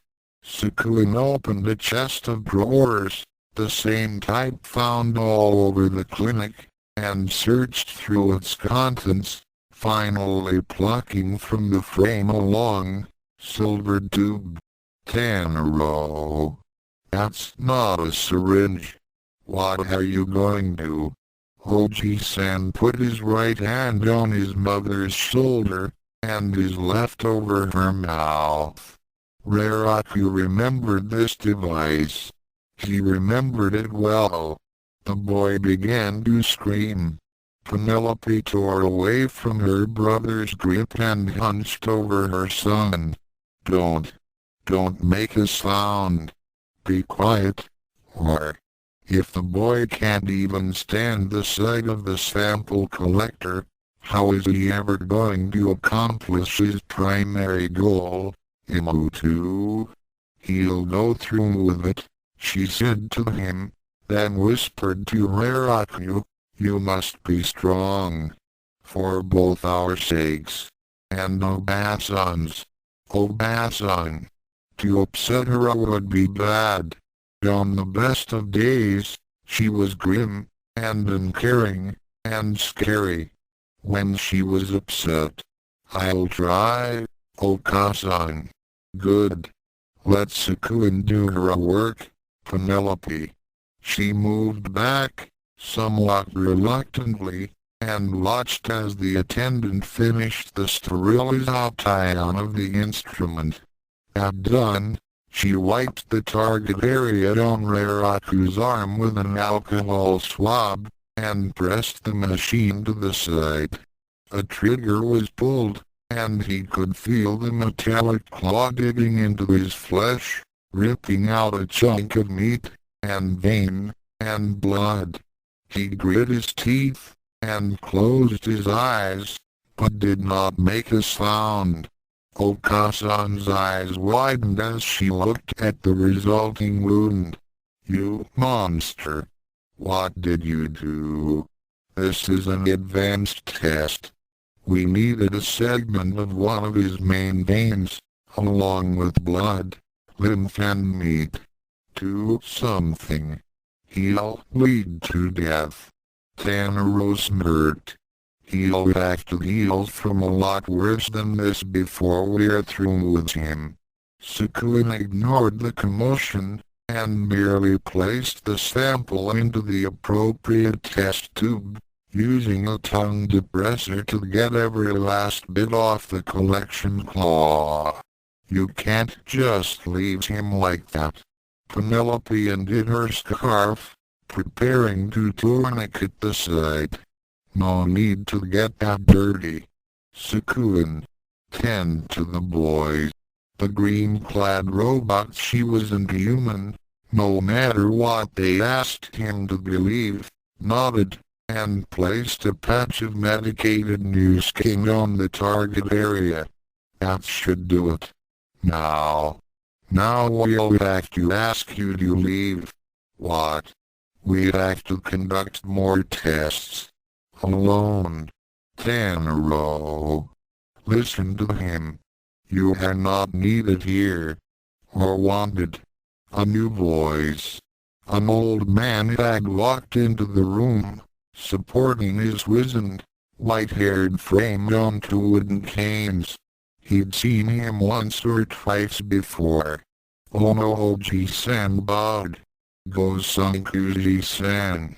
It's Kyuthu to you, Tanaro. We worked closely enough for that. Hi, Kyuthu-san. The old man turned his wrinkled face to Okasan. We regret this, Madame Hibiki, but we really cannot let you stay. Why not? I have Alpha Plus clearance. For Project R, yes. For Project R, and I want to stay with my Raraku. We will be dealing with things other than Project R. A pause. And I have already said too much. You must leave, Hibiki-san. If you choose to disobey me, I will be forced to call on security. He grinned, looking for all the world like one of the skulls in the science classroom. And you know how good a job the KF does of that. Why can't Okasan stay? No one answered. They just stared at each other. Okasan at Kyuthu, Onohoji-san at Okasan, and Sukun at empty space. I'll go, his mother said finally, then turned to her brother. With him in the room, you won't listen to me. I am your sister. Perhaps he is more to you. Hoji-san's face was made of stone. We'll deliver the child to the mansion this evening, said Tanaro. You need worry about nothing. Asterisk asterisk asterisk asterisk asterisk. Once his mother had left, they'd taken him into a different room, with yet another metal chair.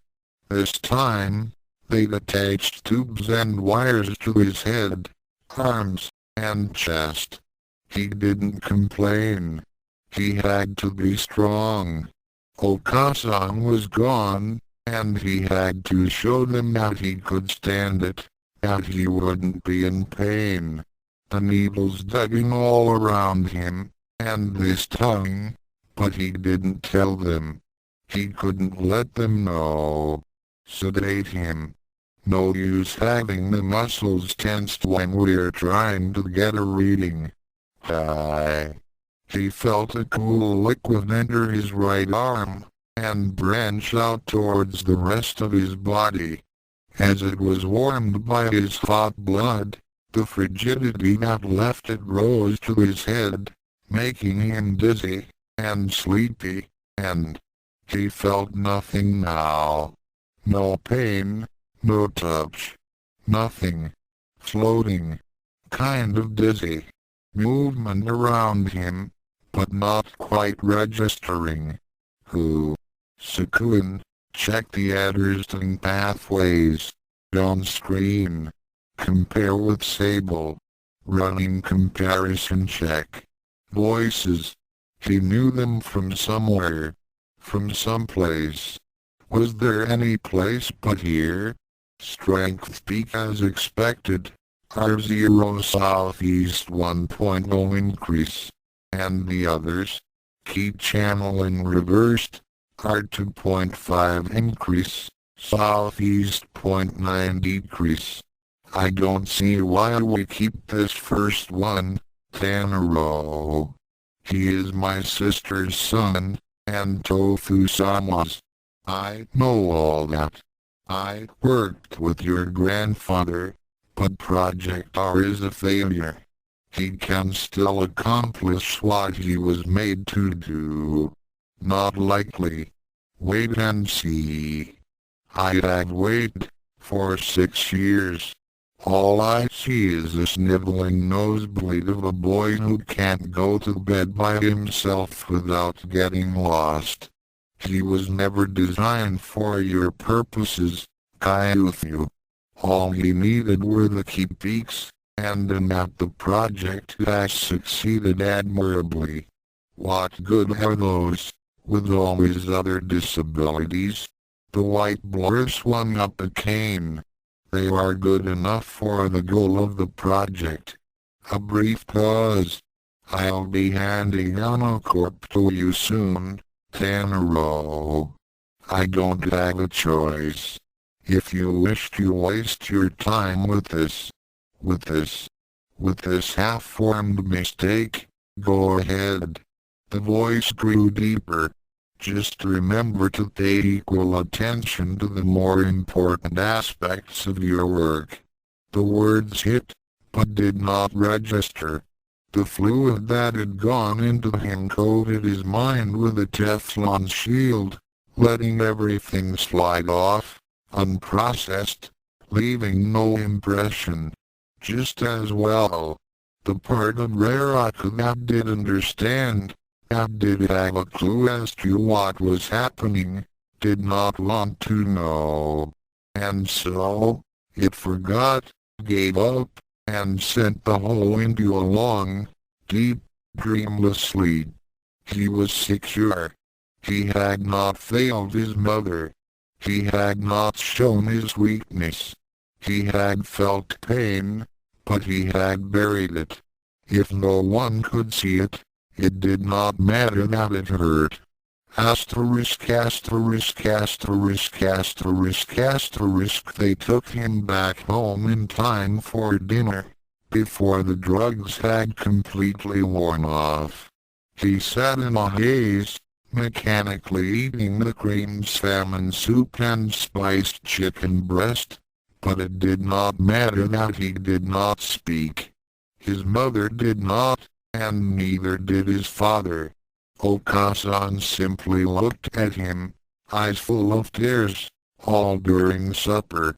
He tried to ask her why, many times, but just as he'd make up his mind to do it, the butler would come over and refill his glass of juice, and that would spoil his concentration, and he'd forget, and things would spin around him, and she was no better. He just kept his nose stuck in that book of his all the time, and didn't notice anything. At least Obasan wasn't there. Not then.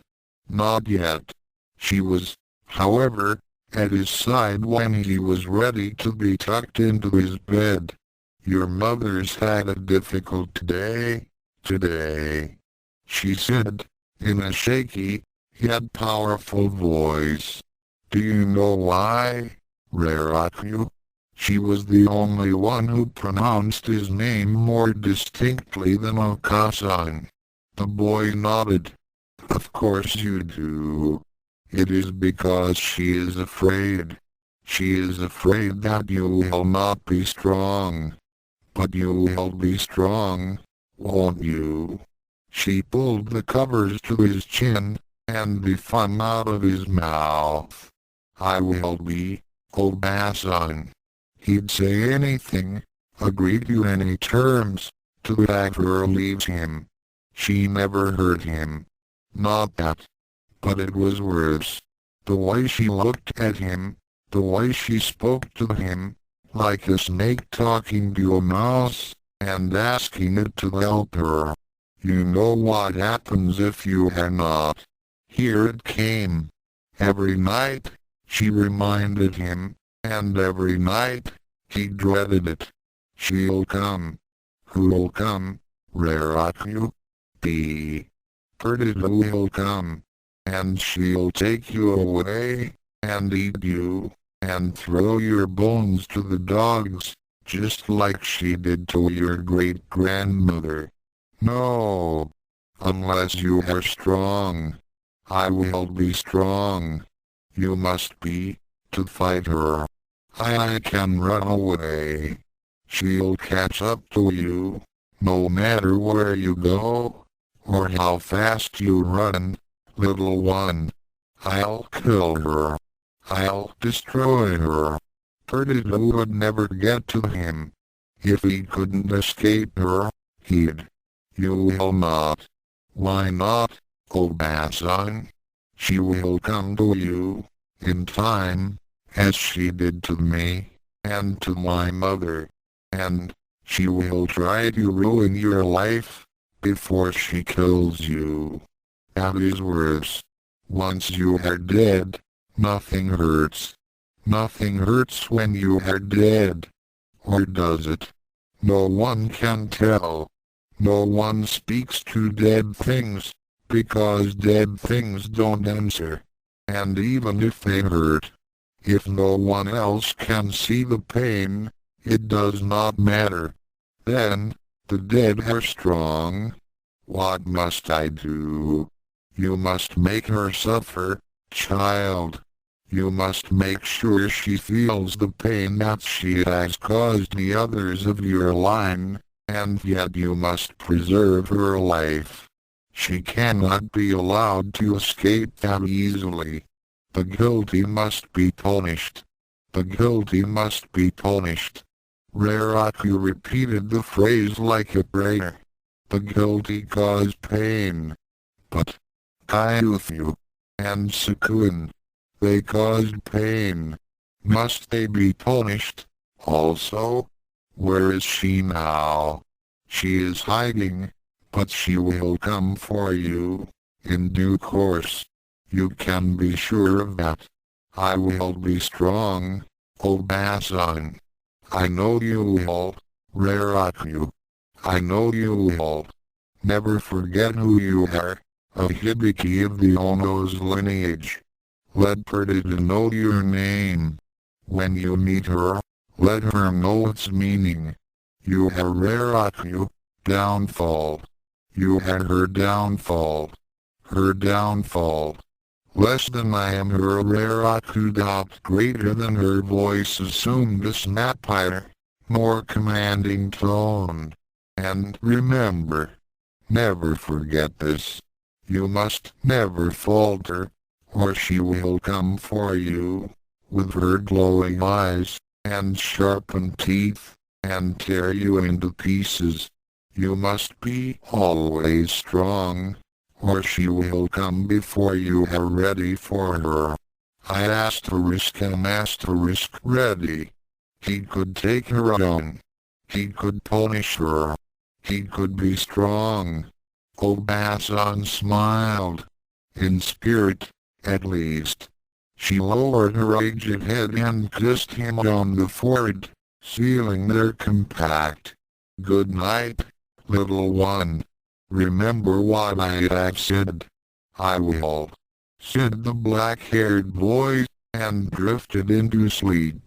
Asterisk asterisk asterisk asterisk asterisk and asterisk asterisk asterisk asterisk asterisk equals lost equals Ranma 2096 side story by Jason L. Jaikon Langlois less than Jason Langlois Unisys.com greater than R 2096 characters and situations used with permission.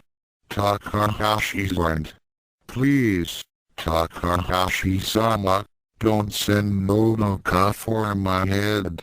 at Tokyo Institute for the Criminally Insane, May 16, 2024, 5:14 p.m. Yukaiu smiled at him from behind the glass.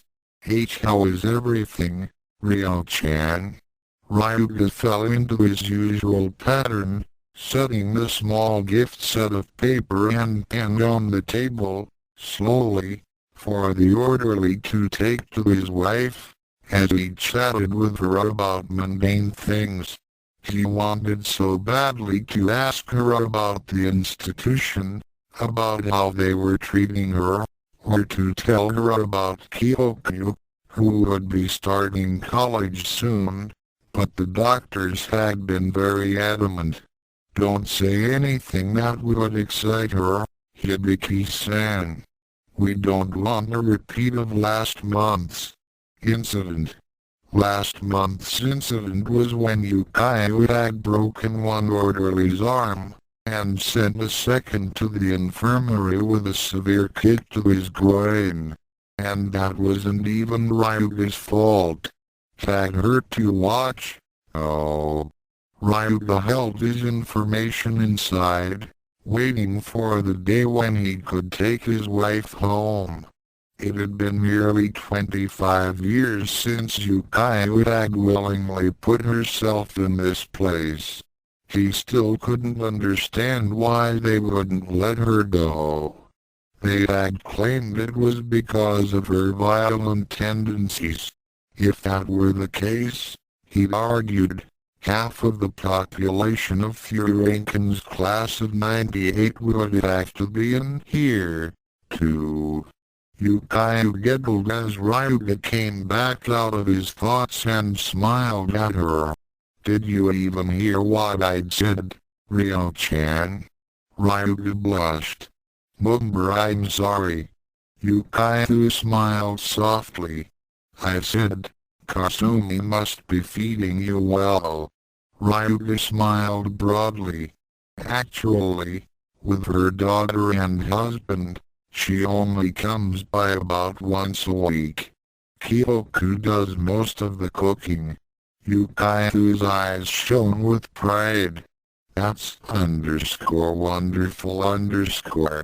Ryuga watched as her face turned from happiness to sadness. Her voice was barely audible, but it broke Ryuga's heart. Ryo-chan, I want to go home. Tears spilled down her face as she looked at him. He leaned closer to the glass, his lips almost touching the holes that allowed them to speak. Soon, Oko-chan. Soon. That's when all hell broke loose. A broad-shouldered orderly walked up behind Yukaiu. Time's up. Yukayu turned, startled. Wait. We were supposed to have a whole hour. The orderly wasn't listening. He pulled her up roughly, twisting her arm around her back painfully. Don't argue with me, you little guy. The rest of his growl was muffled by his sudden impact with the floor. Yukayu had maneuvered her foot behind his, twisted out of his grip, and planted him into the ground. Ryuga stood up as more orderlies began to crowd around Yukayu, pulling her toward the door. Hey! She didn't do anything. No one listened, and Yukayu was quickly subdued and dragged to her cell. The sedative they had given her acted quickly, so that only muffled sobs followed her down the corridor to her room. Ryuga seized at the orderly getting up, the one that had first tried to pull Yukayu away. What the hell do you think you're doing? We had an hour together. The guard looked at him with cold eyes. We have instructions to intervene at any sign of trouble, sir. Trouble? There was no trouble. All she said was that she wanted to go home. The orderly sneered. I had my orders, sir. The inflection was not missed by Ryuga. He stormed down the hall, and slammed open the administrator's door. Do you know what your damned orderlies did? Dr. Takamatsu looked up at Ryuga with shaded eyes. Ryuga was always reminded of a cobra when he looked at the administrator. I'm sorry, Hibiki-san. How may I help you? Ryuga placed his palms on the doctor's desk and leaned forward. Your goons attacked my wife for no reason. Takamatsu smiled up at the Hibiki, seemingly oblivious to the anger on the man's face. Hibiki-san, I'm sure there was a reason. Ryuga visibly tried to remain calm. No, he said through gritted teeth. All that happened was she said she wanted to go home, and the next thing I know, a guard is calling her names and twisting her arm.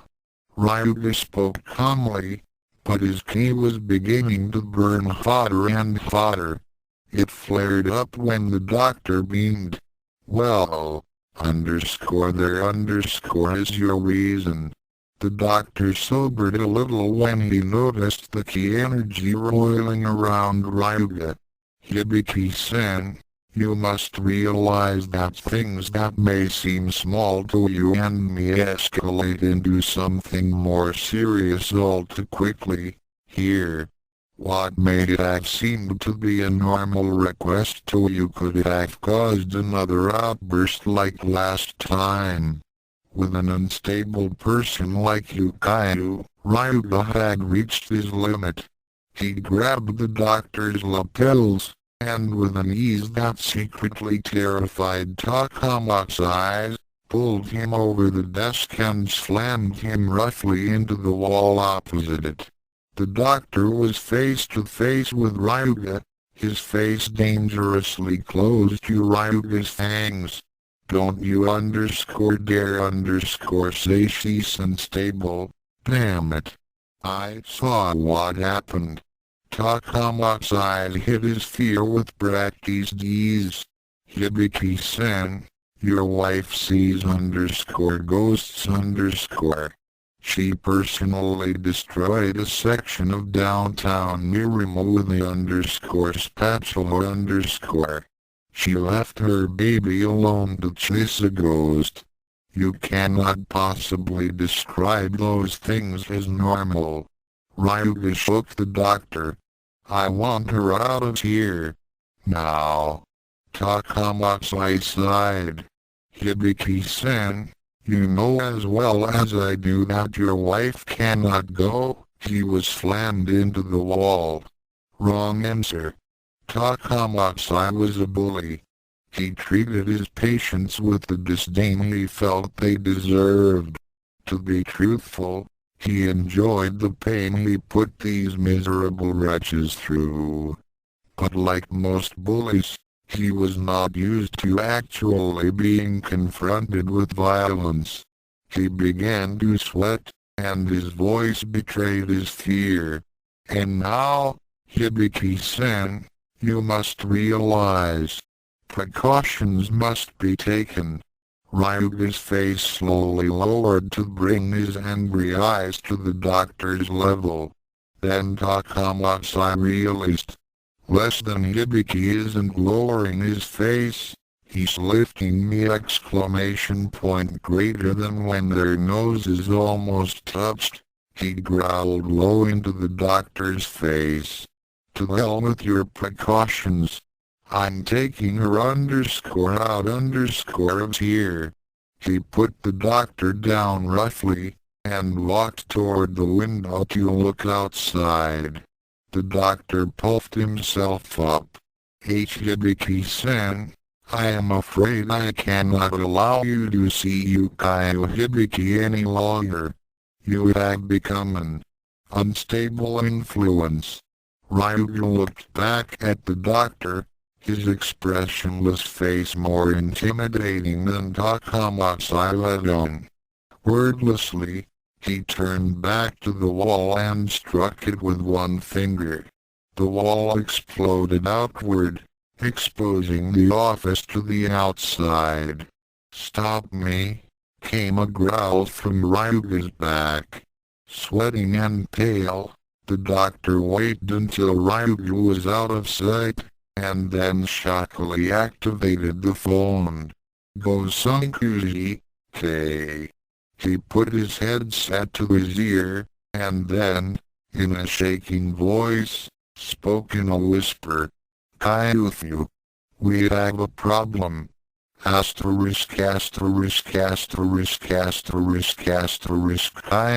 listened patiently to the doctor, knowing some of the fear coming across the line was directed at him. Less than good.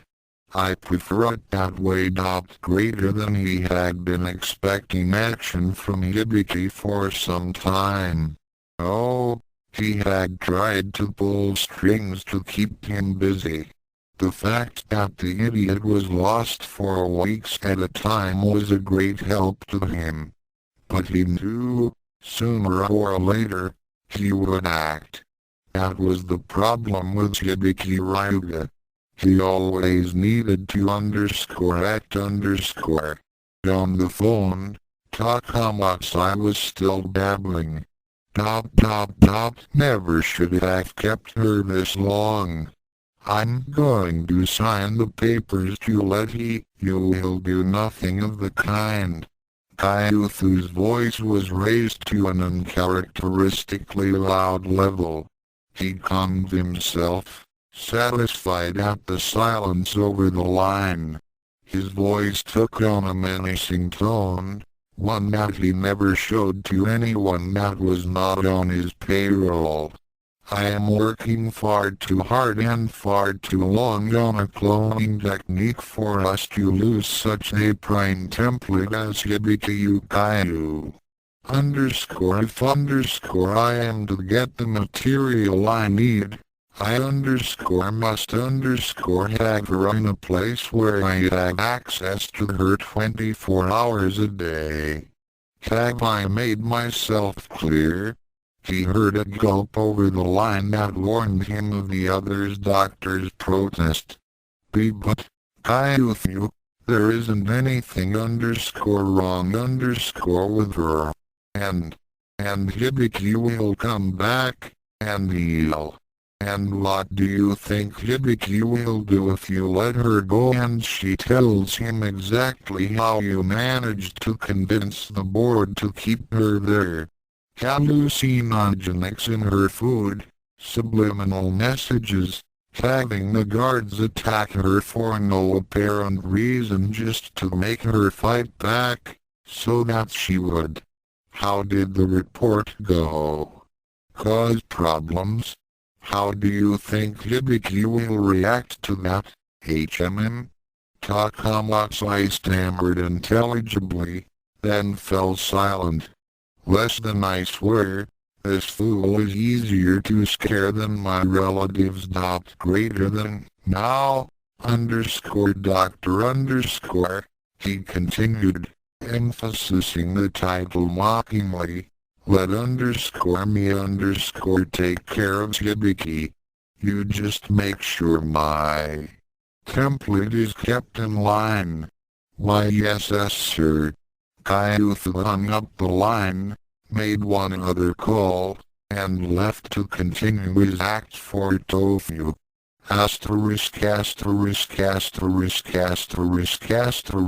Tokyo Institute for the Criminally Insane, May 17, 2024, 8 o'clock a.m. Hibiki Ryuga patted Kuroshiro's flanks as he saw the gates of the institute. The young dog had served him as faithfully as her grandmother had. Years ago. Good girl. Wait here, okay? I may need you to guide us home when I'm done. The dog whuffed playfully, quivering in seeming anticipation, as if she knew her mistress was coming home. Ryuga adjusted his bandana, tightened his grip on the red bamboo umbrella that had been his constant companion in his younger days, and stalked to the rear of the complex, where he knew his wife was waiting. Silently, he crept around the corner of her building. Walking swiftly, he located her a window with an uncanniness he didn't have time to be proud of. He leapt up and peered through the bars of Yukai's window. She laid on her cot, sleeping, curled up in a tight ball. Her eyes were tightly shut with the strain this place had put upon her. Less than the place that was supposed to help her. Greater than he called her gently, but she did not stir. He released the cell window and dropped to the ground. Less than dawn single quote worry, Oko-chan. I'll get you out. Greater than he began to concentrate, gathering his ki, focusing his vision to find a single point in the masonry of the wall. Finding it, he pulled his arm back and prepared to strike. Box eyes, I wouldn't do that if I were you. Ryuga whirled to be confronted by Gosunkuji Kyuthu, surrounded by 4 of the largest orderlies he had ever seen. He crouched into his stance, umbrella at the ready. I'm taking my wife home. He was shocked by the rather amused expression on the younger man's face. Oh, I doubt I could stop you. After all, I'm only a scientist, whereas you are the premier martial artist in Mirima. With a smirk, Ryuga turned back to the wall, noticing the orderlies trying to flank him. It didn't matter. If Yukai woke up, they'd both take care of these monsters. If not, Ryuga could do it alone. And would, gladly. He prepared to strike when Gosunkuji's high, nasally voice rang out once more. It would, however, be a shame if Kyoka couldn't find a promising job after his graduation this summer, wouldn't it? Ryuga whirled on him with a growl. What are you? Kyuthu held up a sheet of paper. I have here a letter, signed by Ono Tofu, stating the emotional instability of Hibiki Kyoku. After all, he is the son of a well-known lunatic. One might expect him to be a little off. This letter would effectively blacklist him for life. Ryuga stammered, feeling as powerless and stupid as he had as a teenager. But Kyoku already has a job lined up. At use. Claims she already did the interview. Kyuthu smiled, obviously enjoying the older man's confusion. The word of Dr. Ono-sensei goes far with use. Northeast. Ryuga stalked him dangerously, hoping his father's timidness had transferred itself to him. Don't toy with my family, boy. 3 of the 4 orderlies stepped forward hesitantly, still remembering the beating a police officer had received when he had tangled with the martial artist. The 4th was that police officer, and was eager to regain his lost face. He charged, only to be stopped by the point of an umbrella in his face. Do it, and I'll break your other arm, came the growl that he knew meant business. He stepped back, fuming. In the meantime, Ryuga continued to stare at the Gosankuji descendant before him. The younger man's arms were crossed, and there was a glint of challenge in his eyes. One more step, Hibiki-san, and not only does this letter go out, but I make sure that Hibiki-sama is told the nastiest little bit of information about you.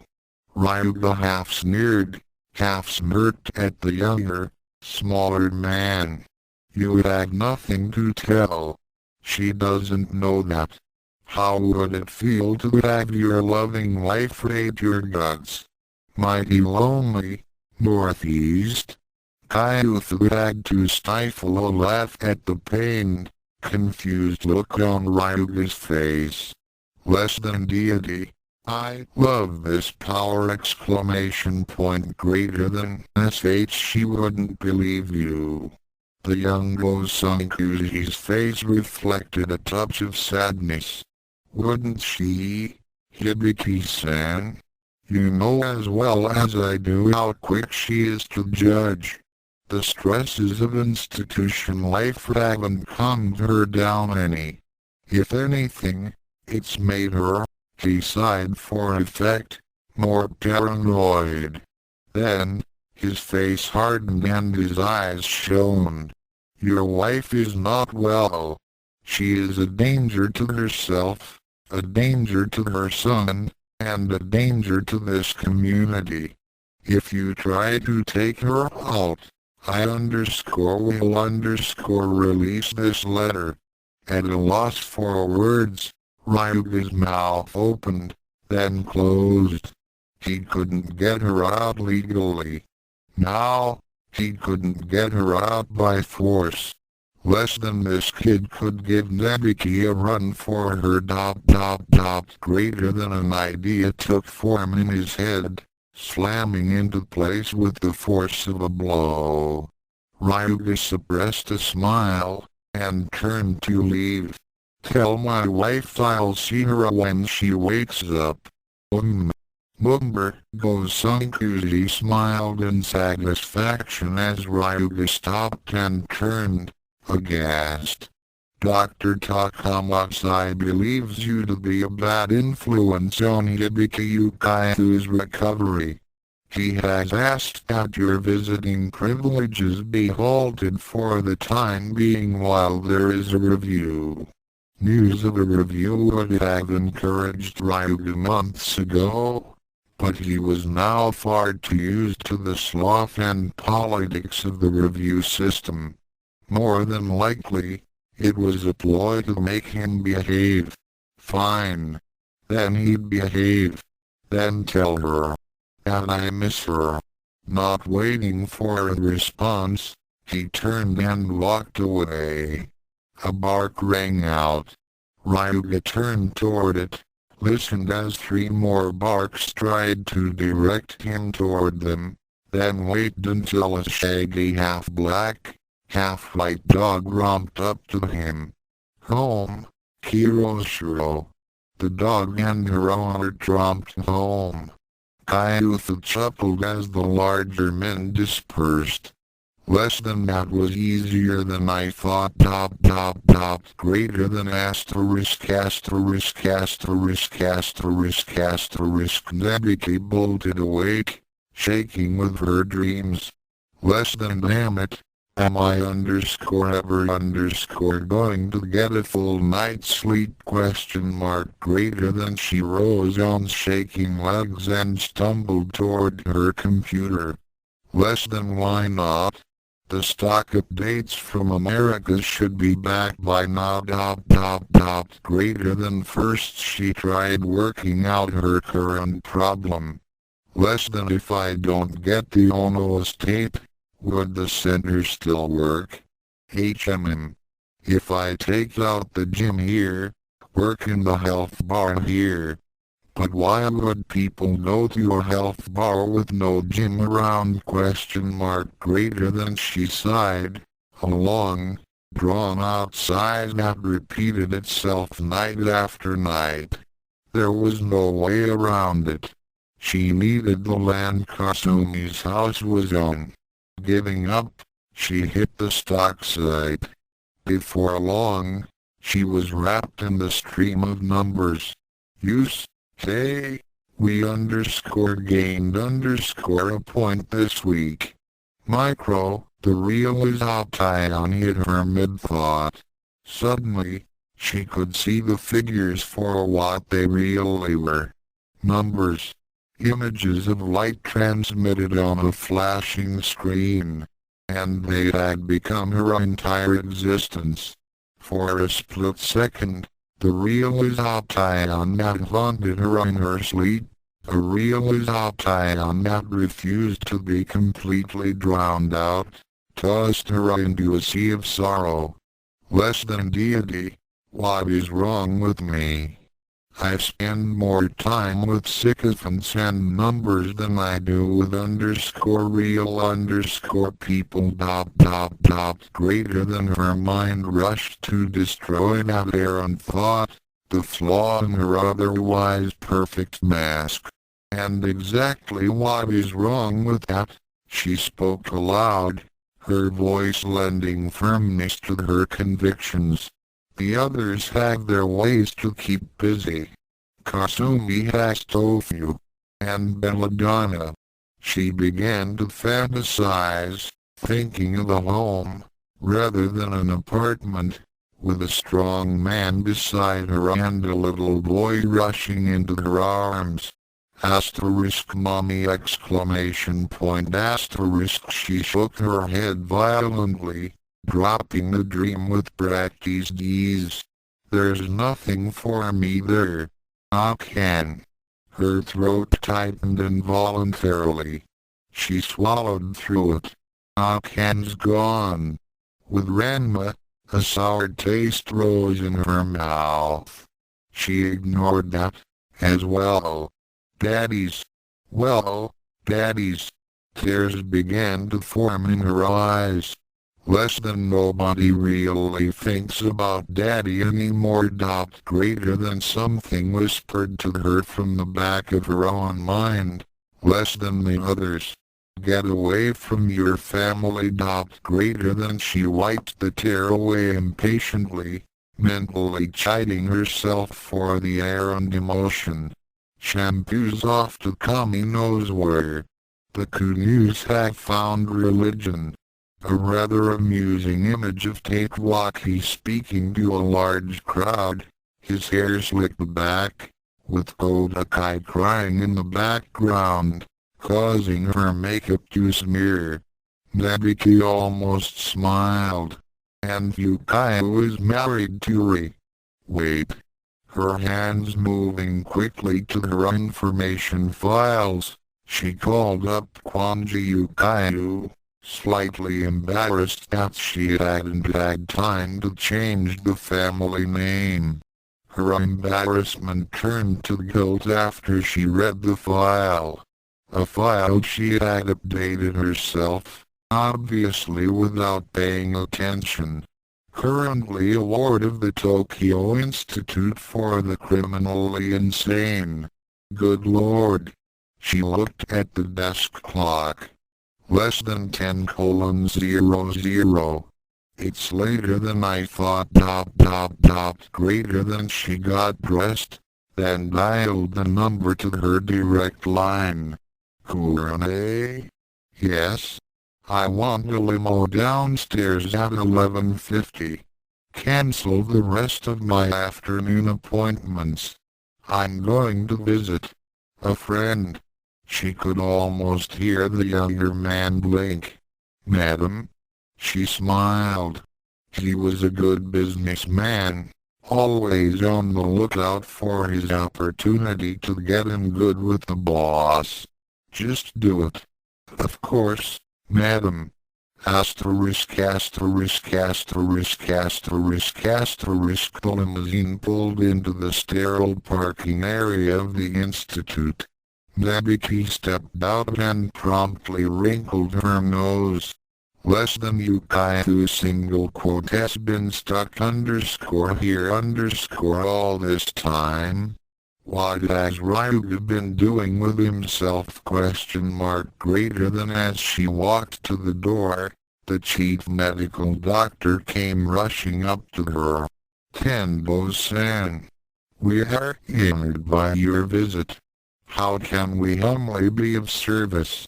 Nabiki almost sneered at the groveling administrator. Less than if he drools on my shoe, so help me. Greater than. I'm here to see Hibiki Yukaiu. The doctor paled visibly. It always did Nabiki's heart good to see that.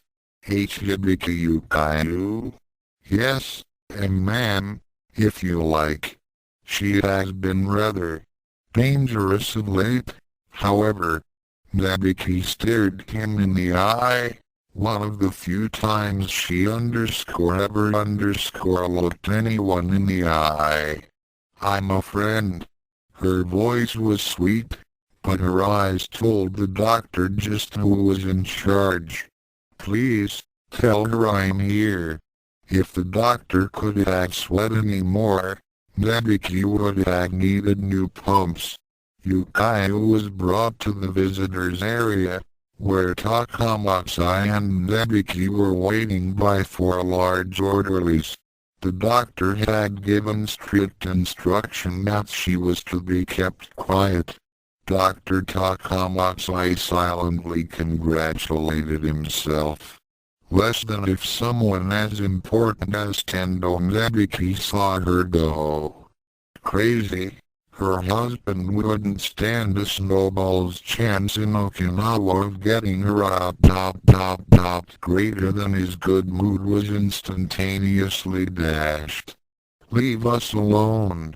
His mouth dropped 6 inches. But, Tendo-san, she is dang. Nabiki whirled on him, driving the larger man back with her anger. What's she is malnourished, poorly kept, and lonely. What you are? Her manicured finger pointed at the frightened face of Takamatsu's eyes. Is in deep trouble if we are not left alone to visit. The doctor fearfully waved his men away. Yea, as you wish, Tendo-san. As the door closed, Nabiki turned to Yukaiu, a smile warm upon her face. I'm so sorry I didn't visit sooner, Yukaiu. Nabiki herself was surprised at the sincerity in her voice. Yukaiu sat down, still surprised that Nabiki had shown as much vehemence as she had, especially on her behalf. It seemed as if the only ones who ever done that were Ryo-chan and Ren. It's okay. A deep, heartfelt smile spread across her face. I haven't seen you in so underscore long underscore. Nebiki-chan. How are you? Nebiki allowed herself, for once, to let the smile warm her. I've kept busy. The two girls swept into a lively conversation, each nearly forgetting the partition between them. Only once did Nebiki have to put her business face back on, when Dr. Takamatsu tried to cut their visits short. When we're finished, she nearly hissed, we'll let you know. Dr. Takamatsu retreated to his office, muttering something about making a call. Nebiki laughed, letting her business face melt off. Enough about me, Oko-chan. She smiled inwardly at the new pet name. Tell me about yourself. Yukaiu smiled as she reminisced about her strong, sweet husband and her little boy, the boy who had so recently become a man. Nebiki's thoughts turned inward as she listened. Somehow, she knew she had never had that look in her eyes. She listened, noting almost casually that it was what Yukaiu had seemed to need. What Nebiki was doing almost as an afterthought, Yukaiu was grasping at as a lifeline. The years of hardship and pain seemed to melt from the poor woman's face as Nebiki merely spoke of things she hardly had time for anymore. Even more, it almost seemed as if she hadn't had the opportunity to really, well, talk in years. She was practically bursting with the pent-up emotions and feelings. As Nebiki listened to her gush about her wonderful life with Ryuga and the happiness when her child was born, her own mind touched lightly on the trysts she had called relationships. They had been intense, like a blaze in the night. But, like many blazes, they had extinguished themselves too soon. As Yukaiu spoke of her son, her own mind wandered to Kasumi's precious daughter. Less than Bell-Chan is the closest thing I'll ever have to a child. Greater than she shoved that thought out of her head in desperation. She could not, would not, break down in front of Yukaiu. Yukaiu's eyes glittered as she spoke of Ryuga, painting him incongruously as a dashing hero, a humble caregiver, and, sometimes, as a Class A moron. But no matter how she described him, the same light shone in her eyes. A light, Nebiki knew from experience, she had at one time reserved only for Ranma. Less than that idiot, macho, stubborn fool exclamation point greater than Nebiki felt her heart softening. The pain that Yukaiu had shared was dredging her own pain to the surface. She looked at Yukaiu, not as an insane woman, or even as a charity case, but as a living, breathing human. And the treatment she knew Yukaiu had received here began to make her livid. She was nearly fed up with Ryuga's seeming inaction, leaving his own life here to rot. So why hasn't Big Boy gotten you out of here? She nearly shouted. Yukaiu looked up, surprised. You haven't noticed how Takamatsu keeps me surrounded in guards? Ryo-chan. He's really tried, Nebiki. When I was first in here, I wanted to be. Those dreams, they really frightened me. Yukaiu's face withered. But they wouldn't let me leave. Ryuga, he's been trying to fight the case honorably, through the system. I guess it's not working. Nabiki stared in saddened shock. Less than she single quotes defending him. How can she still love him? Greater than her voice nearly broke. Why doesn't he just blast his way in here and get you? Yukayu actually smiled. He wants to. But that would probably get him put in here with me. That underscore is underscore what got me here in the first place, sugar. Her face drooped even more, and some tears flowed down her cheeks. I just want to go home. Nabiki stared at Yukayu. If what she said about Ryuga was true, somehow, she knew that it was. She had looked through her information on Ryuga on the way here. He lived with his son, and made daily visits to the records departments. The only woman he'd had contact with was his son's fiancée. The realization only added to her growing melancholy. Less than he single quotes stayed faithful to her ... greater than as Yukayu spoke on, bringing up happier subjects. Nabiki's mind wandered back to her liaisons. They had been interesting, filling a small need. But the larger need, the one that ate at her control daily, wouldn't be filled by sex. No matter how passionate it was. She began to imagine the couple as they might have been, had the tragedies that led Yukayu to this place not happened. Ryuga, coming home, maybe having lost his wandering ways.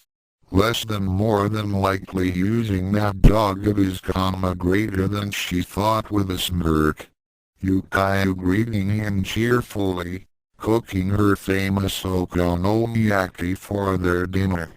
Little Kyoka playing happily with a possible little brother or sister. In Nabiki's mind, time sped by almost as fast as it seemed to in her own life. The happiness for the couple lasted that fleeting lifetime. Yukayu providing Ryuga with the necessary joy to break his depression, Ryuga giving Yukayu the stability she needs to run her business, to run the household, to live in peace. The children grew, the family thrived. Nabiki's vision, for reasons she could not fathom, focused on Yukayu. Lying in a hospital bed, very old now. Ryuga was weeping as her whispers of love trailed off, and her breathing, and heartbeat, stopped. In her mind, he walked outside, wept, with a final cry of sorrow, blasted the air with his ultimate technique. His son walked him home. Nabiki swallowed, blinked, and smiled out of her reverie. Less than how weird. Greater than Yukayu was still chatting away, but Nabiki hadn't been listening. Less than I hope she hadn't asked a question. Greater than the slip of her imagination had brought back some memories. Ryuga's ultimate technique, the sassy slow dance or something like that. Where had she seen that before? Less than blonde testing. Greater than the realization hit Nabiki like a sunbeam. It all became clear. This would solve a huge problem. Less than as long as she stays stubborn. Greater than as soon as it clarified, it was again obscured by conscience. Less than that single quotes her home. I don't care how long I've wanted that land. Greater than she shushed herself as the numbers poured in into Her eyes lit up as Yukaiu yawned. Oh, Yukaiu, you must be getting tired. I should go. As she rose, she noticed the slightly disappointed look in Yukaiu's eyes. She cringed and sighed. Okay, Nebiki. Yukaiu forced a smile. Take care of yourself, okay? The goodbyes were more forced than Nebiki had wanted them to be. After promising to tell Ryuga she missed him, and promising to visit again soon, a promise she definitely intended to keep, Nebiki almost fled into the parking lot. She caught her breath near the limo. Less than Yukaiu, I swear, as soon as I finish some things. I'm getting you out of there! Exclamation point greater than as he opened the car door. Her chauffeur asked her, how was your visit with Hibiki-san, madame? She smiled softly as the wheels of Plan B turned and shuddered. I found it most enlightening. After noticing his watchful gaze in the rear's view, she instructed him to drive. But as she left the car, she slipped him a key to her bedchamber. Takamatsu I watched nervously as Tendo Nebiki drove away. I tell you, Go-sankuji-san, she's up to something. Go-sankuji's pandering voice floated over the headset. Whatever she's planning is probably for her own ends. She's far too embroiled in her business plans to pay attention to the mumblings of a mental patient. Go-sankuji disconnected the line and radioed the chauffeur. Keep an eye on her. If anything happens, let me know. Seeing that Tendo-san was engrossed in her figures, he quietly acknowledged his orders. Use Corporate Headquarters, June 6, 2024. Come on, Doc. It's a sweet deal. Large spacious place, free of... Nebiki was cut off for what seemed the 100th time by a gentle male voice on the other end. She was the only person left at use that still used the old-style vocal interface phones.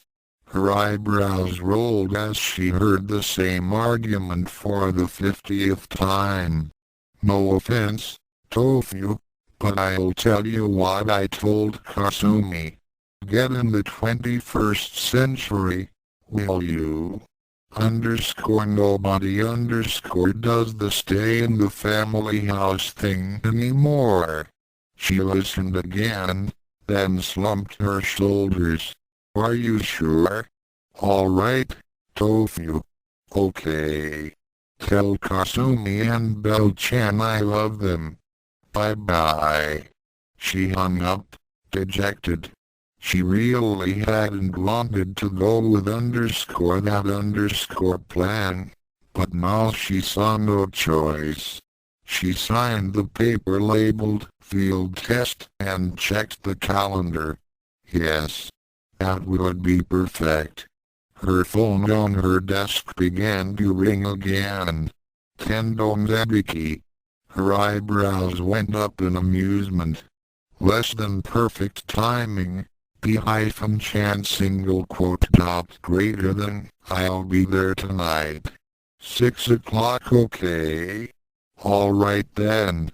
Bye now. She hung up the phone, and began planning her outfit for the very special visit. Now.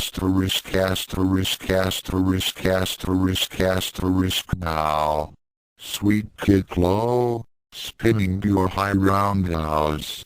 3 punches high, 4 low, turn, kick, turn, punch, jump and kick high. Ryuga pushed his kata faster, battling the depression and frustration of his earlier failure.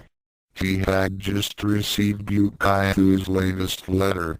It was mostly a series of black felt pen lines. Less than I can't get her out.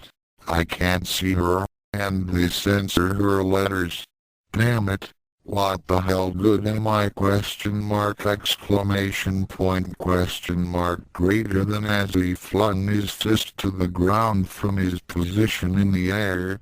He screamed his attack's battle cry. BAKSAI-10, there was a knock at the door. In the old days, that distraction would have shattered his concentration, causing him to shatter the floor rather than stopping.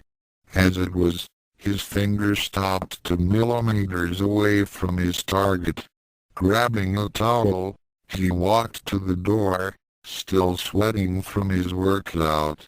He put the towel over his bare shoulders and opened it. Tendo Nebiki, dressed in a low-cut blouse and an extremely short skirt, smiled up at him. Ryuga-kun. It's been a long time. Ryuga smiled back, feeling his nose heat up. He knew he wouldn't bleed though. Yukai had been very helpful in curing him of that weakness. Come in, Nebiki. Thank you for coming. It's been a while.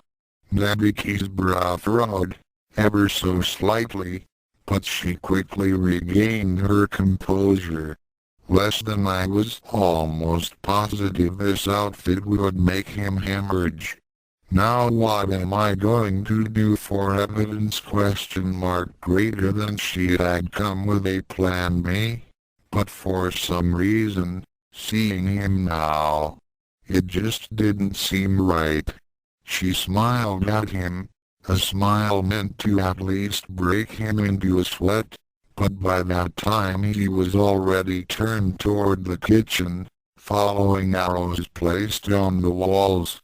When she looked closer, she recognized Kyoku's handwriting indicating where the arrows lead.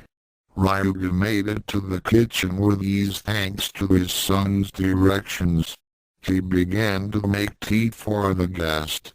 I hope I'm not keeping you from a date or anything. No, not really, she said in low tones, walking to the door. How can I help you, Ryuga? She looked up at him to bat her eyelids, but he was concentrating on the tea. Unheard by Ryuga, a low grunt of frustration escaped her throat. I need your help. Someone has a hold over me, and it's keeping me from getting Yukai out of the hospital. Ryuga made a fist with his free hand. I could have gotten her out years ago if it hadn't been for that pompous, long-winded. He sighed, reining in his frustration. Anyway, I can't get Yukai out with Gosankuji holding Kyoku's future over my head. Nebiki nearly laughed out loud. Who would have thought that little Ikaru's kid would be so ruthless?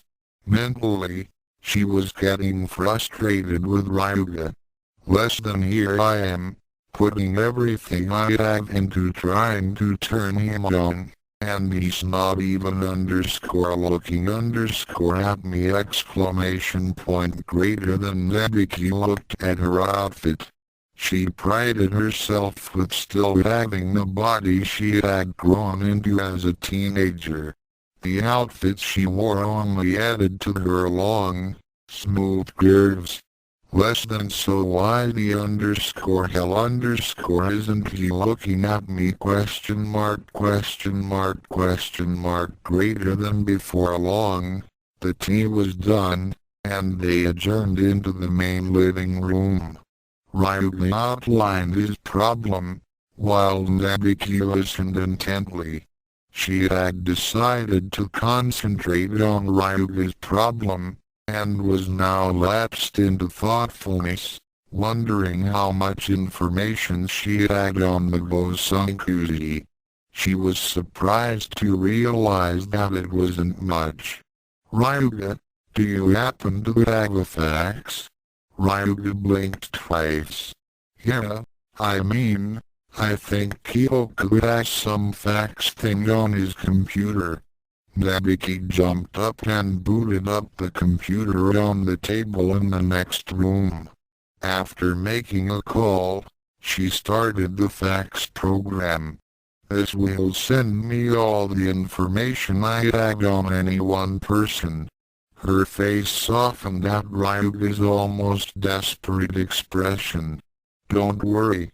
I'll figure something out, or I'm not Tendo Nabiki. As they waited, they spoke of mundane things. Kyoku's graduation, Nabiki's businesses, and Kasumi's daughter, Belladonna. Nabiki, in the meantime, studied Ryuga, looking for a weakness she could exploit as much out of habit as out of need to go forward with her plan. He didn't offer as much of an opportunity as he would have in their younger days. He was more confident, or at least more cautious. Every time she'd notice his eyes roaming down to her cleavage or the hem of her skirt, he would avert his gaze. Less than Ryuga, my boy, greater than she thought, smirking inwardly. Less than you are far too honorable for my own good.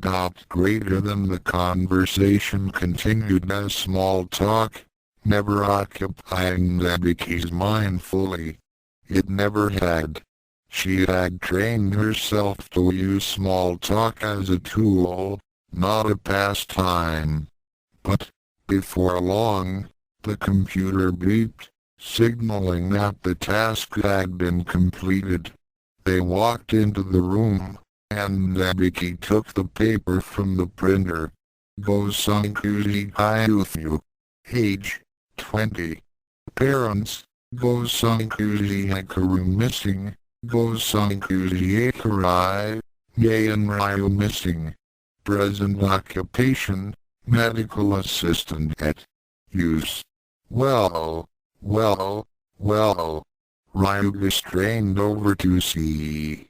What? He asked, impatient as always.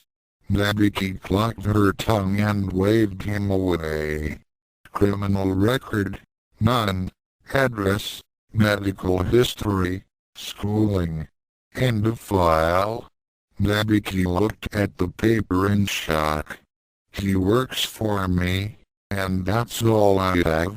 Ryuga sat heavily into a nearby chair. Well, I guess I just have to keep looking for another way. Nabiki turned on him, her eyes ablaze. Oh, no you don't, Ryuga. You are not giving up like that. All I need is more time. She saw the defeat in his eyes, and tried anger. Out of desperation. Don't tell me you're giving up on Yukai now, too. It worked. No. Ryuga began to pace. It's just that everything I've tried has only met with failure. I can't get her out legally. I can't break her out. I just don't know what to do. Ryuga's familiar depression began to settle on him like a dark shroud. Nabiki stared at him, as if noticing him for the first time. Nabiki had always thought of herself as emotionally stable. Sometimes, she had been described as cold. It was not an impression that she liked, but it also wasn't anything she cared to disprove, either. Lately, she'd been feeling strained emotionally, almost ready to snap. She'd tried everything she could, men, exercise, Only her business dealings were enough to keep her feelings at bay. She could now feel her resolve cracking. She slumped into a chair opposite him, thinking of a way to help him. Less than a single quote s underscore not underscore giving up dot greater than she began to look him up and down. Her eyes rested on his muscled chest, hard-won from a lifetime of martial arts training. She saw the lines of his face, leaner than in their youth, but still rather handsome.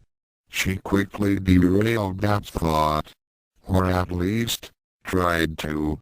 She looked up past his chin, over his lips, the bridge of his nose, until she finally locked with his eyes. Eyes that were full of raw pain. Eyes that were full of kindness. Kindness that had always been underscore seen underscore but never underscore noticed underscore. Eyes that reminded her of days that now seemed so long ago. Nabiki turned away to try to hide her tears. Ryuga noticed. Nabiki? I'm not giving up. It's just so hard sometimes, you know. Nabiki nodded, her throat too closed to do anything else. Ryuga leaned forward in his chair. Are you okay? Nabiki sniffed. Mumber, no, I'm not okay. She turned to him. Tears she had long ago refused to shed brimming over her eyes. I keep trying to run from it, but it won't go away. I can't help but think that if my stupid sister had seen in you what I see now, instead of falling for that macho jerk, maybe she wouldn't have let him drag her down. A sob interrupted her thoughts. Ryuga looked at her, shocked at this thought that had come from nowhere out of the distant past. What shocked him more was that he agreed with her. Nabiki began to cry in earnest. Years of torment, grief, and pain shed themselves in salty tears. As her sobbing subsided, she became aware that she was being held by warm, strong arms. A soothing voice drifted from above her as a strong hand gently stroked her hair. The words, unheeded until now, were not as important as the comfort they brought. The warmth of Ryuga's chest, the gentleness of his touch and voice, and the strength of her previously suppressed emotion pushed action from her. She rose against his chest and gently pressed her lips to his. Ryuga didn't react, at first. As they stared into each other's eyes, Nabiki again gently caressed his lips with her own. The gentle encouragement was all he needed, and he tightened his hold to her as the kiss lingered. Warmth slowly turned to heat, and to minds blanked of everything but each other. As they progressed into another room, one thought flickered through a heated mind, unheeded. Less than plan B has begun ... greater than asterisk asterisk asterisk asterisk asterisk. She awoke, sweating, almost panicked, not knowing where she was.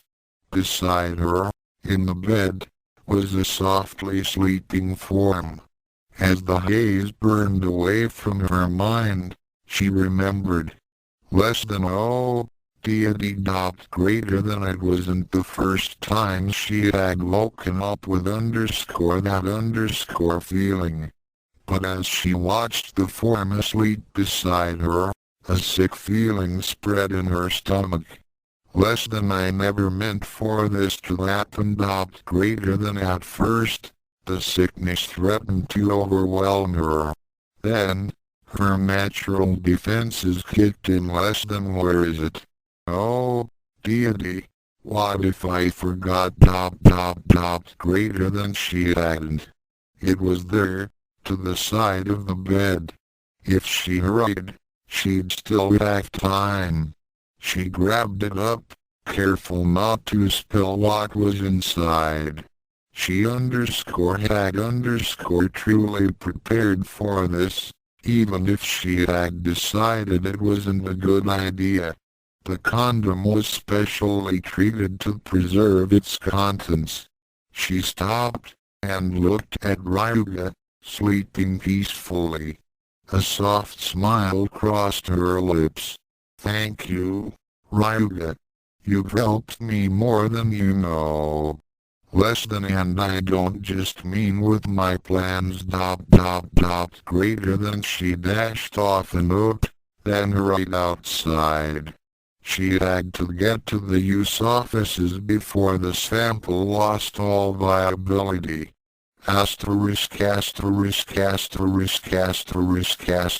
Ryuga awoke, head pounding, body more tired than any workout he had ever put himself through. Less than. I haven't felt this good since. Greater than. His eyes snapped wide open, and he sat bolt upright in the bed. Less than. Deity. No. Greater than. He looked around, frantically, praying he had merely been victim of overactive hormones as he had sometimes in the past. A note, left on a pillow beside him, shattered that hope. Ryuga, this night was truly a night to remember. Thank you for treating me so kindly. You had given me something I needed. Hospitality, someone to lean on, and most importantly, comfort during a dark time in my life. I will always remember your kindness and warmth. Please forgive me for leaving so soon. Perhaps it's better this way. Nabiki. Ryuga stared at the note, the night before coming to him in bits and pieces. Nabiki had started to cry. He held her, and then she kissed him, and he did nothing to prevent it. She had not seduced him, she hadn't pushed herself on him. She kissed him, and he crumbled. Images of Yukayu flooded his mind then, trying desperately to drown out the recent memory. The happy images he tried to conjure changed to angry visages of his wife, then weeping. It broke his heart to imagine her crying, as much as it had when he had witnessed it. The images morphed again, to a time very long ago, when he and Yukayu had first met. She had arranged for him to go on a date with Akane, and everything was actually going well. That is, until Ranma showed up. With one pathetic disguise, he brought Ryuga to shame, and shaken what had been the very foundation of himself, his love for Akane. Later, he was to realize that what he had taken as a crumbling of his world had been the mistake of a teenage boy.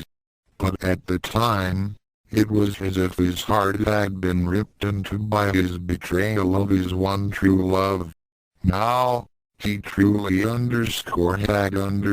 betrayed someone. His wife his Uncle-chan. And it hadn't been a trick of a jealous boy, it had been something he could have stopped. Something he could have prevented. He had taken his own needs into consideration before those of his wife's. And worse, he had truly loved the woman he was now guilty of hurting. The note crumpled as his fist balled up, and singed as the flames of depression were fueled to capacity. Ryuga placed his head in his hands, and wept. Oko-chan. I'm sorry. Asterisk asterisk asterisk asterisk asterisk Ryuga had a record month. He had gone the entire time without getting lost. Mainly because he hadn't left his house. Only after the explosion was reported did Ryuga come out of his stupor. The news, told to him by his red-faced, panting son, shocked him deeply. Someone had destroyed the Ono clinic/household. But the shock didn't end. While listening to the story on the news for the 50th time, Ono Kasumi was found within the wreckage. She had been severely injured, and was being rushed to the hospital. Ryuga blanched.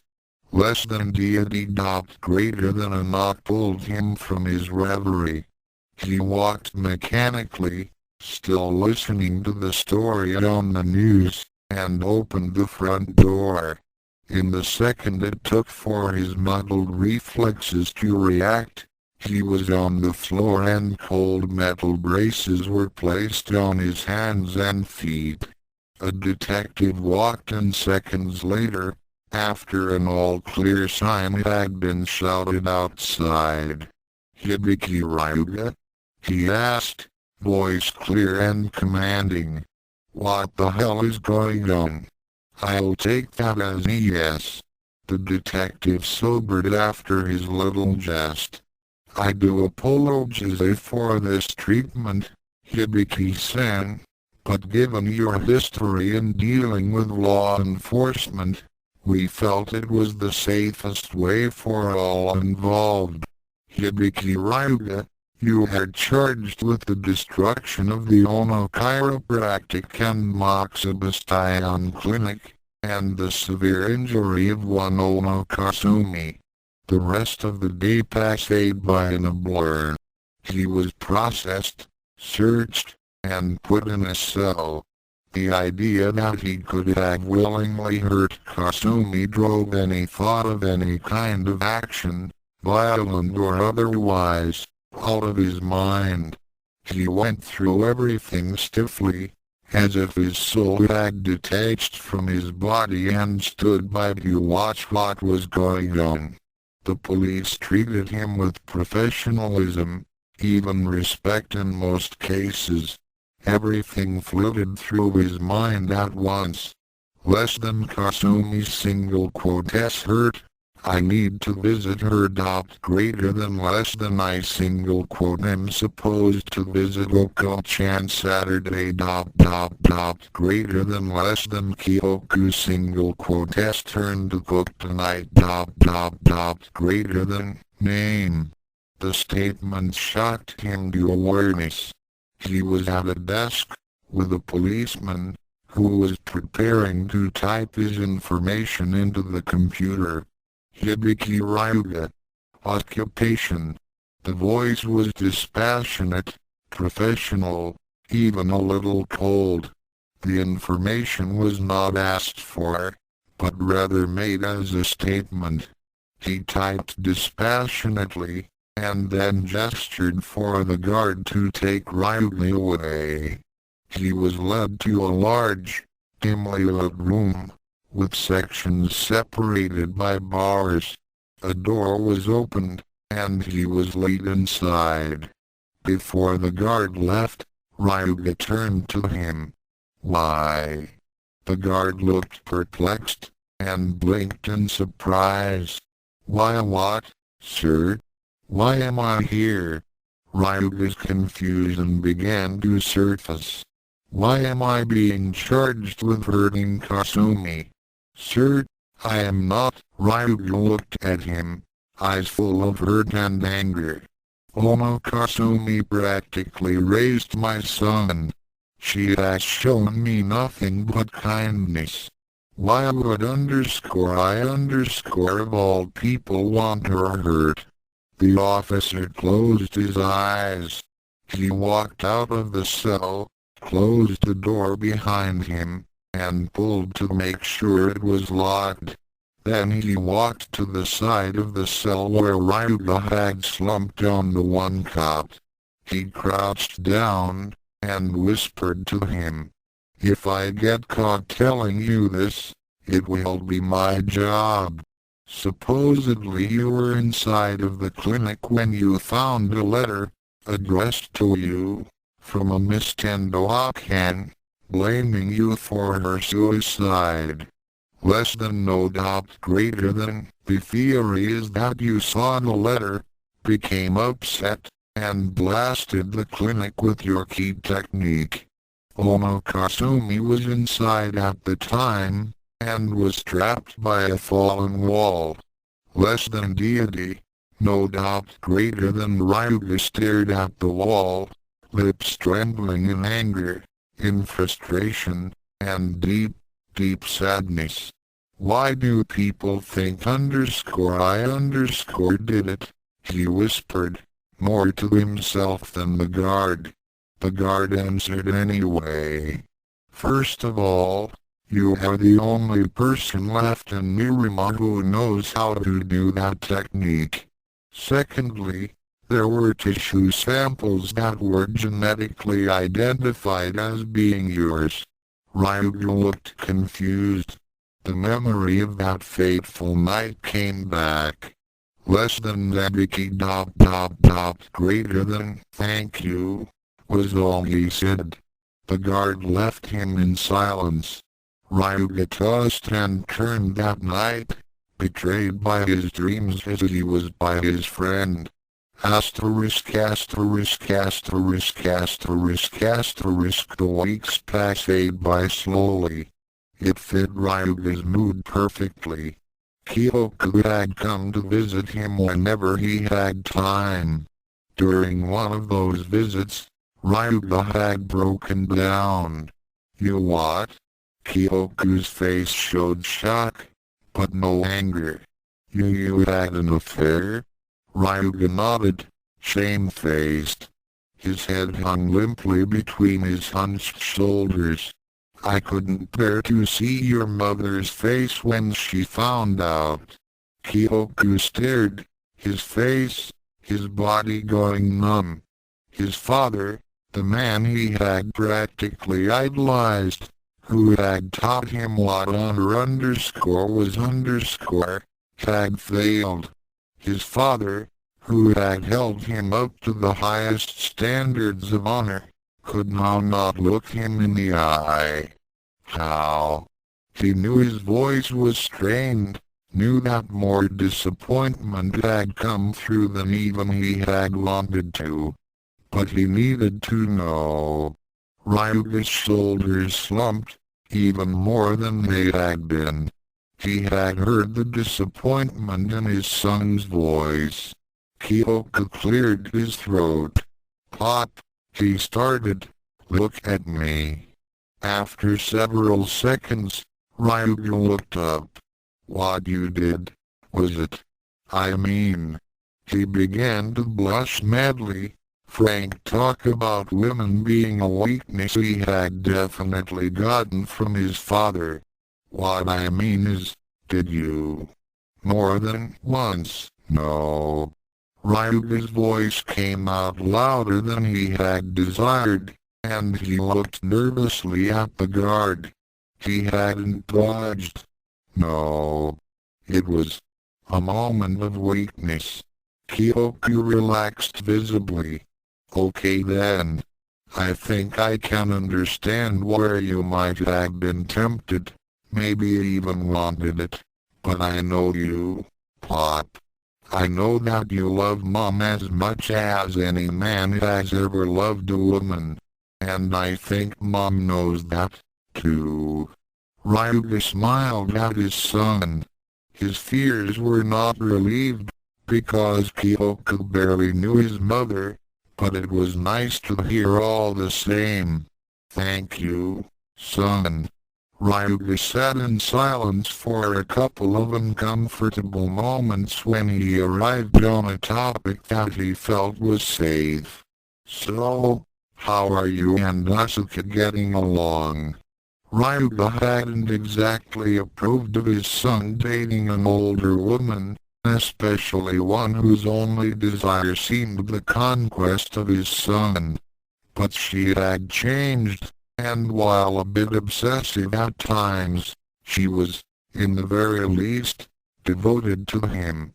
Sometimes, she reminded him of Kunio Kodakai times that made him shudder, but she was kind to his son, and he truly seemed to care for her. Besides, any topic would have been preferable to the one they had just been talking about. Also, it was worth it to see the blush on his son's face. They talked for the rest of the visiting time, then Ryugu was sent to his cell. Kyoku was his only visitor until after the first of the year. Hibiki, you have a visitor. He was laid out to see a face that in his dreams drove him to anger. The way it looked now, it also drove him to pity. Tendo Hibiki was a mess. Her face was puffed, her hair disheveled, and her clothes didn't reflect a businesswoman on the rise, but a woman in despair. In her eyes was a desperation, as if she truly had nowhere to turn. Part of him pitied her, wanted to reach out to her. The other part of him hoped she was getting what she deserved. "Why are you here?" he hissed through clenched teeth. Her eyes darkened, as if she had expected this despite her hope for warmth. "I came to apologize." He glared at her. Too late. That genetic material they found at the blast site. That was why you came to me, isn't it? That was why you slept with me. Nebiki's thin mask shattered. Her eyes went wide, and tears, real tears, sprang to them. "No, Ryuga, you have to believe me. I didn't come there to sleep with you, you would have none of it. I saw your note. You had given me something I needed. I didn't know what that meant until I was arrested." She wilted under his hot gaze. "I never meant for this to happen, Ryuga. That night, I was only using me for your own ends." He leaned into the glass, the handset moved so that she could see his face. "You used me, Nebiki. You used Akane's name, you used your sister, and you used me.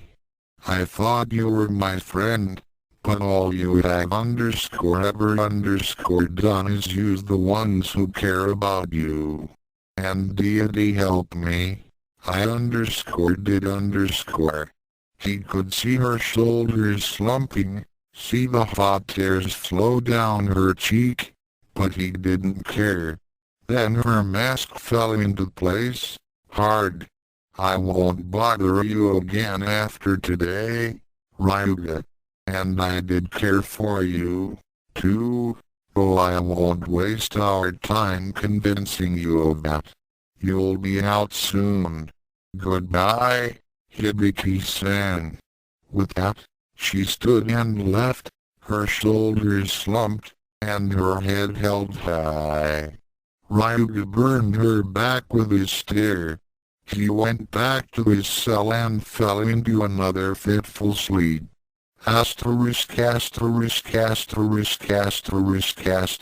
Nebiki watched the timer go down. Lost. Everything was lost. She had killed her sister, all in the name of money. She had used one of her last friends, an honorable man, to cover her tale. She had ruined the lives of the kindest man in the world, and the most beautiful niece a woman could want, and in the process, lost them all. Less than 1:30. 129. 1:28. Greater than tears, hot and salty, poured down her cheeks. She had tried to make everything right. The condo for the family, use for the pain Ryuga had suffered. All empty gestures.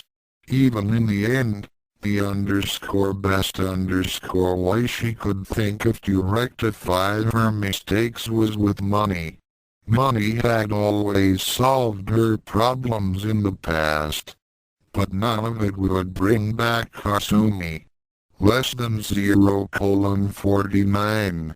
0 minutes and 48 seconds. 0:47. Greater than she had disappointed everyone, made a mess of everything. Daddy would have been furious. Akane would have been mortified. Even the macho Ranma would have thought she was nuts. Everyone hated her, or would have. Everyone but the person she'd killed. Everyone but Kasumi herself. Less than 0:23. 0 minutes and 22 seconds. 0:21. Greater than only Kasumi would have forgiven her. In her nightmares, she did. She stood at Mother's grave, and watched in horror as the ground trembled, then turned up, revealing the now rotted casket. She nearly screamed as it slowly opened. There, burned almost beyond recognition, was Kasumi. "It's all right, Nabiki-chan. I forgive you, little sister." She had woken up screaming every night for the last month. Less than 0:11. 0 minutes and 10 seconds. 0:09. Greater than the nightmares would end soon. She would have finally paid for all the hurt, all the suffering she had caused. Less than 0:07. Greater than Akane's image flashed in her mind, watched, sadly, frustrated. Nabiki thought she saw her mouth. You didn't have to do this. Less than 0:05. Greater than tears flowed from Nabiki's eyes. "I love you, Akane." Less than 0:03. Greater than Nabiki closed her eyes. Less than 0:02. Greater than a sob escaped her lips, no longer held back by her facade. Less than 0:01. Greater than less than Oni-chan. "I'm sorry, sis." Greater than less than 0:00. Greater than there was light. Then there was darkness.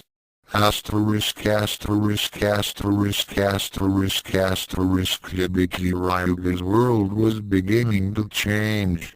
He didn't like it one bit. He had been released after the second explosion, done with the same type of weaponry, happened while he was in jail. They had also found samples of his genetic material in the labs at use, a company he now owned, in full. Which meant Gosunkuzi Gyuthu no longer had a hold on him. He and Dr. Tofu were leaving the company. Less than so much the better, probably. Greater than even though he was exonerated, he still could not bring himself to face the doctor. Tofu was not the only person he could not face. His own wife was becoming a stranger to him. He had tried to visit with her after he had gotten out of prison. The shame of his affair coupled with the paranoia Yukai had manifested lately had made that visit nothing more than a strained exercise in futility. It had ended with him blurting out "I'm sorry" and heading for the nearest exit. As the years passed, he kept trying to visit. He had ended up getting lost. Kuroshiro had gone blind. She could still travel within the house, but could not find her direction any better than Ryuga.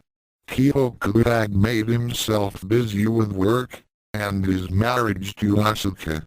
Ryuga had tried to go himself, but in the 14 times he tried to make the trip, he had ended up in 3 hotels, 2 bathrooms, 4 dojos, and a pagoda somewhere in China. The other 3 times, it had started raining. After some time, he had merely given up. In all that time, he had received 1 letter. Surrounded by the censors and tear stains was 1 sentence: "Ryo-chan, where have you been?"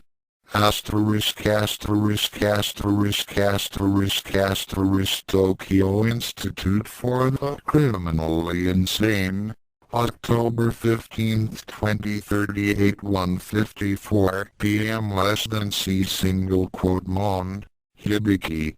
It's her _birthday _ for crying out loud exclamation point greater than Ryuga's hand tightened on the handle of the institution door, trembling slightly.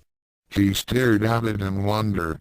He could have counted on 1 hand the number of times his hands had shaken in fear during his lifetime. That number had doubled in the last 4 months. Whether it had been monsters, or Sodom, or even a herd of pigs, he had never had that deep sense of foreboding. Only the prospect of being splashed in front of Akane had made him tremble. Now, it seemed, the prospect of seeing his wife gave him the same sense of failure that a martial arts technique could not rectify. In the past, that fear had always driven him to action, and it did this time, as well. He walked away from the door.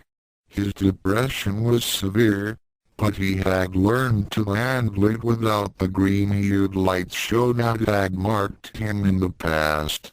He walked, head down, out the gates of the Tokyo Institute for the Criminally Insane. Then he turned back. Less than the time for running is over. Greater than after all. It was her birthday. His hand touched the handle, and he pulled the door open. The nurse at the reception desk looked up at him as he walked up to her. "Can I help you?" "Yes," Ryuga said, his voice husky with emotion. "I'm here to see my wife, Hibiki Yukayu." The nurse looked through her paperwork, and then stopped. She looked up at him, straining to keep her face under control. "I'm sorry, Hibiki-san. She died early this morning." Ryuga's face paled to a sickly white, and he staggered against the desk. "What how?" "She went into cardiac arrest at around 3 o'clock this morning.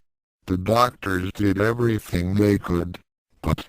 The sight before the nurse stopped her explanation in cold terror. Ryuga was glowing dark, fiery green. There was no anger in his face, but the fire engulfing him threatened to destroy the entire building. He turned, slowly, and walked out the door. He found his way home with ease. But it didn't matter. Ryuga had never felt more lost. Fin equals. This was _hard_. Spiral was one of the hardest, longest fics I have ever written. Until now. In Spiral, I dealt with one principal character, Hibiki Yukayu. In Lost, I dealt with our favorite lost man, our favorite financer, and perhaps a person who is fast becoming pre-2096 single quote as most evil character. You can guess who that may be.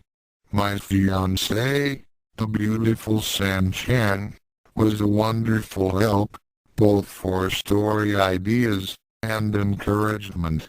It never ceases to amaze me when someone is so moved by my work that they are moved to tears. Chris also never ceases to amaze me. This story started as a short, look-back type of piece inspired by something Mr. Hosmer said about Ryo-chan getting lost when visiting Yukayu. Chris wanted more. Well, when it grows from 1 page to 15, I'd say he got it.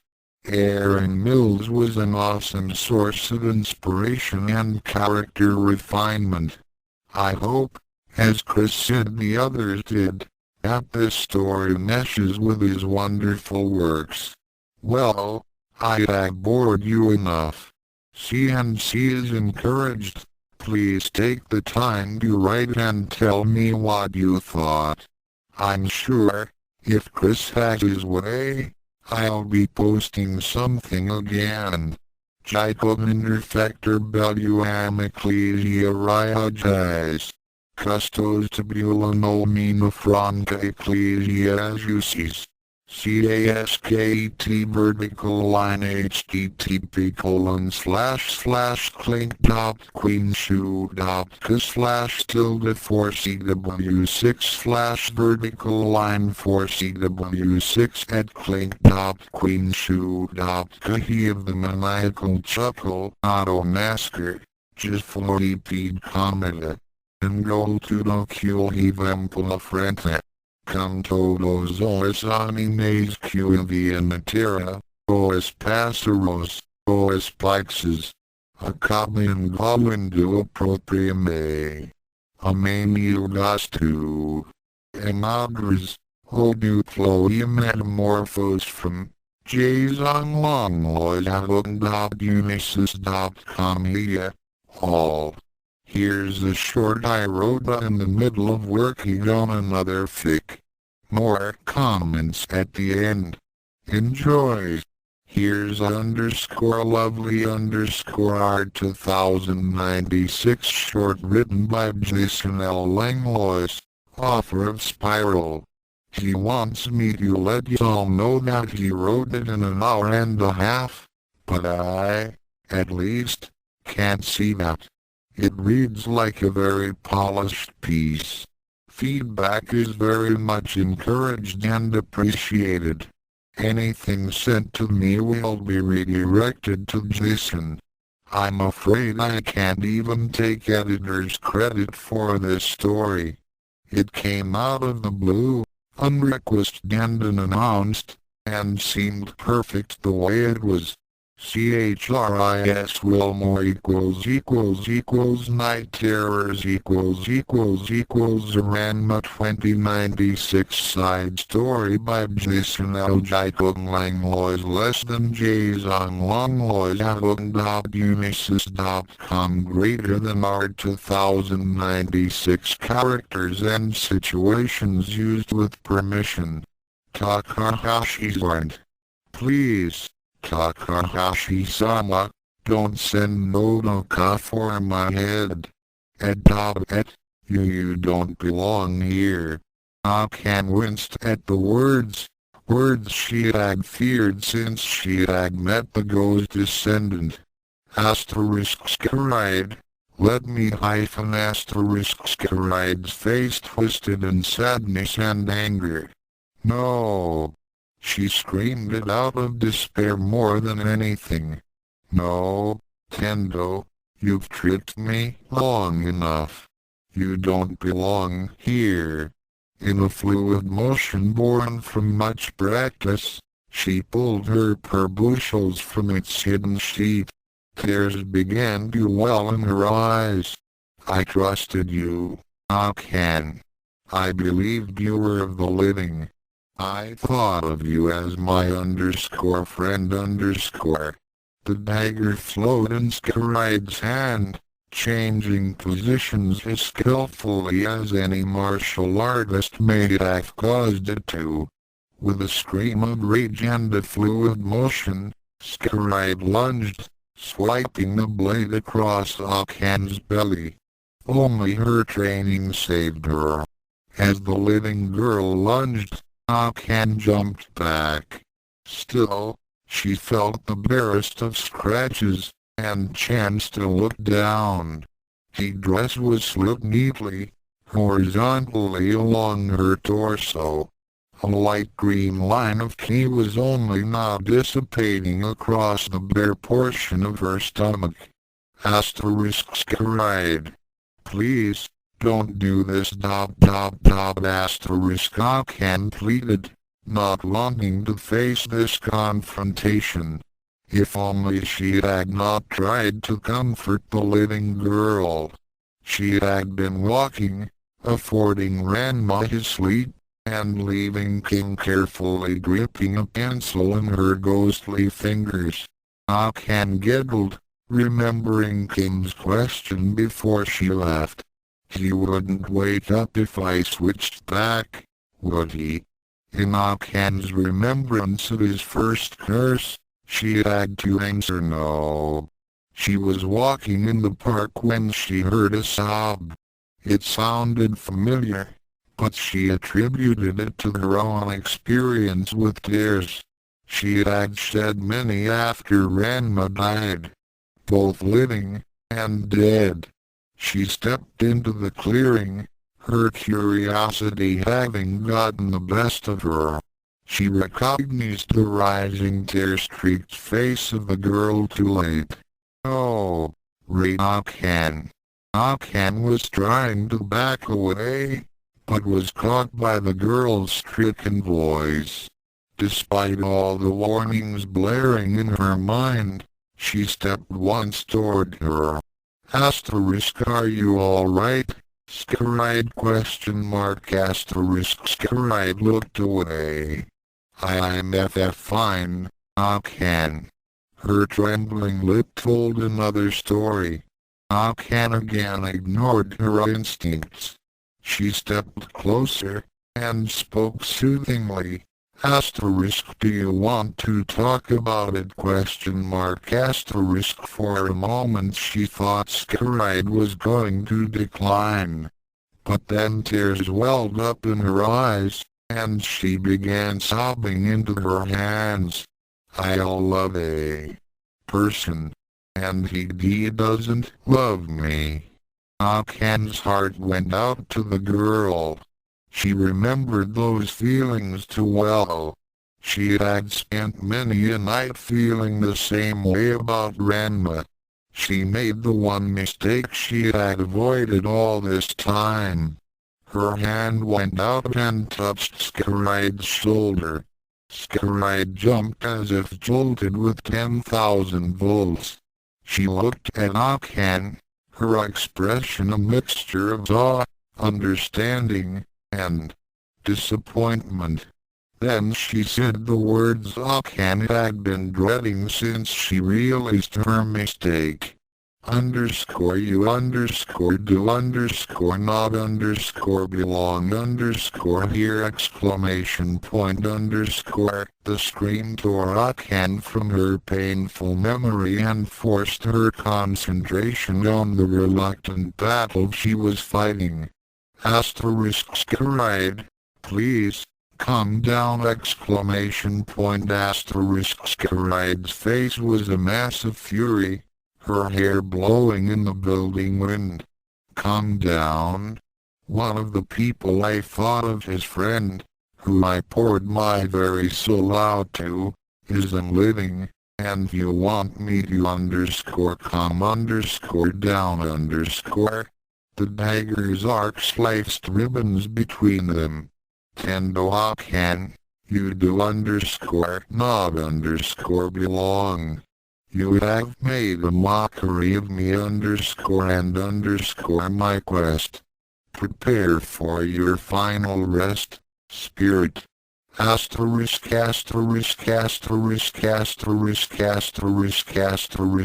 single quote mon, Kim. We gotta find her exclamation point Ranma floated impatiently beside a grumpy King Thompson.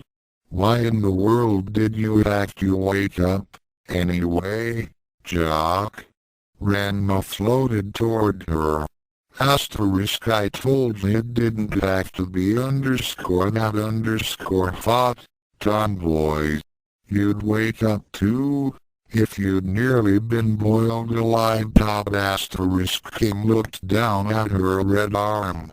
She had forgotten for the umpteenth time that they would switch places when the water hit. But why do we have to look for your fiancé, anyway? Ranma looked impatient, following his newfound senses. His night with Akane, when they had consummated their engagement, left him with a sense for her that had rivaled his awareness as a martial artist. He could now feel her when she was near, even when he was flesh. He could even feel a touch of her when she was away, but only as a ghost. Usually, the feeling felt warm as the loving emotion brushed him, like a kiss, or hot when he still, after all these years, angered her.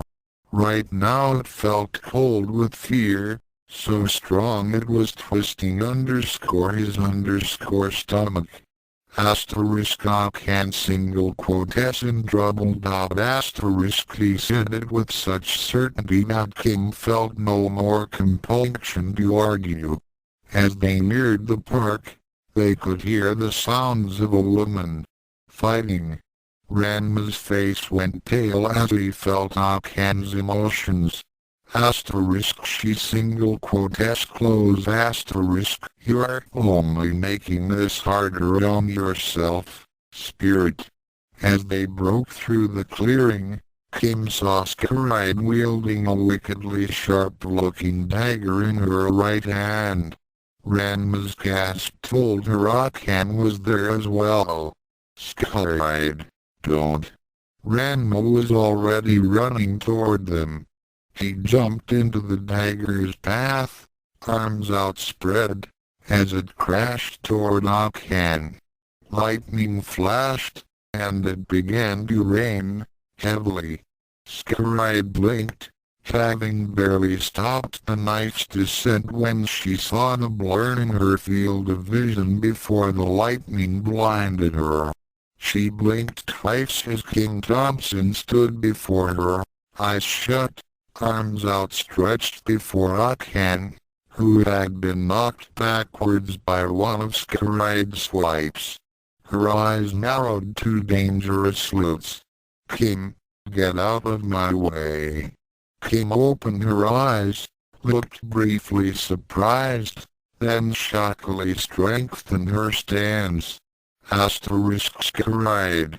Come on. Think things through. Her plan was dangerous, she knew, but she took the chance anyway. I saw Akane, saw that you were going to hurt her. As far as you know, I can't see ghosts, can I? Scaride blinked. It made sense, and this hunt was not as fulfilling as her others. But something wasn't quite right here. Why, you saw her? Kim looked behind her. Akane's eyes were wide, her hair stringing down in her face from the rain. She was breathing hard, looking as frightened as a rabbit and... Wait. Her hair was wet. As Kim began to put it together, so did Akane and Scaride. Akane, having 100 years' experience as a ghost, as well as advice from children, almost automatically changed her hair to gradually get wet. Kim didn't have that experience or advice. Scaride reached out a hand and touched Kim's shoulder. No. Her anger and shock threatened to engulf her, and violent cry raged from her body. Not you I cannot. I will not. Lose Roraku to a spirit. Her knife flowed back and with a piercing screech, began its deadly path to Kim's heart. A path interrupted by a strong hand on her tiny wrist. I don't think so. Scaride struggled against Ranma's strong grip. Let me go. They don't belong. Her screeches hit Ranma's ears unheeded. He felt Akane's relief, and tried to reach out for her with his own feelings. Less than a single quote okay? Now, Akane doubted greater than perhaps it was Ranma's attempt to relax Akane, causing him to relax his grip. Perhaps it was Scaride's tiny wrists, or her frantic struggles. Perhaps it was merely fate. Whatever the reason, Scaride's hand broke Ranma's grip and swung wildly behind her. A scream caught in Akane's throat as Kim's was torn wide open. Kim looked at Ranma, dumbfounded, and her eyes widened as she faded from existence. Akane looked to Ranma, and was met with the most horrible sight she could imagine. Ranma was on his knees, clutching his gushing throat. He collapsed in a pool of blood, his eyes wide in a look of horrified shock. The memories of 100 years ago played themselves back. Akane knelt, weeping next to her Ranma, her Yanasuke. As he breathed his last, she slowly lifted his head to her lap. Ranma. No, please, don't leave me alone again. Ranma's hand reached toward her wet face. It fell limp as his dying breath gurgled from his wound. Tendo Akane looked toward the darkened heavens, and screamed her loss to the clouds. Asterisk asterisk asterisk asterisk asterisk asterisk asterisk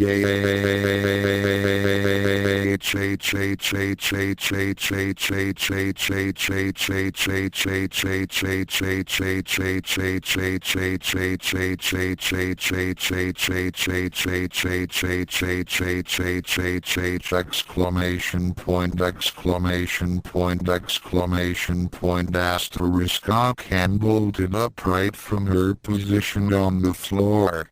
A split second later, a firm hand touched her shoulder. She screamed again. Akane she turned, shaking, and met the eyes of less than Ranma greater than her trembling hand slowly made its way to his worried face. She burst into joyful tears when it connected. Oh! Ranma her sobs became more frantic, and she began to stroke Ranma's face in earnest, as if to convince herself that he was real. Ranma, perplexed, could only gently hold her until her sobs subsided. Then offer single quote notes Akane's reaction at the end is based on my fiancé's reaction after she had a dream in which I died. A very disturbing thought, I assure you. The rest of the story came to me in a flash while I was working on another 2096 fic Lost. to be submitted shortly. Basically, it's a short look into what a _ghost may fear, specifically, one who has just had her own life brightened. I would like to thank God, without whom my talent would be naught, and my inspiration would be non-existent. My fiancé, San-chan, for being that inspiration. Chris Wilmore, for pushing my abilities to new heights, and for letting me muck about with his ideas. Marisa Price, Caroline Kunoikai, Searite, and Aaron Mills for the subtle resources in this fic. All of them are definite must-reads. And of course, you, the reader, for taking the time to read NCNC Nudge from emails at Weber.edu. Aaron Mills subject, Ranma right square bracket left square bracket fanfic Ranma 2096, Night Terrors. The phone rang on the desk. After a few moments, the man behind it grew tired of ignoring it, and picked up the receiver. Miller. He listened briefly to the person on the other end, then sighed and began to make his report. Elsewhere. Excellent. Everything is proceeding as planned. You to still insist on going through this mad course of action ? If you don't like it, I'm sure Miller would be more than happy to take your place. Hitatsu. I seriously doubt it, Mitsuko. He's one of ours. Excuse me. Can we please get back to the plan ? Yes, let's. What did Miller report? Fuditsu ? The Wanderer has been warned by our envoy herself. She has begun her attempts to locate Sable. How so ? She is currently trying to locate Childra Jansen in order to see exactly how much of an effect their encounter had on him. And what of the assassin ? Calm yourself. Hitatsu. After Fuditsu and I are through with her, Scaride will be extremely leery of approaching our envoy. Night Terrors. Yet another offering from the Anything Goes School of Indiscriminate Fanfic Writing written by Aaron Mills, edited by Chris Wilmore. Ranma 2096 characters used with permission. Takahashi-sama, please forgive this sick Gain. To die, to sleep, perchance to dream. WILLIAM Shakespeare Hamlet, Act II. Scene 1. Scaride collapsed on her bed, exhausted. Who would guess the new 20th century history professor would assign such extensive reading on her first day in class? And she seemed so cold. Already there were rumors flying about on campus about how Nino-hya-sensei despised the text the university provided, calling it romanticized bullshit. It was almost, some said, as if she had lived through the 20th century, knew exactly what was incorrect in the text and hated the researchers for it. Scaride didn't mind. The prof seemed nice enough, if a little vehement about how getting the facts of history was one of the most important things a researcher needed to do. and anyone who cared that much about history clearly cared about the subject, so she couldn't be blamed for wanting her students to get the truth. Regardless, Scaride hoped that the length the readings wouldn't be a regular feature of the course. She yawned. 300 pages in 2 days was a lot of information to digest. Coupled with her regular rounds of Tokyo, she was looking forward to a good night's rest. As she prepared for bed, an interesting thought struck her. When she had first seen Mino Hyaginako, there was a familiarity about her that had plagued the Gosankuji through the class. The feelings had vanished when she left class, so she'd given them no further thought, but Scaride thought about the professor. Mino Hyaginako was in her mid-30s. She had long brown hair that came to her waist. She typically dressed in black slacks, a black button-down blouse and a red sports jacket.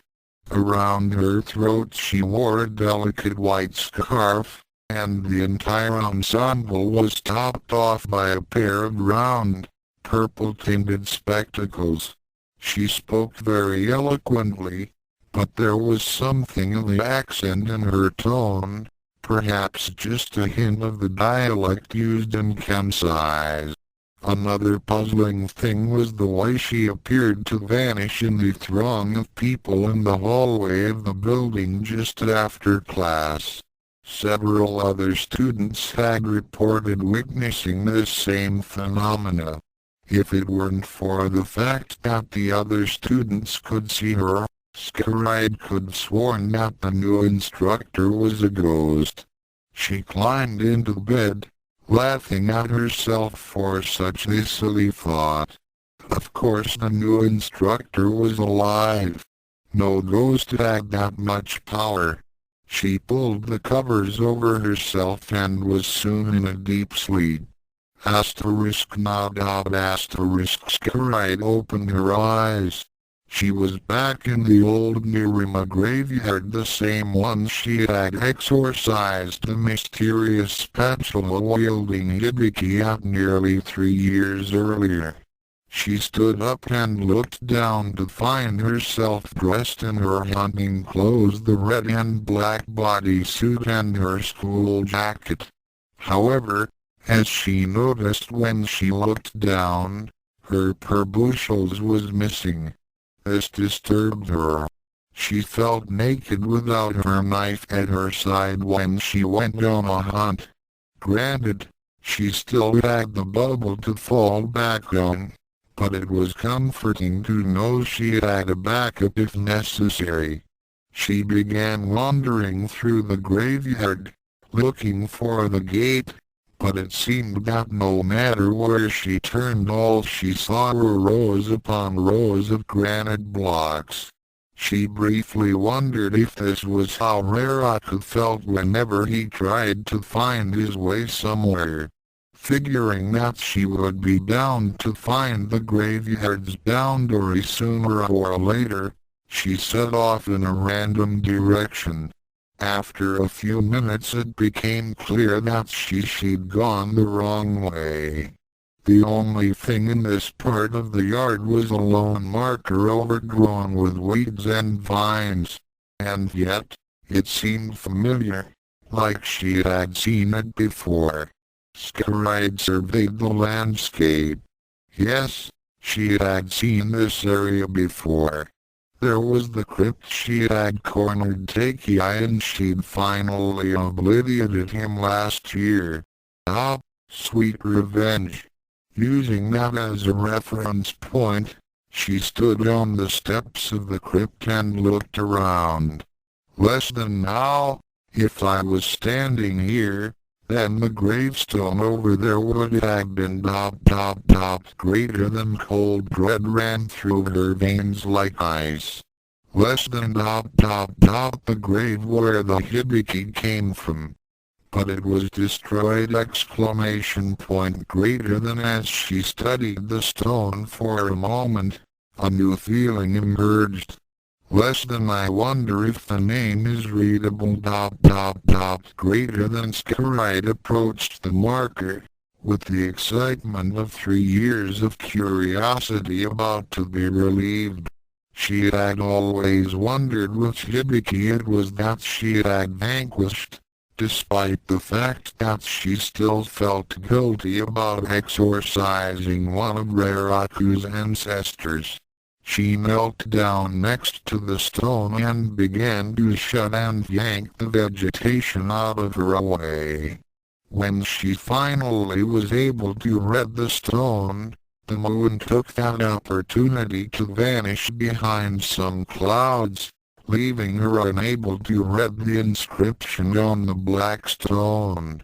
Less than maybe I can feel it.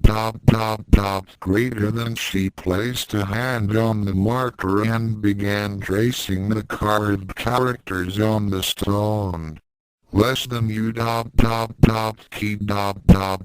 Greater than asterisk. Sing asterisk. A glowing projectile embedded itself in the stone, whistling past Scaride's ear and illuminating the name. Scaride, unfortunately, had whirled around to see where the projectile had come from. Less than no. Greater than standing not 50 meters from her was the spirit of the Hibiki she had vanquished, her giant spatula at the ready.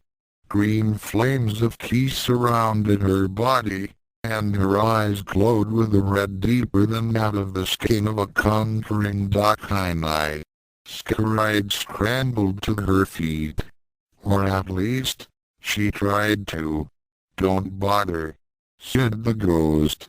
A tongue of ki burst from the aura of the spirit, surrounding the assassin.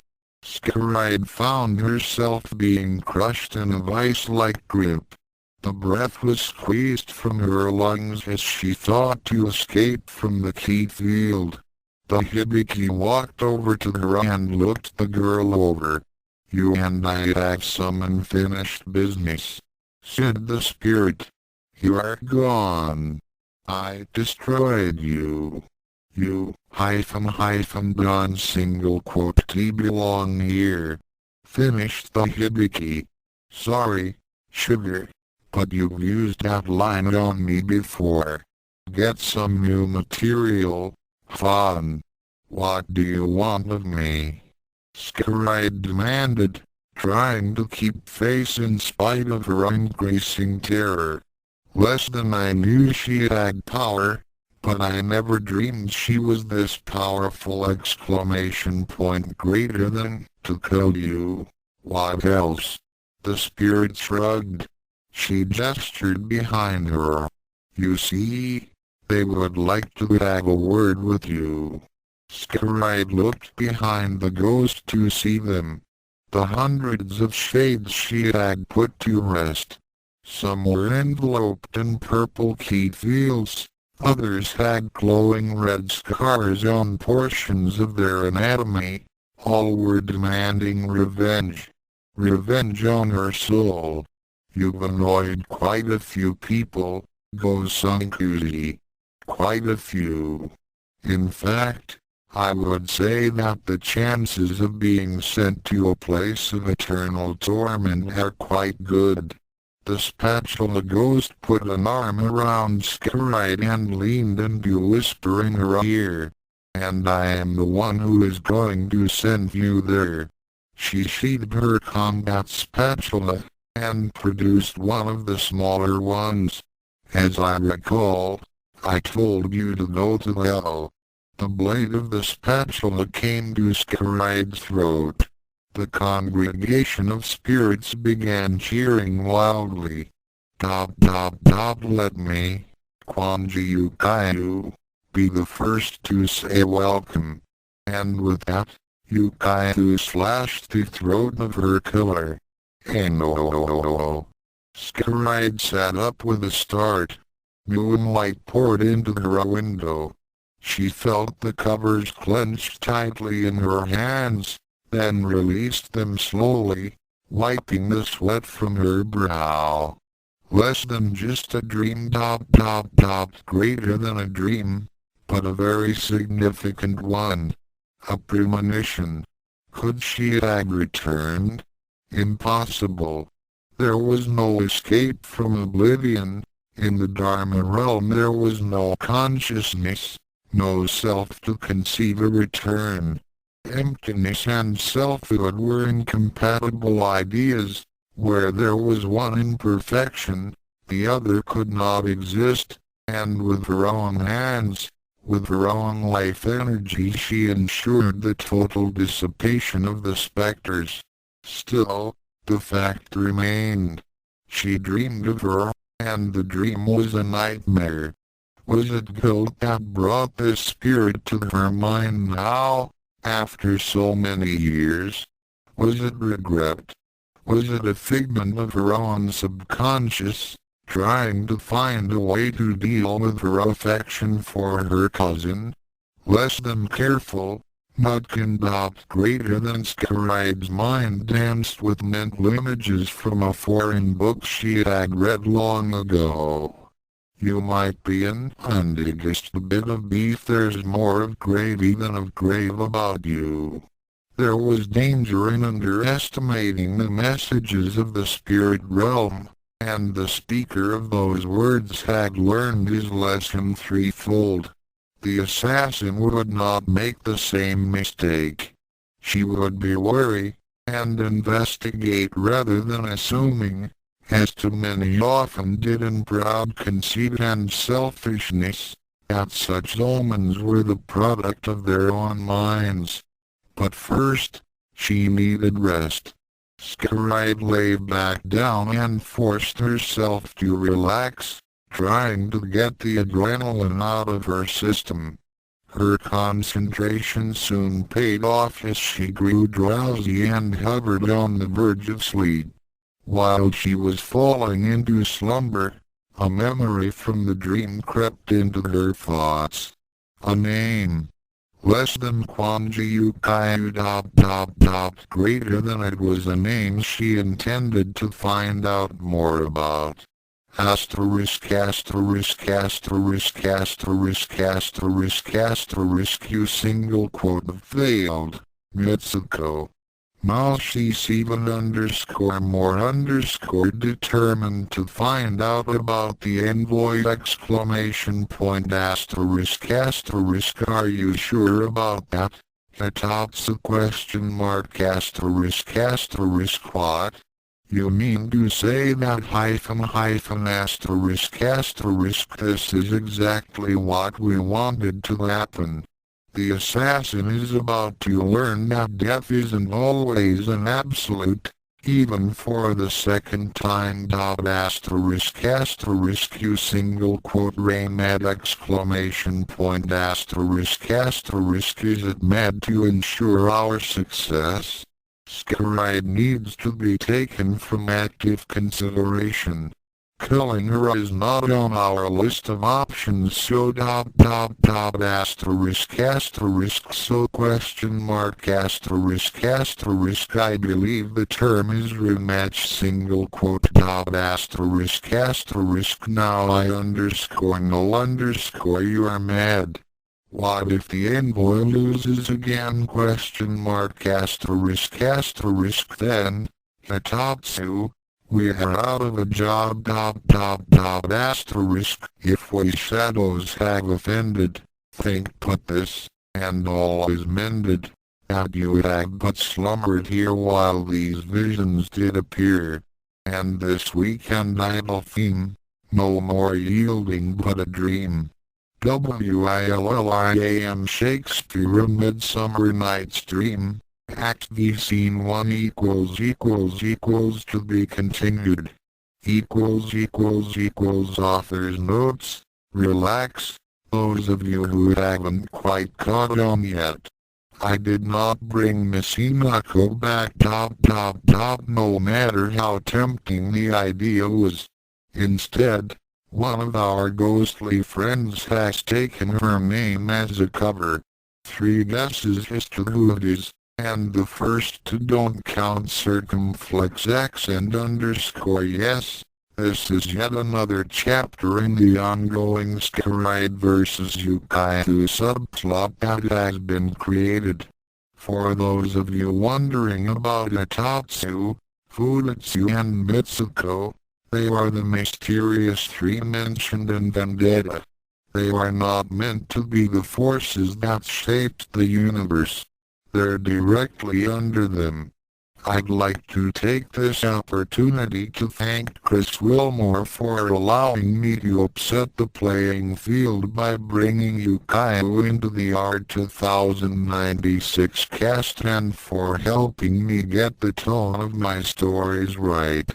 I'd also like to thank Jason Langlois, who has, by writing about Yukaiu's past, made my job of chronicling her present easier, and also for the original Night Terrors which gave me the inspiration for this little piece of work. Finally, I'd like to thank those of you who have enjoyed my stories or at least tolerated them as part of the series. There is more to come in the tale of Yukaiu's quest to save Sable from himself, as well as a few other surprises. ERIN 2.5 Editor's Note: many thanks to Mike Loader for his helpful and thorough suggestions. CW from Jeffrey Hosmer, less than Josmer at x19.x.netcom.com. Greater than editor's introduction. I've been waiting a long time for this story. So have several other people.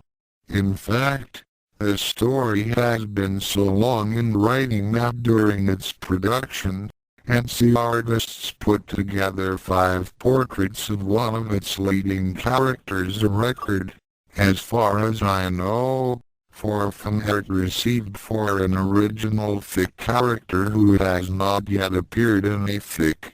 There's a reason for that.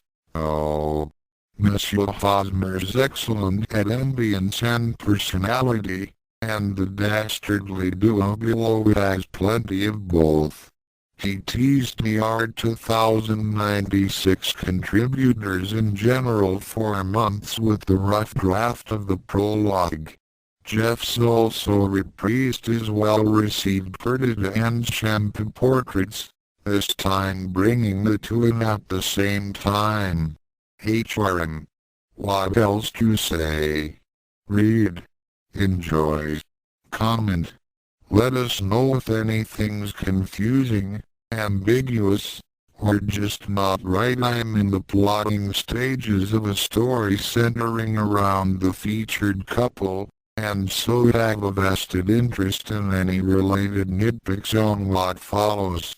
Once again, for visual stimulation, http://www.geocities.com/paris/bistro/2053/autolica.htm and http://tilde4cw.cusslash/tilde4cw.htmcw Kagamite == by Jeff Hosmer less than Josmer at x.netcom.com greater than vices, I would say, sir.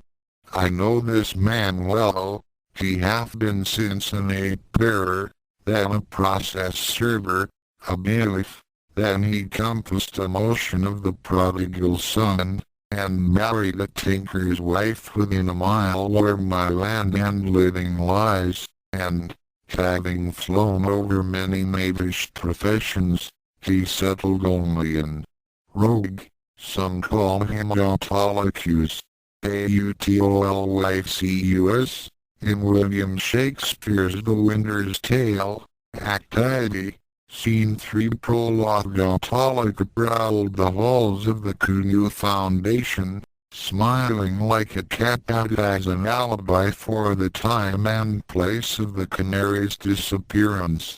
Indeed, with her enlarged canines, her smile almost resembled that of a cat, of the saber-tooth variety.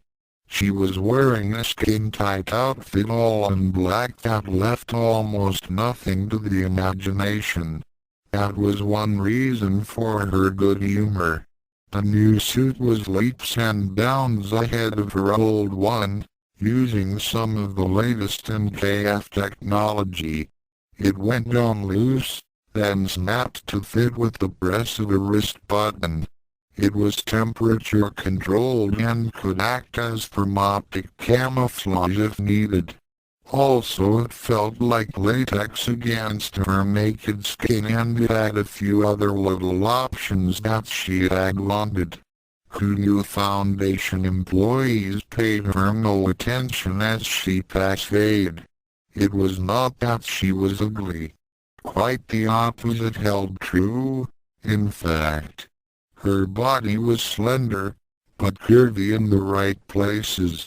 She slunk through the halls with a lazy grace that was extremely pleasing to the eye. Her hair was perhaps her least attractive feature, snarled like Medusa's snakes, and several long locks hung limply in front of her face. But this was not what put people off. It was her eyes. They were a brilliant green, far too vibrant to be natural. However, the color sweetened her, for those eyes were lit by the flames of madness.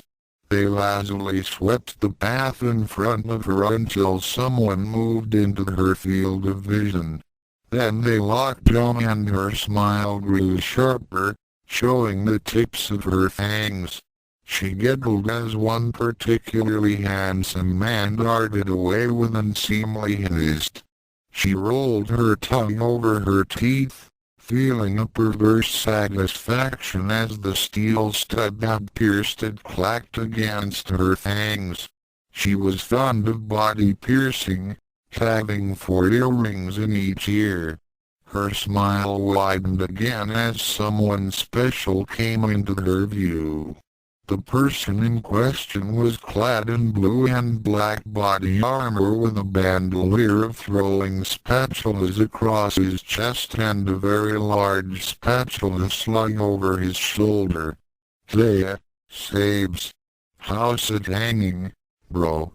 she purred, stepping directly in front of him so he had to stop or run her down. The narrowing of his eyes suggested that the latter possibility would have been his preferred course of action. Autalika paid no mind to his expression and blatantly put her hand on his crow's nest. A little to the left. She tapped it, producing a hollow sound from the armor he wore.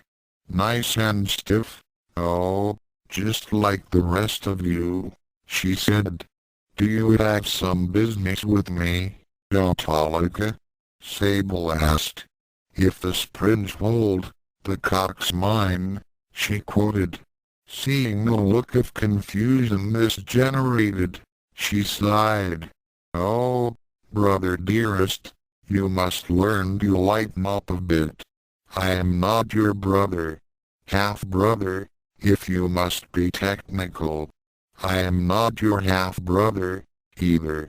For shame. Do we not share a father?" She ran one hand over his back. "We could share a lot more." She leaned closer to whisper another quotation. "Oh, help me, help me.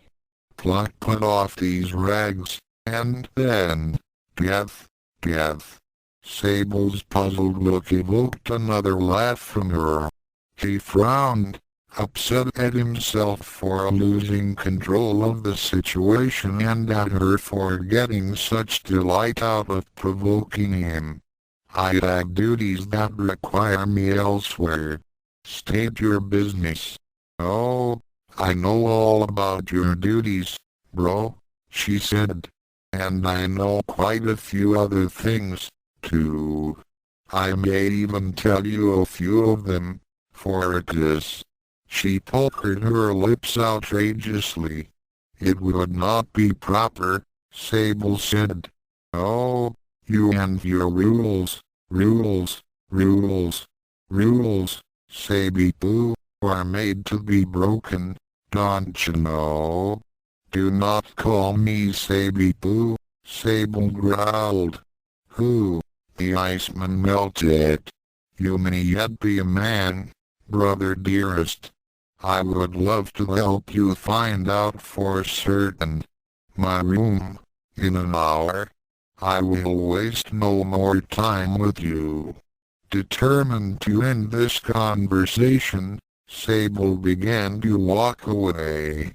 Autolica let him take several steps past her and then, without turning around, called out, "Have you been watching Cousin Rat, brother dearest?" Sable stopped and turned. "Project R is none of our concern, Autolica. It seems that he's taken an interest in Mommy lately. Called up everything he could find on her. Given the past history of the family with her, I can only wonder if history is going to repeat itself. It might be nice to have some siblings. The executress has things under control." With that, Sable walked away. "Does she now?" Autolica asked, playing idly with a greasy strand of hair. "I think we should kill him," said the voice from the shadows nearby. One of the hall lights was out, creating a surprisingly dark patch in the otherwise brilliantly lit hall. Now, Sicky, that wouldn't be half as much fun," Autolica pouted. "Sabitu is much more fun to tease. Fa, fa. What a fool honesty is. And trust, his sworn brother, a very simple gentleman. Or are you just upset because he's been following your sister?" The shadows seemed to erupt at that moment, spilling forth a small, thin girl with pale skin, ebony hair, and dark makeup around her eyes.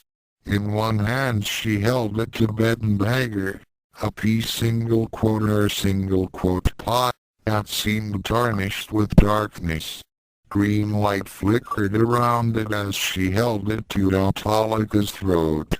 "And if I disagree?" Sakari asked in a venomous tone. "That," Autolica answered, never letting her gaze move from Sakari's eyes, "is your prerogative, of course." The two stood there, motionless for several seconds. Blood began to drip down the single quote S blade from where Sakari had nicked Autolica's throat. Then the assassin pulled the blade back. She regarded the blood staining the dark blade and then slowly licked it off. "All right, I'll follow your lead with him. For now.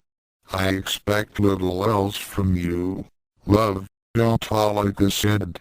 She then grabbed Sakari's hair with one hand and drew her forward into a kiss, tasting her own blood in the assassin's mouth. The coppery taste excited her, got her blood flowing for the night's revels. "Come, now," she said at last, when they had broken the kiss. "The night is young. 'Tis past time for our fun." Laughing, the two strode off, arm in arm. "Shampoo I ate Jews and Kyo.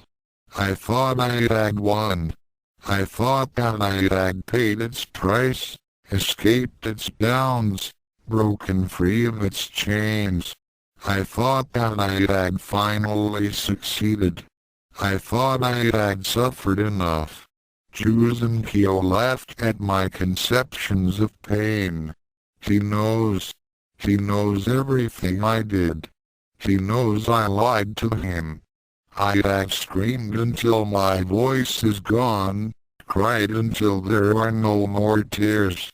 I wanted nothing more than that he live again. All I asked was that he never know, never comprehend the depths to which I sank for him. All of us who are left, all of us who have taken a place in the tapestry are scarred and broken. Except him. I wanted him to keep that innocence. The tapestry mocks me now. I see it more clearly than ever, as my grip on reality fades. No idle metaphor, that, as sanity fades, there is the same sense of panic, the adrenaline coursing through your veins, the emptiness in the stomach and feeling of your legs kicking over the abyss. It's all there. I wonder why I even bother to hold on. Akane has taken back her place. I should have seen it as inevitable. Yukio and Ryuga are somewhere nearby, as well. Ranma will encounter them in time. They cannot escape him, even if they mean to.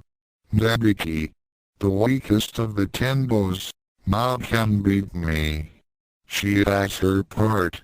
And Mthus, whose life I sought to spare, whom I sent away to find a happiness I could not, would not, give him, has reached beyond the grave to spite me. Was our daughter why he hated me so much to do this? Or is this a final act of blindness on his part, a constitutional unwillingness to see the natural consequences of his actions? I must be slipping further than I thought. I am beginning to sound like Kuntu. He confronted me. Of course. My love was never one for lies or deception. No, that was left to us. Myself and Kodakai. She is gone, at least, but her madness, like that of her brothers, has reached beyond the grave. I looked into his eyes and there was my worst fear. Revulsion. Anger. Pity. The last was the most damning. How dare he pity me? How detached everything is now. I truly don't care anymore. About anything. My body is lying on the floor of the Nakoyadan, rocking back and forth in catatonic thought. Misery. Like cologne, my body will not die when it should. I have come full circle. I almost expect Kasumi to slap me again, to find that the entire century I suffered took place in a blink of the eye between the news Ranma was dead and that first slap. But it wasn't a dream of my fevered brain. There is nothing so pleasant in store for me. How long will I live? A century? 2. The nightmares, black and horrible, are coming for me. They lurk outside the dwindling light of sanity. Perhaps I will follow Yukio's example. How much of Tokyo could I destroy before they brought me down? It wouldn't do for her to exceed me in anything. Not even madness. Perhaps he would stop me. I would feel one last loving embrace from him as his hands encircle my neck. It would be just retribution, for the countless times I snapped his body's neck. I can feel the hands there now, see his eyes, burning with that horrible pity, his mouth moving though I cannot understand his words asking me to stop. Silly Ranma. Things can never go back to the way it was. You saw to that. The tapestry is staring. Does he know that? He opened the way when he destroyed his spring. Evil. The magic has been loosed, freed from the bounds of Juzenkyo. He brought it here. Or perhaps I brought it here. I do not know everything. 100 years is not enough to truly understand Juzenkyo. To everyone else, it seems that the evil of this Tokyo has been building for years. I feel it pressing down on me. But I also know that Juzenkyo is at the heart of it all. Perhaps the spirits there have been planning this for a long time. Now, Ranma is their agent. They seek to use him for some end I cannot see. They are not alone. Blots exist on the tapestry. The young Gosunkuji is involved. Ryugi and Fukayu are blocking another tear that may or may not be stopped. A third evil is aimed at me. There is more I cannot see. I care not. I lie here, home again. Here I will die. Pathetic. The unexpected voice is followed by a swift kick that catches me in the side. Pain blossoms along my rib cage. A crack. I gasp, but I feel nothing much. My mind is in agony far exceeding my worthless body's. Still, reflexes honed by a century of practice, bring me to my feet. I was expecting, my tormentor said, to find a powerful sorceress, and instead, I find a whimpering ball of dung. I looked at her and a faint gasp escaped my lips. Nebiki? But she was not the half-robot I had thought. That was the Nebiki I knew. A creature of logic and cold ruthlessness, of order and reason. Crafty and manipulative, yes, but Nebiki was one for rules and clockwork within clockwork. Intuitive, but only to a point. She could see patterns in chaos, not the chaos in patterns. The Nebiki that stood before me was an embodiment of chaos. The evil had found me. She was still young, as I was not. Was there no one else in this tapestry who had not been able to escape time's clutches? Yes, my mind told me. The dead ones. Her hair was not the short and practical cut that Nebiki favored. Instead, greasy locks coiled in serpentine locks around a face lit with the fires of madness. Her eyes were twin green flames, flames that seemed to want to escape her eyes like a demon trapped in a holy ward. I snapped a kick off at her midsection, but she danced back, letting the tip of my toe barely graze her, mocking my sloth. My lack of coordination. I cursed my aging body. Once again, it was letting me down. It wouldn't even die for me. Why fight? You might as well ask an Amazon why she breathes. Ooh, made you mad, did I? Yeah, that's it, she crooned, licking her lips. I could see familiar things in her mouth. 2 old friends in one package. How economical.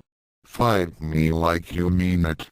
I called upon the skills I had mastered, the ones that I had once paid such a price for. Loneliness, loss of childhood, exile. My blows were not the Kachu Tenshin Amagurikan. I am built more for strength than speed. Still, they were impressively fast, a hail of blows aimed at her smirking face. She caught them effortlessly. The skill is there, But the flesh is aged, weak, isn't it? She mocked. Then her hands bent mine backwards. I gasped. No human could manage that grip. Technology had once again proved my undoing. The bones in my wrists snapped, and the fake Nebiki smiled even wider as she twisted them, making the broken bones grate against each other. I would not scream. I would not scream. When daffodils began to peer, slash with ray. The doxy over the dale, slash why. Then comes in the sweet of the year, slash for the red blood rains in the winter's tale. She sang. Nonsense. Madness. Mocking me. Who are you? I gasped out.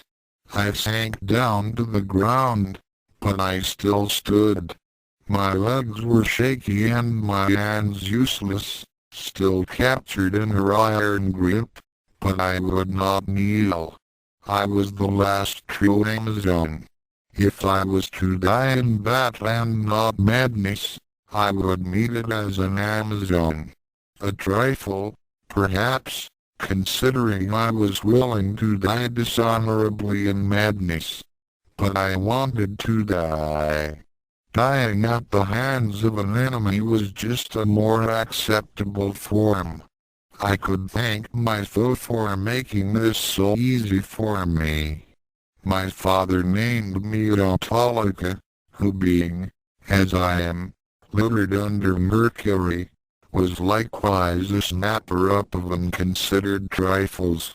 With dye and grab I purchased this caparison, and my revenue is the silly cheap, she said, grinning. I must have looked confused, for she sighed dramatically and asked, "Is the bard lost?" Wanting to get this over with, I kicked her while she was distracted.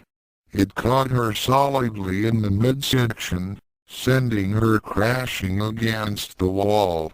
I howled as she pulled on my broken hands, but she let go. Of course my body would succeed when I didn't want it to.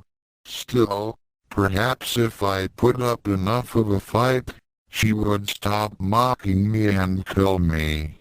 I ran for the door. I forgot that evil has more than one face. Darkness spawned her and darkness spat her into our midst. She was skinny with jet black hair, and a frailty that was a lie. Power filled her slight frame, the power of suffering and oblivion. She held a dagger before me, a dark one with green light dripping from it like blood. A dagger she plunged deep into my chest.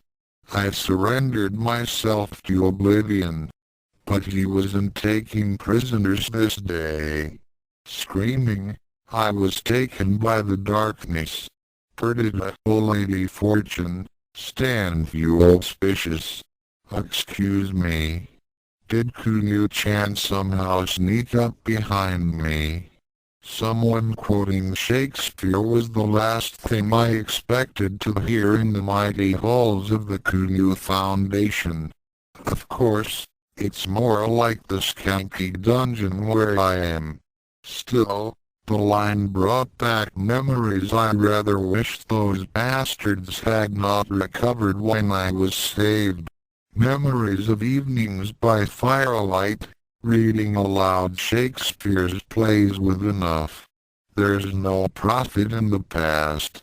I had enough problems in the present. Did you say something, Kai? I asked idly, letting nothing of my confusion show. It wasn't hard. Part of me was still immersed in the network, doing my job. Kai sometimes reminded me of, no, let's not go there, either. That belonged to Nebiki, and she's dead. I know, I killed her. Let her stay dead. Perdita Evermore. But Perdita will get vengeance for Nzabiki. Who am I kidding? They put me back together, but they left out too much of what I truly was. I thought, when David blocked that thought, too. I thought I could get back on the horse. Well, that horse done threw me hard and a century is too long to get right back on it. As I was saying, I think Pi is a little disconnected from reality. I've caught her humming while acting, a happy little tune like. Let's not go there. It was a quote Pi said from behind me. Curious. Usually she'll have bounced into view by now. Another practical joke? I hope not. People said I didn't have much of a sense of humor when I was Nebiki, but they should see me now. From Shakespeare's The Winter's Tale. The one with the character Perdita. I'm not familiar with the play. I lied. Of course I was familiar with it. I wanted to know where they got the idea for naming me in this monstrosity. Oh, most of my body is the original. Cybernetics is both far more advanced and far less advanced than I thought once. And they were willing to let me believe that. Laughing no doubt at my gullibility. I had been so impressed that I could still tan. I never considered that the skin might be perfectly natural. That cloned, jacked into neural enhancers and artificial nerves, but natural. My muscles, too. They are enhanced by thin sheets of special polymers that can increase their power almost 100-fold. But the initial push comes from good old-fashioned muscle tissue. Perhaps the most altered parts of me are my eyes and ears, but even there it's just the addition of cybernetic modules to the organic components. The center of it all is a small chip implanted in the center of my brain. That's where all the hardwired imperatives are and the computer that runs me like a puppet. But, I'm getting distracted. I must focus. Ranma. Once again, he's at the center of this, even if only through a delusional clone. I've checked. The techniques that allowed them to preserve me did not exist when Ranma died. Anyhow, Ranma didn't sell his body to science, like I did. Though his father might have. I still remember all those people he cheated coming to the dojo. Perfect memory is a curse. I had a good memory before, but they made it better. Brain chemistry, they tell me. Computer enhanced recall. Enhancement. Refinement. Those are the key words of 2096. I had expected more. But this market is dead. There is no real innovation anymore. Dr. Tofume Hirot made many of the original discoveries in cloning.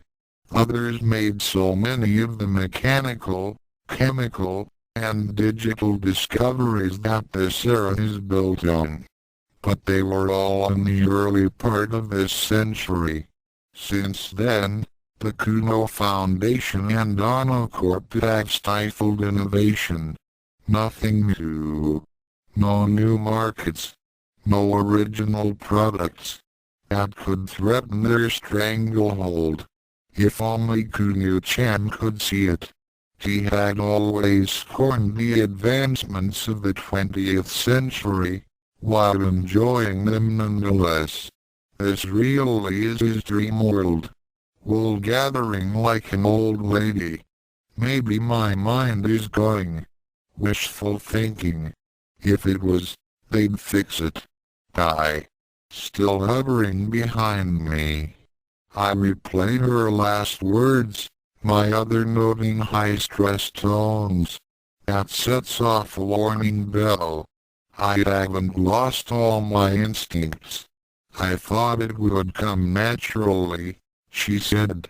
Isn't that where you got your name from?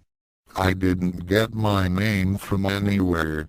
It was given to me, I said. I thought of spinning around, confronting her directly, but the fear grabbed me. What if I was wrong again? How would she take it? Would I blow the only friendship I had in this time? Tendo Nebiki wouldn't have worried. She would have gone with her instincts, come hell or high water. Even if she made a mistake, she could always correct it, with a little fast talking. But I'm not her. Sometimes I think I never was her. Wounded. Broken. True. Don't you wish you could choose your own name? Lighter in tone now, but still registering high stress values. Damn it, she knows I can read her stress factor. What is she playing at? Why? Tired of yours? I asked, stalling, putting off the confrontation. I hate this. Do whatever you are going to do. I tried to look at her, but I was still jacked in, and they're too cheap here to give us cords that were long enough. Jacking out too quickly always gave me a migraine, too. I hovered just out of sight. HMM. It could be worse. But what about you? I mean, Wiperdida. I see you more as a... Oh, maybe in Nebiki. She knew. How could she know? Everyone knew that Tendo Nebiki was dead. Dead. Perdita Tendo is just her purgatory. I froze.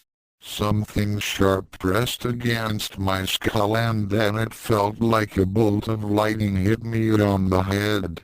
Topser, no doubt. Faster than even my self-preservation instincts. All those enhancements, all those wonderful little toys locked up, forced to reset by the surge. Consciousness also fled. I'm sorry, I heard Pai say, as from a great distance, before it all went black. Champagne. That was the first thing I was aware of upon regaining consciousness. The next was anger and hatred toward my opponents. They had failed to kill me. I was dishonored again. My wrists were throbbing with incredible pain and my chest felt like it was burning with every breath I took. The fact that I was still alive said that either I had received immediate medical aid or the one who stabbed me was very, very good. She's awake. Begin. It was the voice of the fake Nebiki. Gautalika, wasn't it? Before I could find the breath to ask what they were doing, my stabber stepped into view. Her face was covered with some sort of dark makeup, I noticed now, surrounding her eyes. I had thought them just shadows before. She was holding a large hammer. My breath caught in my throat as she held something on my hand. I felt it prick the skin, raised the hammer high, and brought it down on my right hand. There was a sharp pain, as if something tore through my flesh and bone. The sickening crunch, the fiery pain. Then the horrifying realization that I can't move my fingers at all. I want to look, but I'm strapped to some sort of table, bound so tightly I cannot move even my head. A bright light shines down into my eyes, drowning the rest of the room into shadows. The haggard girl slinks back into the darkness, and I hear the fake's voice again. Shampoo, formerly of the Joksuzoku, right? We do so want to make sure that we're torturing the right person. I open my mouth to speak, but only a feeble croak comes out. Speak up. I can't abide mumblers. Shampoo is Amazon woman's. I begin. Sikari, the other hand, please. I took a better look at my torturer. Something about her seemed familiar. I couldn't place it. I did recognize the look in her eyes. She was enjoying this. Her eyes studied my body, not the way that men used to, when I was young, when they still found me attractive. No, she was looking for where she could hurt me the most. She produced a 5-inch metal spike and pressed the point against my left hand so hard I could feel the blood begin to flow. Then the hammer was raised. I bit down a scream as the nail pierced muscle, bone, and tendon. When she was done, I tried to distance myself from the pain. Not being able to move actually helped. The immediate pain would die down, leaving a horrible, burning, throbbing agony. I could feel the blood running down my hand. Distance, distance. There is no pain. Keep focused. But I had nothing to focus on.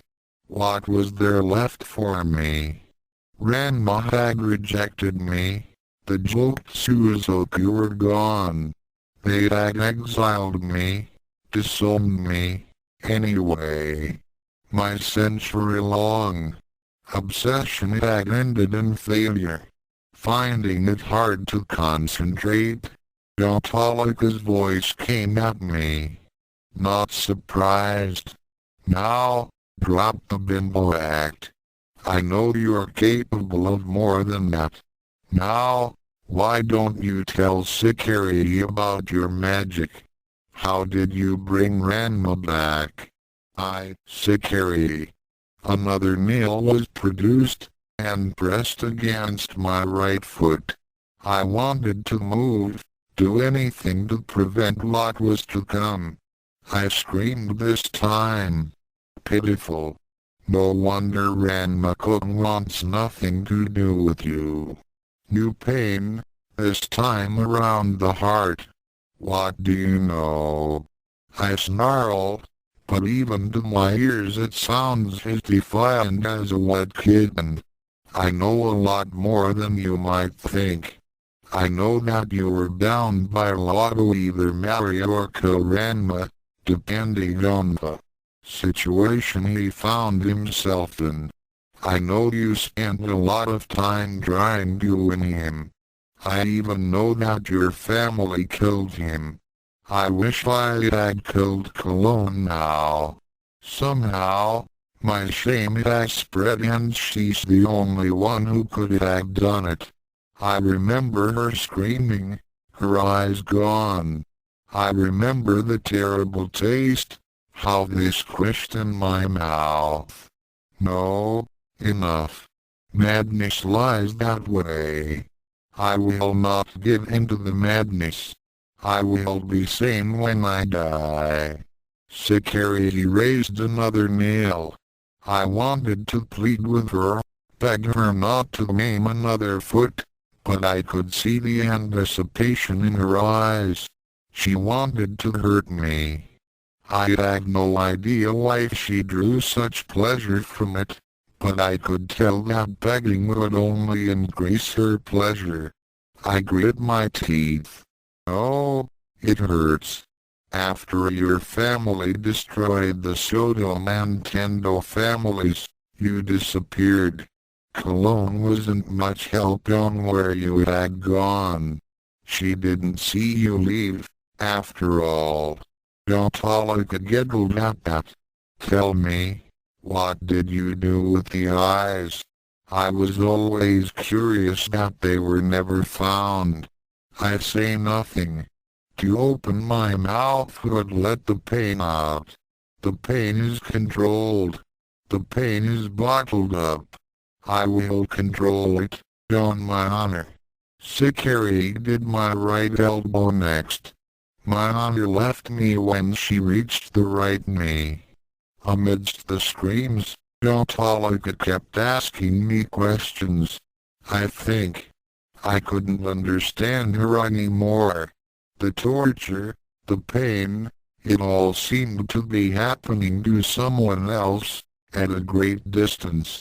Instead, I saw Ranma again, my love, staring at me. I heard his voice in my ears, his accusation. Shampoo.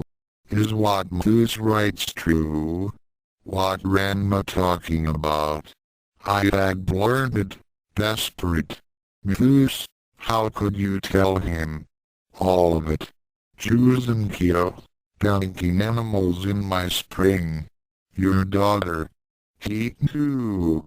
Oh, Akane. Akane. You met your father after all.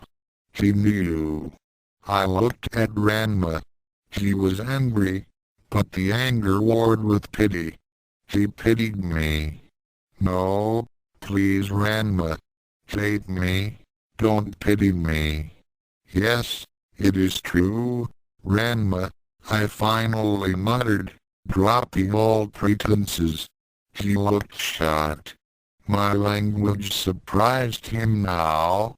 He's learned I've killed him over and over, and I threw everything away to bring him back to life, and he's shocked over my command of Japanese. Oh, yes, I mastered your language. Please, I have had a century to prepare for your return, after all. Why did you do it, Shampoo? Just because you loved me. You made Moose and your daughter suffer like that. You attacked the old ghoul and I ate her eyes, yes. I mustered what defiance I could. I only wish I could have killed her, for what she did. Damn it, Shampoo, I ain't that important. I laughed bitterly at that. I must have sounded like Kodakai, because he stared at me, his eyes bulging out. You don't understand, I finally said. I had to do what I did. My honor was at stake, but more than that, I had loved this incredibly stupid man. Did I still? Spirits damn me for a fool, yes. Why, Shampoo? Such a silly question, Ranma. I walked over and cupped his face in my wrinkled, aged hands. If you have to ask, I whispered, then maybe I did waste a century. Only I run, I said, coming full circle. My lips must have felt as dry as parchment as I kissed him. Then I looked in his eyes. Pity. And revulsion. I was an old lady in his eyes, and he was no more than a teenager. Ranma, my love. Another hammer blow brought my attention back to my torture, but only briefly. It was like it was happening to someone else. It's all unimportant, happening in a dark place while I hovered in the light. Then Sakari spoke. Yukikamisori. The light snapped off and a purple bubble surrounded me. I knew this. It was spirit magic of some sort. I screamed as it closed in around me. Then there was nothing. I came back online with a start. One thing I hate about restarting is it is not a slow, gradual process, like waking up. 1 second, nothing, The next bang, you're up. It's like someone using a topser to get you out of bed in the morning. I lifted my head and looked around, and gasped. I was in my room at the dojo. If it wasn't my room, it was a damn good replica. Bed, desk, ledger. It was all there. I picked up my old ledger and stared at it. Opening it, I found hundreds of neat entries, showing my profits many and losses few. The last entry was the date Ranma died. This was not possible. The dojo was demolished long ago. There was nothing of it left. This could not be the dojo. I looked out the window and saw what I should see. The yard, the koi pond, the streets of Tokyo. Except it's all an illusion. My cybernetics could tell it's all an elaborate hologram. I felt better. Someone slipped up. Wait. They know I'm a cyborg, and what I'm capable of. I kidnapped me in exactly the best way possible.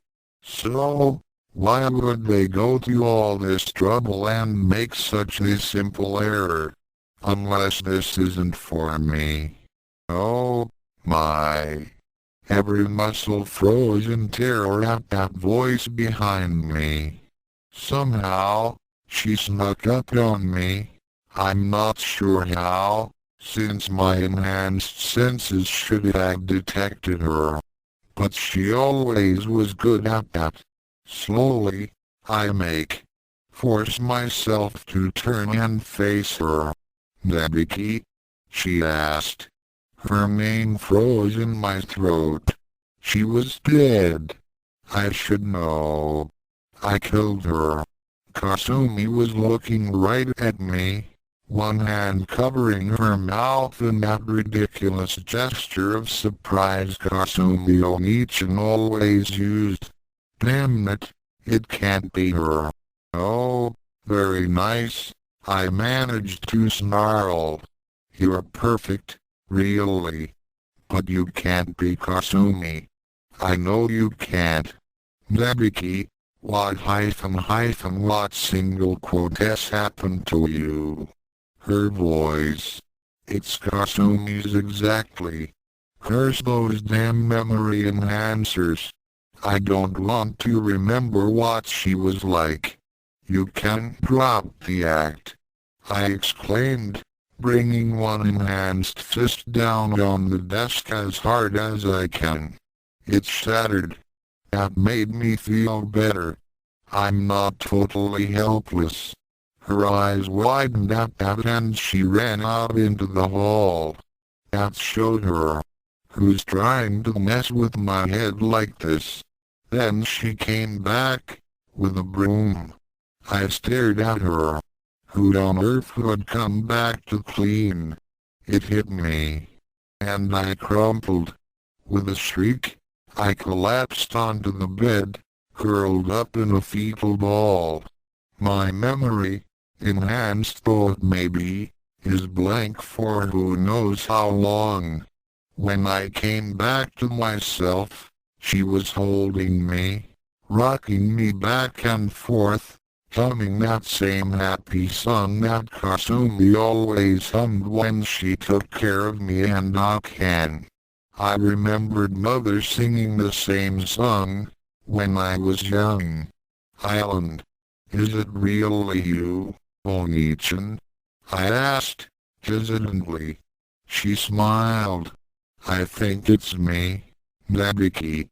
I don't know how I can prove it to you. What happened to you? You've changed. Kasumi always was a mistress of understatement. Kasumi.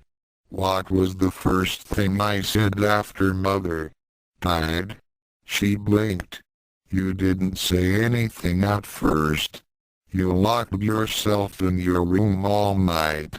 The next morning, you refused to talk about Mother at all. What was the name of my first stuffed animal? Kaka-chan, a capital father got for you at a festival. Why? Nebiki? I had to make sure. It is you. The tears fell, regardless of my wishes. It can't be. It can't be. I kept repeating. She just held me. She looked just like she had when she... A thought struck me. Kasumi. What year is it? Why? It's 2025, of course. The year she... Oh, gods. Someone brought her here, somehow. Maybe using the devices the university had. Those didn't work very long, as I recall. And this might be my only chance. Kasumi. I'm so sorry. I'm so sorry. She blinked. Sorry for what, Nebiki-chan? I killed you. I heard her gasp. A sudden sharp intake of breath.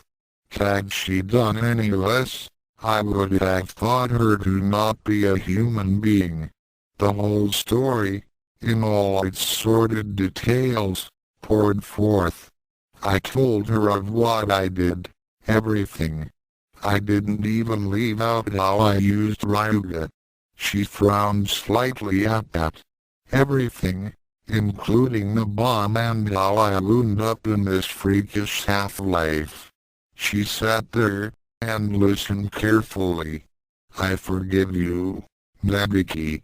I stopped in mid-rant. What? She hugged me tight. I forgive you. It wasn't your fault I went back. But, the bomb. I killed you. Her eyes met mine. There was fear there, but I saw love more than anything else. How can you forgive what I did? I croaked. I am upset with you over going to such extremes, she said. But you are my sister, and I love you, Nebiki. You didn't mean to kill me. And you've suffered far more than anyone deserves. I only hope you can forgive yourself. You're hurting so much, Nebiki. Perdita. That's what they call me now. It's a lovely name. It means lost one. They used it to mock me. Nebiki. You are the smartest of us all. You should know better than this. You're alive, and while you're alive, there will always be second chances. You have to believe in that, and work for it. Don't leave me, Onichan. Her eyes grew distant at that. I don't think I'm going to have much say in that, Nebiki-chan. To my horror, she began to glow blue. Onichan. I screamed. I love you, Nebiki-chan. She whispered as she turned translucent and faded away. I smashed my hands down on the bed, breaking it under me. How long I lay there, sobbing, I don't know. Then another soft voice interrupted my misery. Miss Tendo, may I speak with you? My name is Taburu. Shampoo, wake up. I woke. It was unlike any awakening I could remember. Darkness, then a voice, then consciousness. I felt wrong. Something changed. My skin felt too tight. Something was missing. A nagging feeling, like chasing a memory that refuses to come. A void that I could not see, like a blind spot, but could only sense intuitively. I was still lying on a table, but I don't think it's the same one. I don't feel any pain anymore. How much time passed? The straps were gone, but I could not move. A brilliant piece of work, Dr. Siki, came Autolica's voice.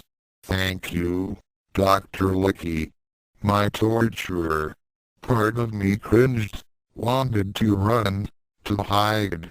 No more pain. Please. Let's see what our patient thinks. A mirror hangs above me suddenly. And it is me. A young naked body. Full, luxurious mane of deep purple hair. Supple, blemishless skin. Muscle tone I had not seen since I was 16. If that was me, she was lying motionless on a stainless steel table, barely blinking. Oh, you're probably feeling some disorientation, Autolica continued, from the darkness. That's understandable, since we took your soul. What? Here, take a look. Autolica stepped forward, into the light. She held in her arms a cat with a large black collar around the neck. Me. My cursed form. It looked at me with curious eyes devoid of intelligence, but still. Me.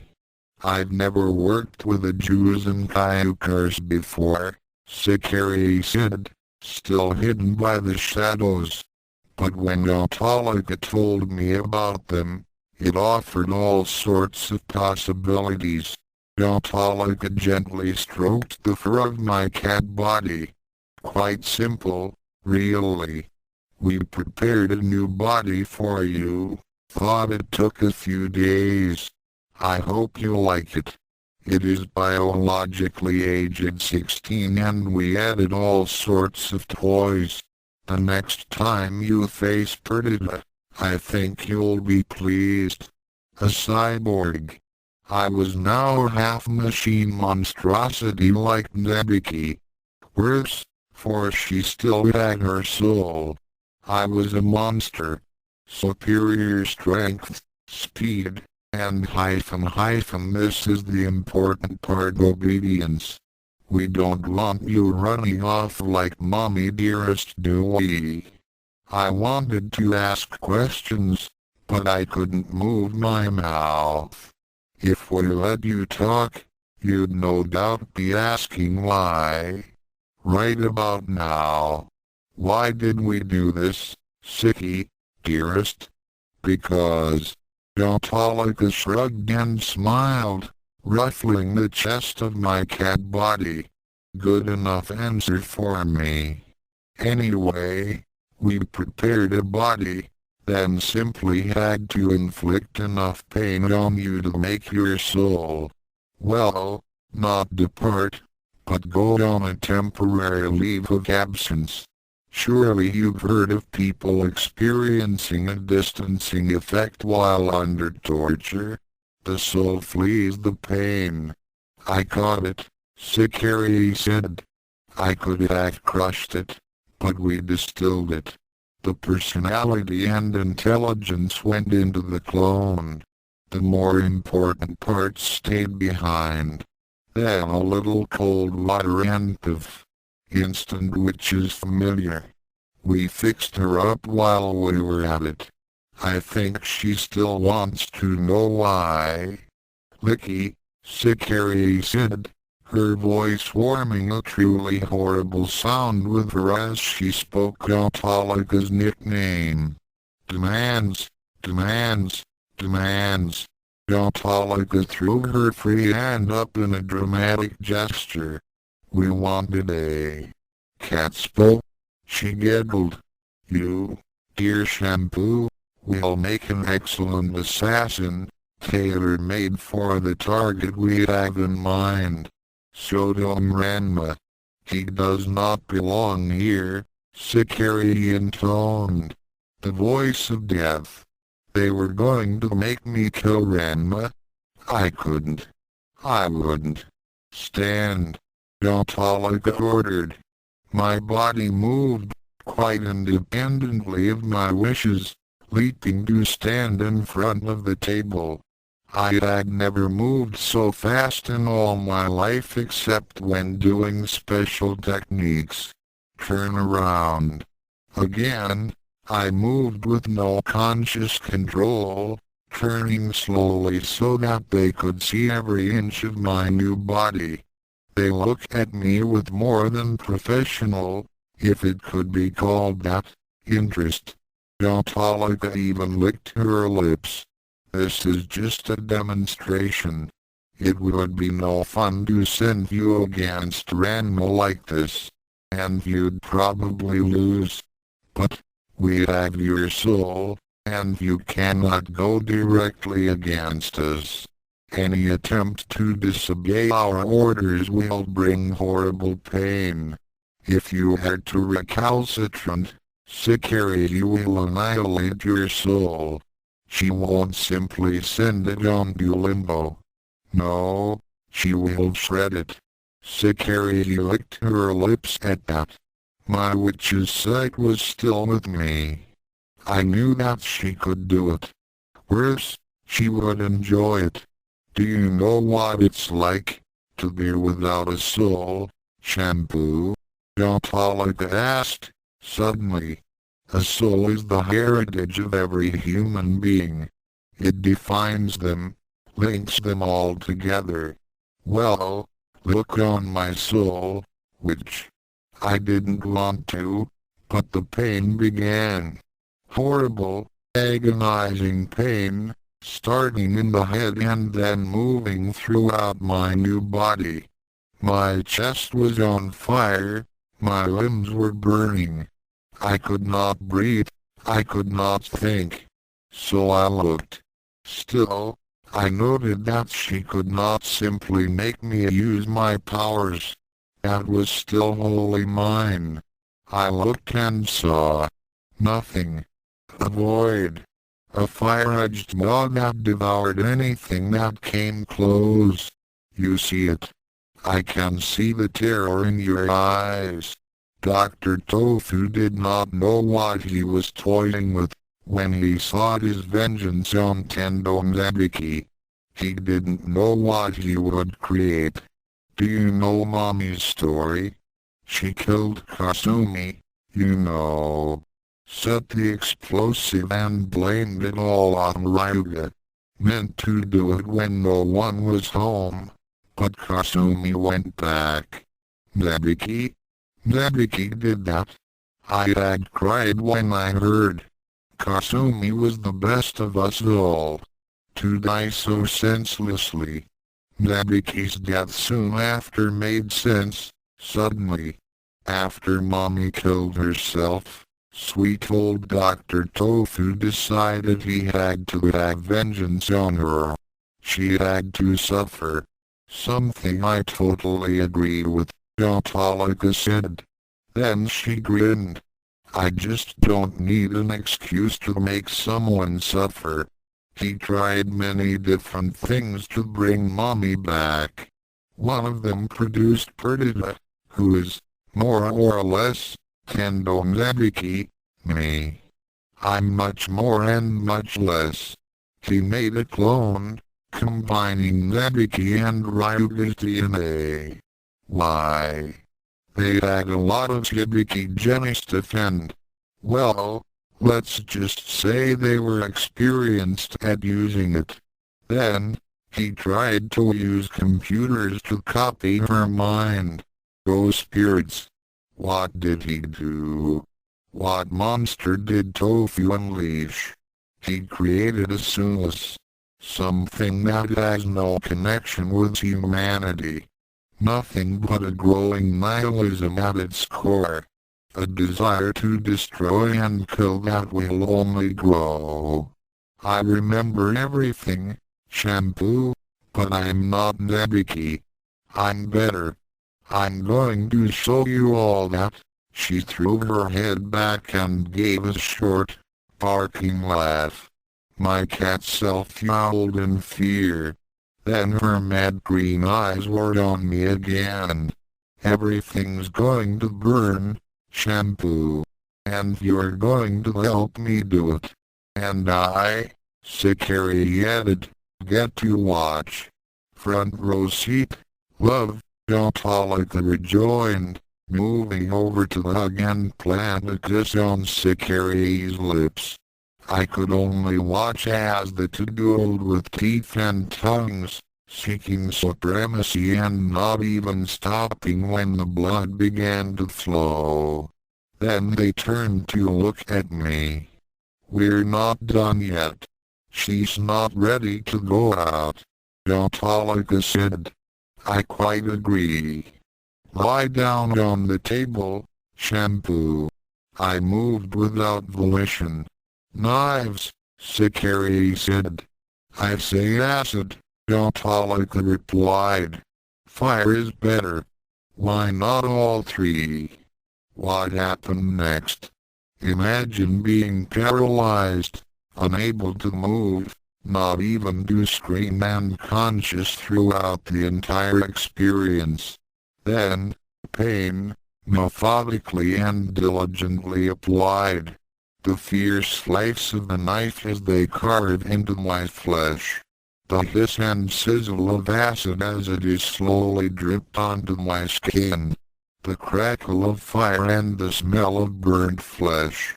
Above it all, the words of my tormentors, their giggles, their supreme indifference to my pain. Careful. Remember, acid splashes. I want to preserve this line all the way down. Sort authoritated. Use both. What about the lips? Oh, leave them. How else can she give the kiss of death? Time to declaw the kitty. Yes, I forgot. She used pliers then. Should we leave the hair? HMM. It is her best feature. Yes, on her head, at least. I'd love Ranma-kun to come up behind her, and then she turns. Does she need all her fingers? Best leave them, love. Her magic and martial arts are what we took her for. How about a toe? Take one. That shouldn't bother her. What about THESE lips? Leave them, too. I'm sure we can find the use for them. Finally, it ended. They told me to go to sleep. When I woke, I was like this. A monster. A soulless half-machine.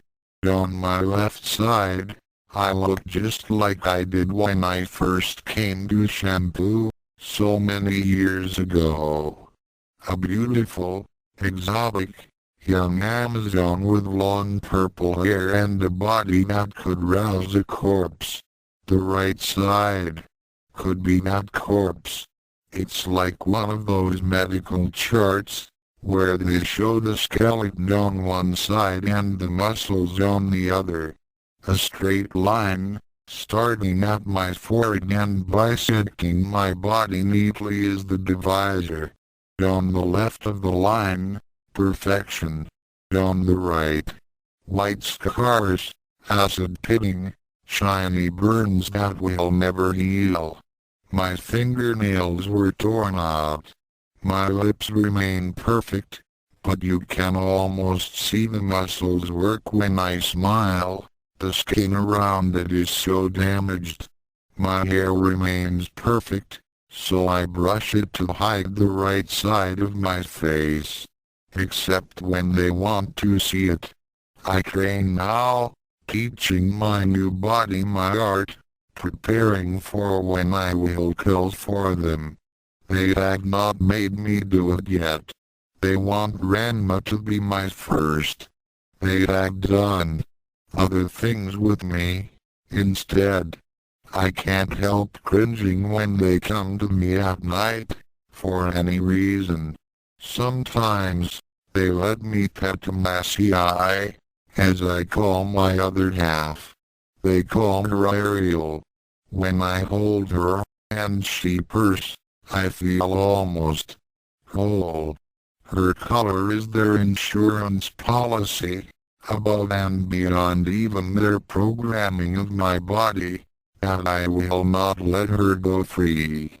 It will explode any time they wish it, killing Demacia instantly.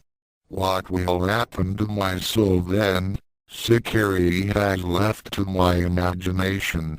They took one last thing from me, before they were through.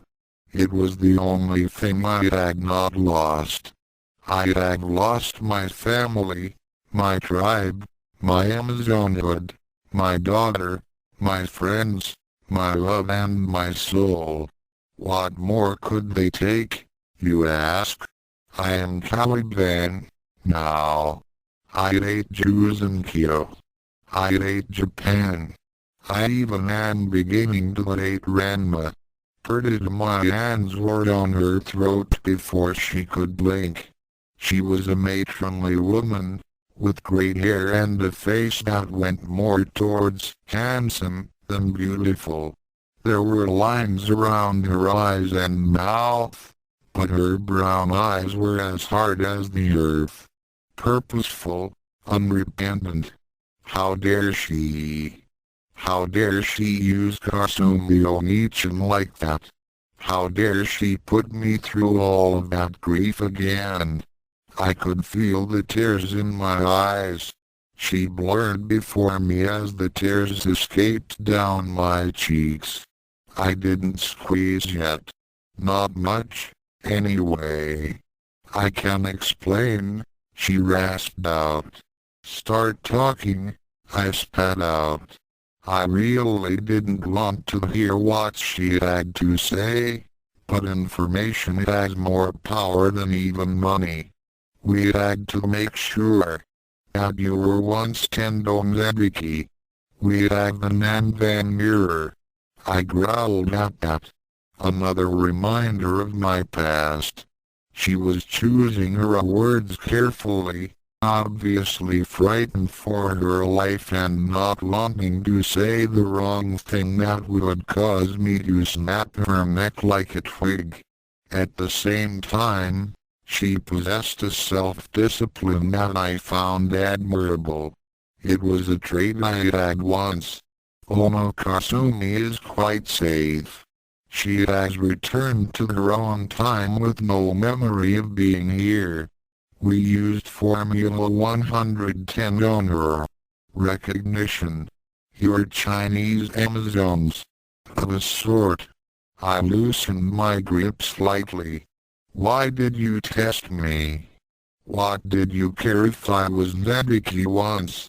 You know that after Sodom Ranma's death, Shampoo and Moose returned to China, correct? I knew Moose did.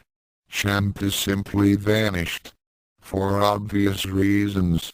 I had only seen Cologne once after that, and her sightless face. It had haunted my dreams for years. Shampoo has had her problems. She was exiled from the tribe.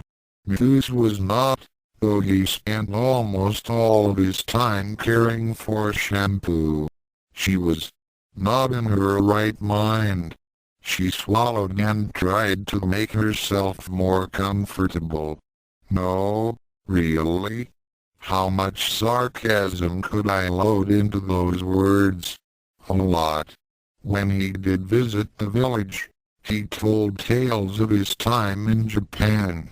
Many of the younger Amazons became fascinated with you. Me? I was no fighter. Why on earth would any Amazon find me admirable? Yes, you. A large number of us had begun to realize that the Elder's way of life was doomed. Sooner or later, we would be gone. Either wiped out by the government or dead through attrition. The Amazon way of life had to change. You, the intelligent, manipulative, ruthless businesswoman who followed the personal code of honor despite what came. We made you the template of our new way of life. I wanted to laugh. I was no saint. I had crushed my competitors, ruined lives, ruined Ryuga. You also took care of your employees when you could. You did what you could to minimize the pain. You lost money at times to keep people in their jobs. Besides, look at it from the Amazons' perspective. They don't want a saint. They want a winner. Which you were, once. She continued. We left the village, went to school, learned how to survive in the world of business.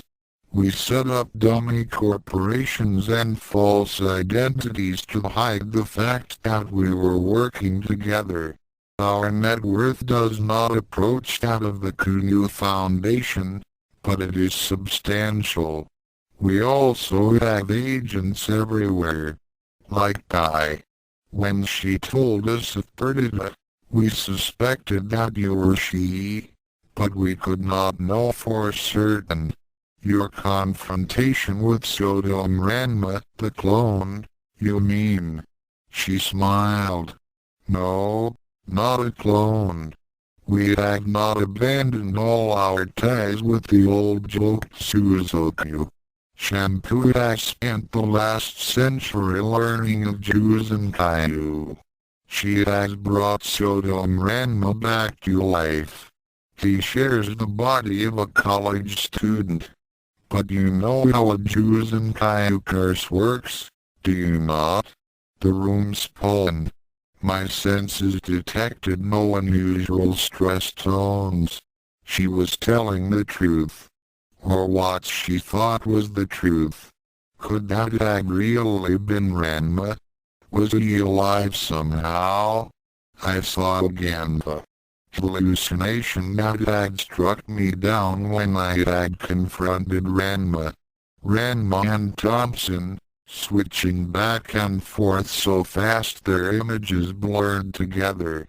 Had I subconsciously seen it then? And the computer's inability to track Ranma, like he was disappearing and reappearing. A Juzen Kaiju curse could explain that. I wet my lips, trying to make my suddenly dry mouth works. Why did you do all this? What do you want of me? We want you to lead us. I laughed.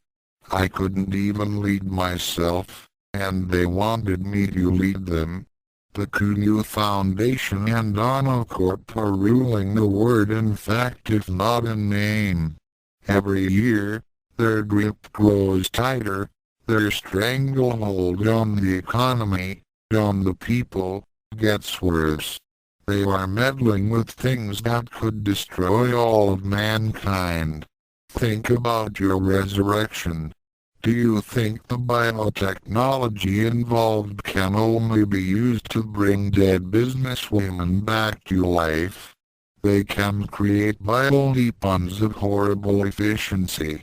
Sooner or later, they will wipe us out, along with the rest of their competition. We need you. You are the best at fighting this kind of threat. I am not capable of that sort of thing anymore. I mean, look at me now. A data pusher for the Kunyu Foundation. They've wired me 6 ways to Sunday to do what they want. We can help with that. The vengeance of heaven is hoisted by its own petard. Nonsense, I thought at first. Then 10 million error messages flashed across my diagnostics. What? The error messages faded. I just shut down your self-preservation and hardwired imperatives. How? We have the Nanvan mirror. It was simple to go back and influence the committees that designed your programming. We put in a back door, supposedly in case you ever got out of control, so that they could capture you more easily. They'll need to operate on you if they want to restore them. Free. I was free of those bastards. I let go of Tay's throat and looked at my hands. They were shaking. I was free. With a deep breath, I stilled my hands. My options, formerly so limited, were now countless. I could take Tay's offer. I could escape, lose myself in the world. It could still be done. Except there was Ranma. If he was Ranma, really and truly Ranma, then I couldn't just leave him. He was at the center of things, as usual. Even if he tried to do nothing, he'd get into trouble. And he was family. I had not had any family since Kasumi died. It was that lack, more than anything else, I think, that drove me to blow myself up. Ranma would have been my brother-in-law. I could see that. I always tried to help Akane and Ranma admit their love, but it never worked, not even when I was Ranma's fiancé. He was all I had left. The dummy. That was what had been missing from my life. That was why I had lost the will to fight. I had been a stranger in a strange land. What did I care if the world of 2096 self-destructed? With luck, it would take me with it. Not anymore. There was at least one thing worth fighting for. I'll have to be careful. I'll have to make sure it is Ranma. But now there was something more than vengeance to live for. I'll do it. Epilogue. Autolycus floated in the darkness. The darkness surrounded her. The darkness was inside of her. World with an end. Amen. Opening her eyes, she saw a mirror floating in the void before her. Looking inside it, she saw Tendo Nebiki looking back. Then the mirror shattered. The image cracked. The mirror now showed her own image, splintered by the many lines. A raven flew out of the darkness and lighted on her shoulder. Remember, it said. And she did. Images of a father who was so incompetent he could do nothing without crying. A sister who enslaved herself for no reason to the needs of a family. Another sister whose answer to any problem was to hit it. A macho idiot who mooched off her family. The people and places of her life surrounded her, trying to fill the immense void. It all burned away in fire, the raven exploding in a shower of light. Gosankuji Sakuen appeared. A failure. She is not Tendo Nebiki. Who would want to be her? Autolycus shouted back. Sakuen continued as if she hadn't heard. She might be full. We will keep her for as long as she is. The executress narrowed her eyes as she focused on Autolycus for the first time. Failure is not to be tolerated. Nebiki appeared before Autolycus. I failed. I killed myself out of weakness. Sakuen spoke again. You will not fail. You will be strong. I was weak, Nebiki said. Strength is everything. Sakuen barked. You hear me. You are not Tendo Nebiki. You hear me. You are a failure. I failed. Failure is not tolerated. I failed. Failure is not tolerated. Shut up, screamed Autolycus. I wish you were all dead. I wish everything was dead. Nebiki and Sakuen burst into flames, burning away in silence. The city of Tokyo appeared, its skyline ringed by flames. Above it all, another Autolycus danced, laughing as the world burned. Then, the other took notice of the first. I will rule this world, or none, Anu Autolycus said. Yes, replied the first one. The vision of the burning Tokyo faded, to be replaced by the darkness. Suddenly, Ono Kasumi appeared. Mommy is safe in the next world, Debiki-chan, she said. Her soul has gone on to heaven. What if someone doesn't have a soul? Autolycus asked. Kasumi appeared stumped for a second. Oh, my. I guess she doesn't matter then. When she dies, she's gone. I do matter. Autolycus screamed. Death will be the end of you.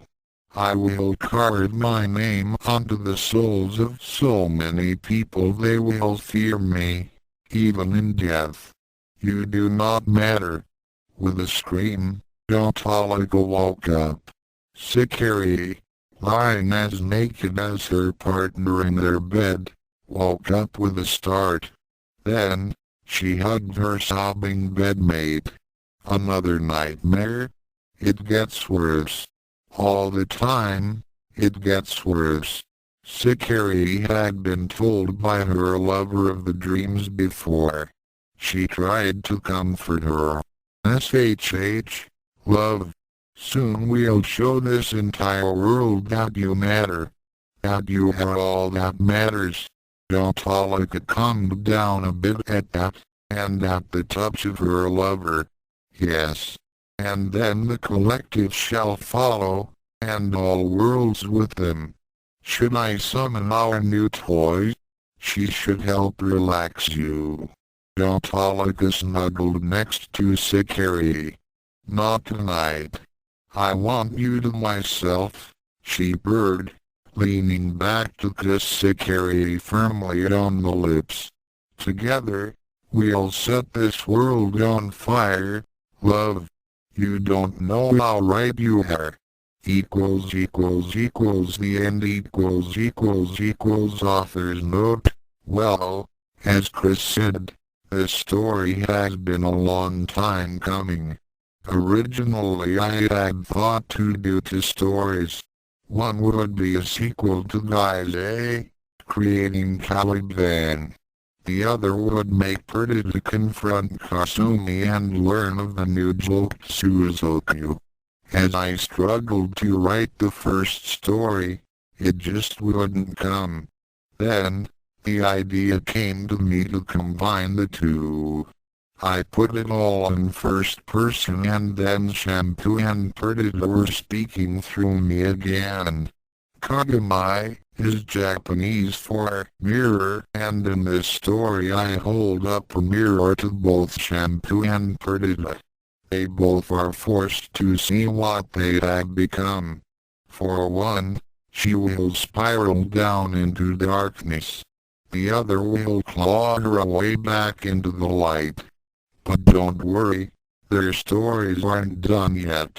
This story helps set the stage for the end of 2096.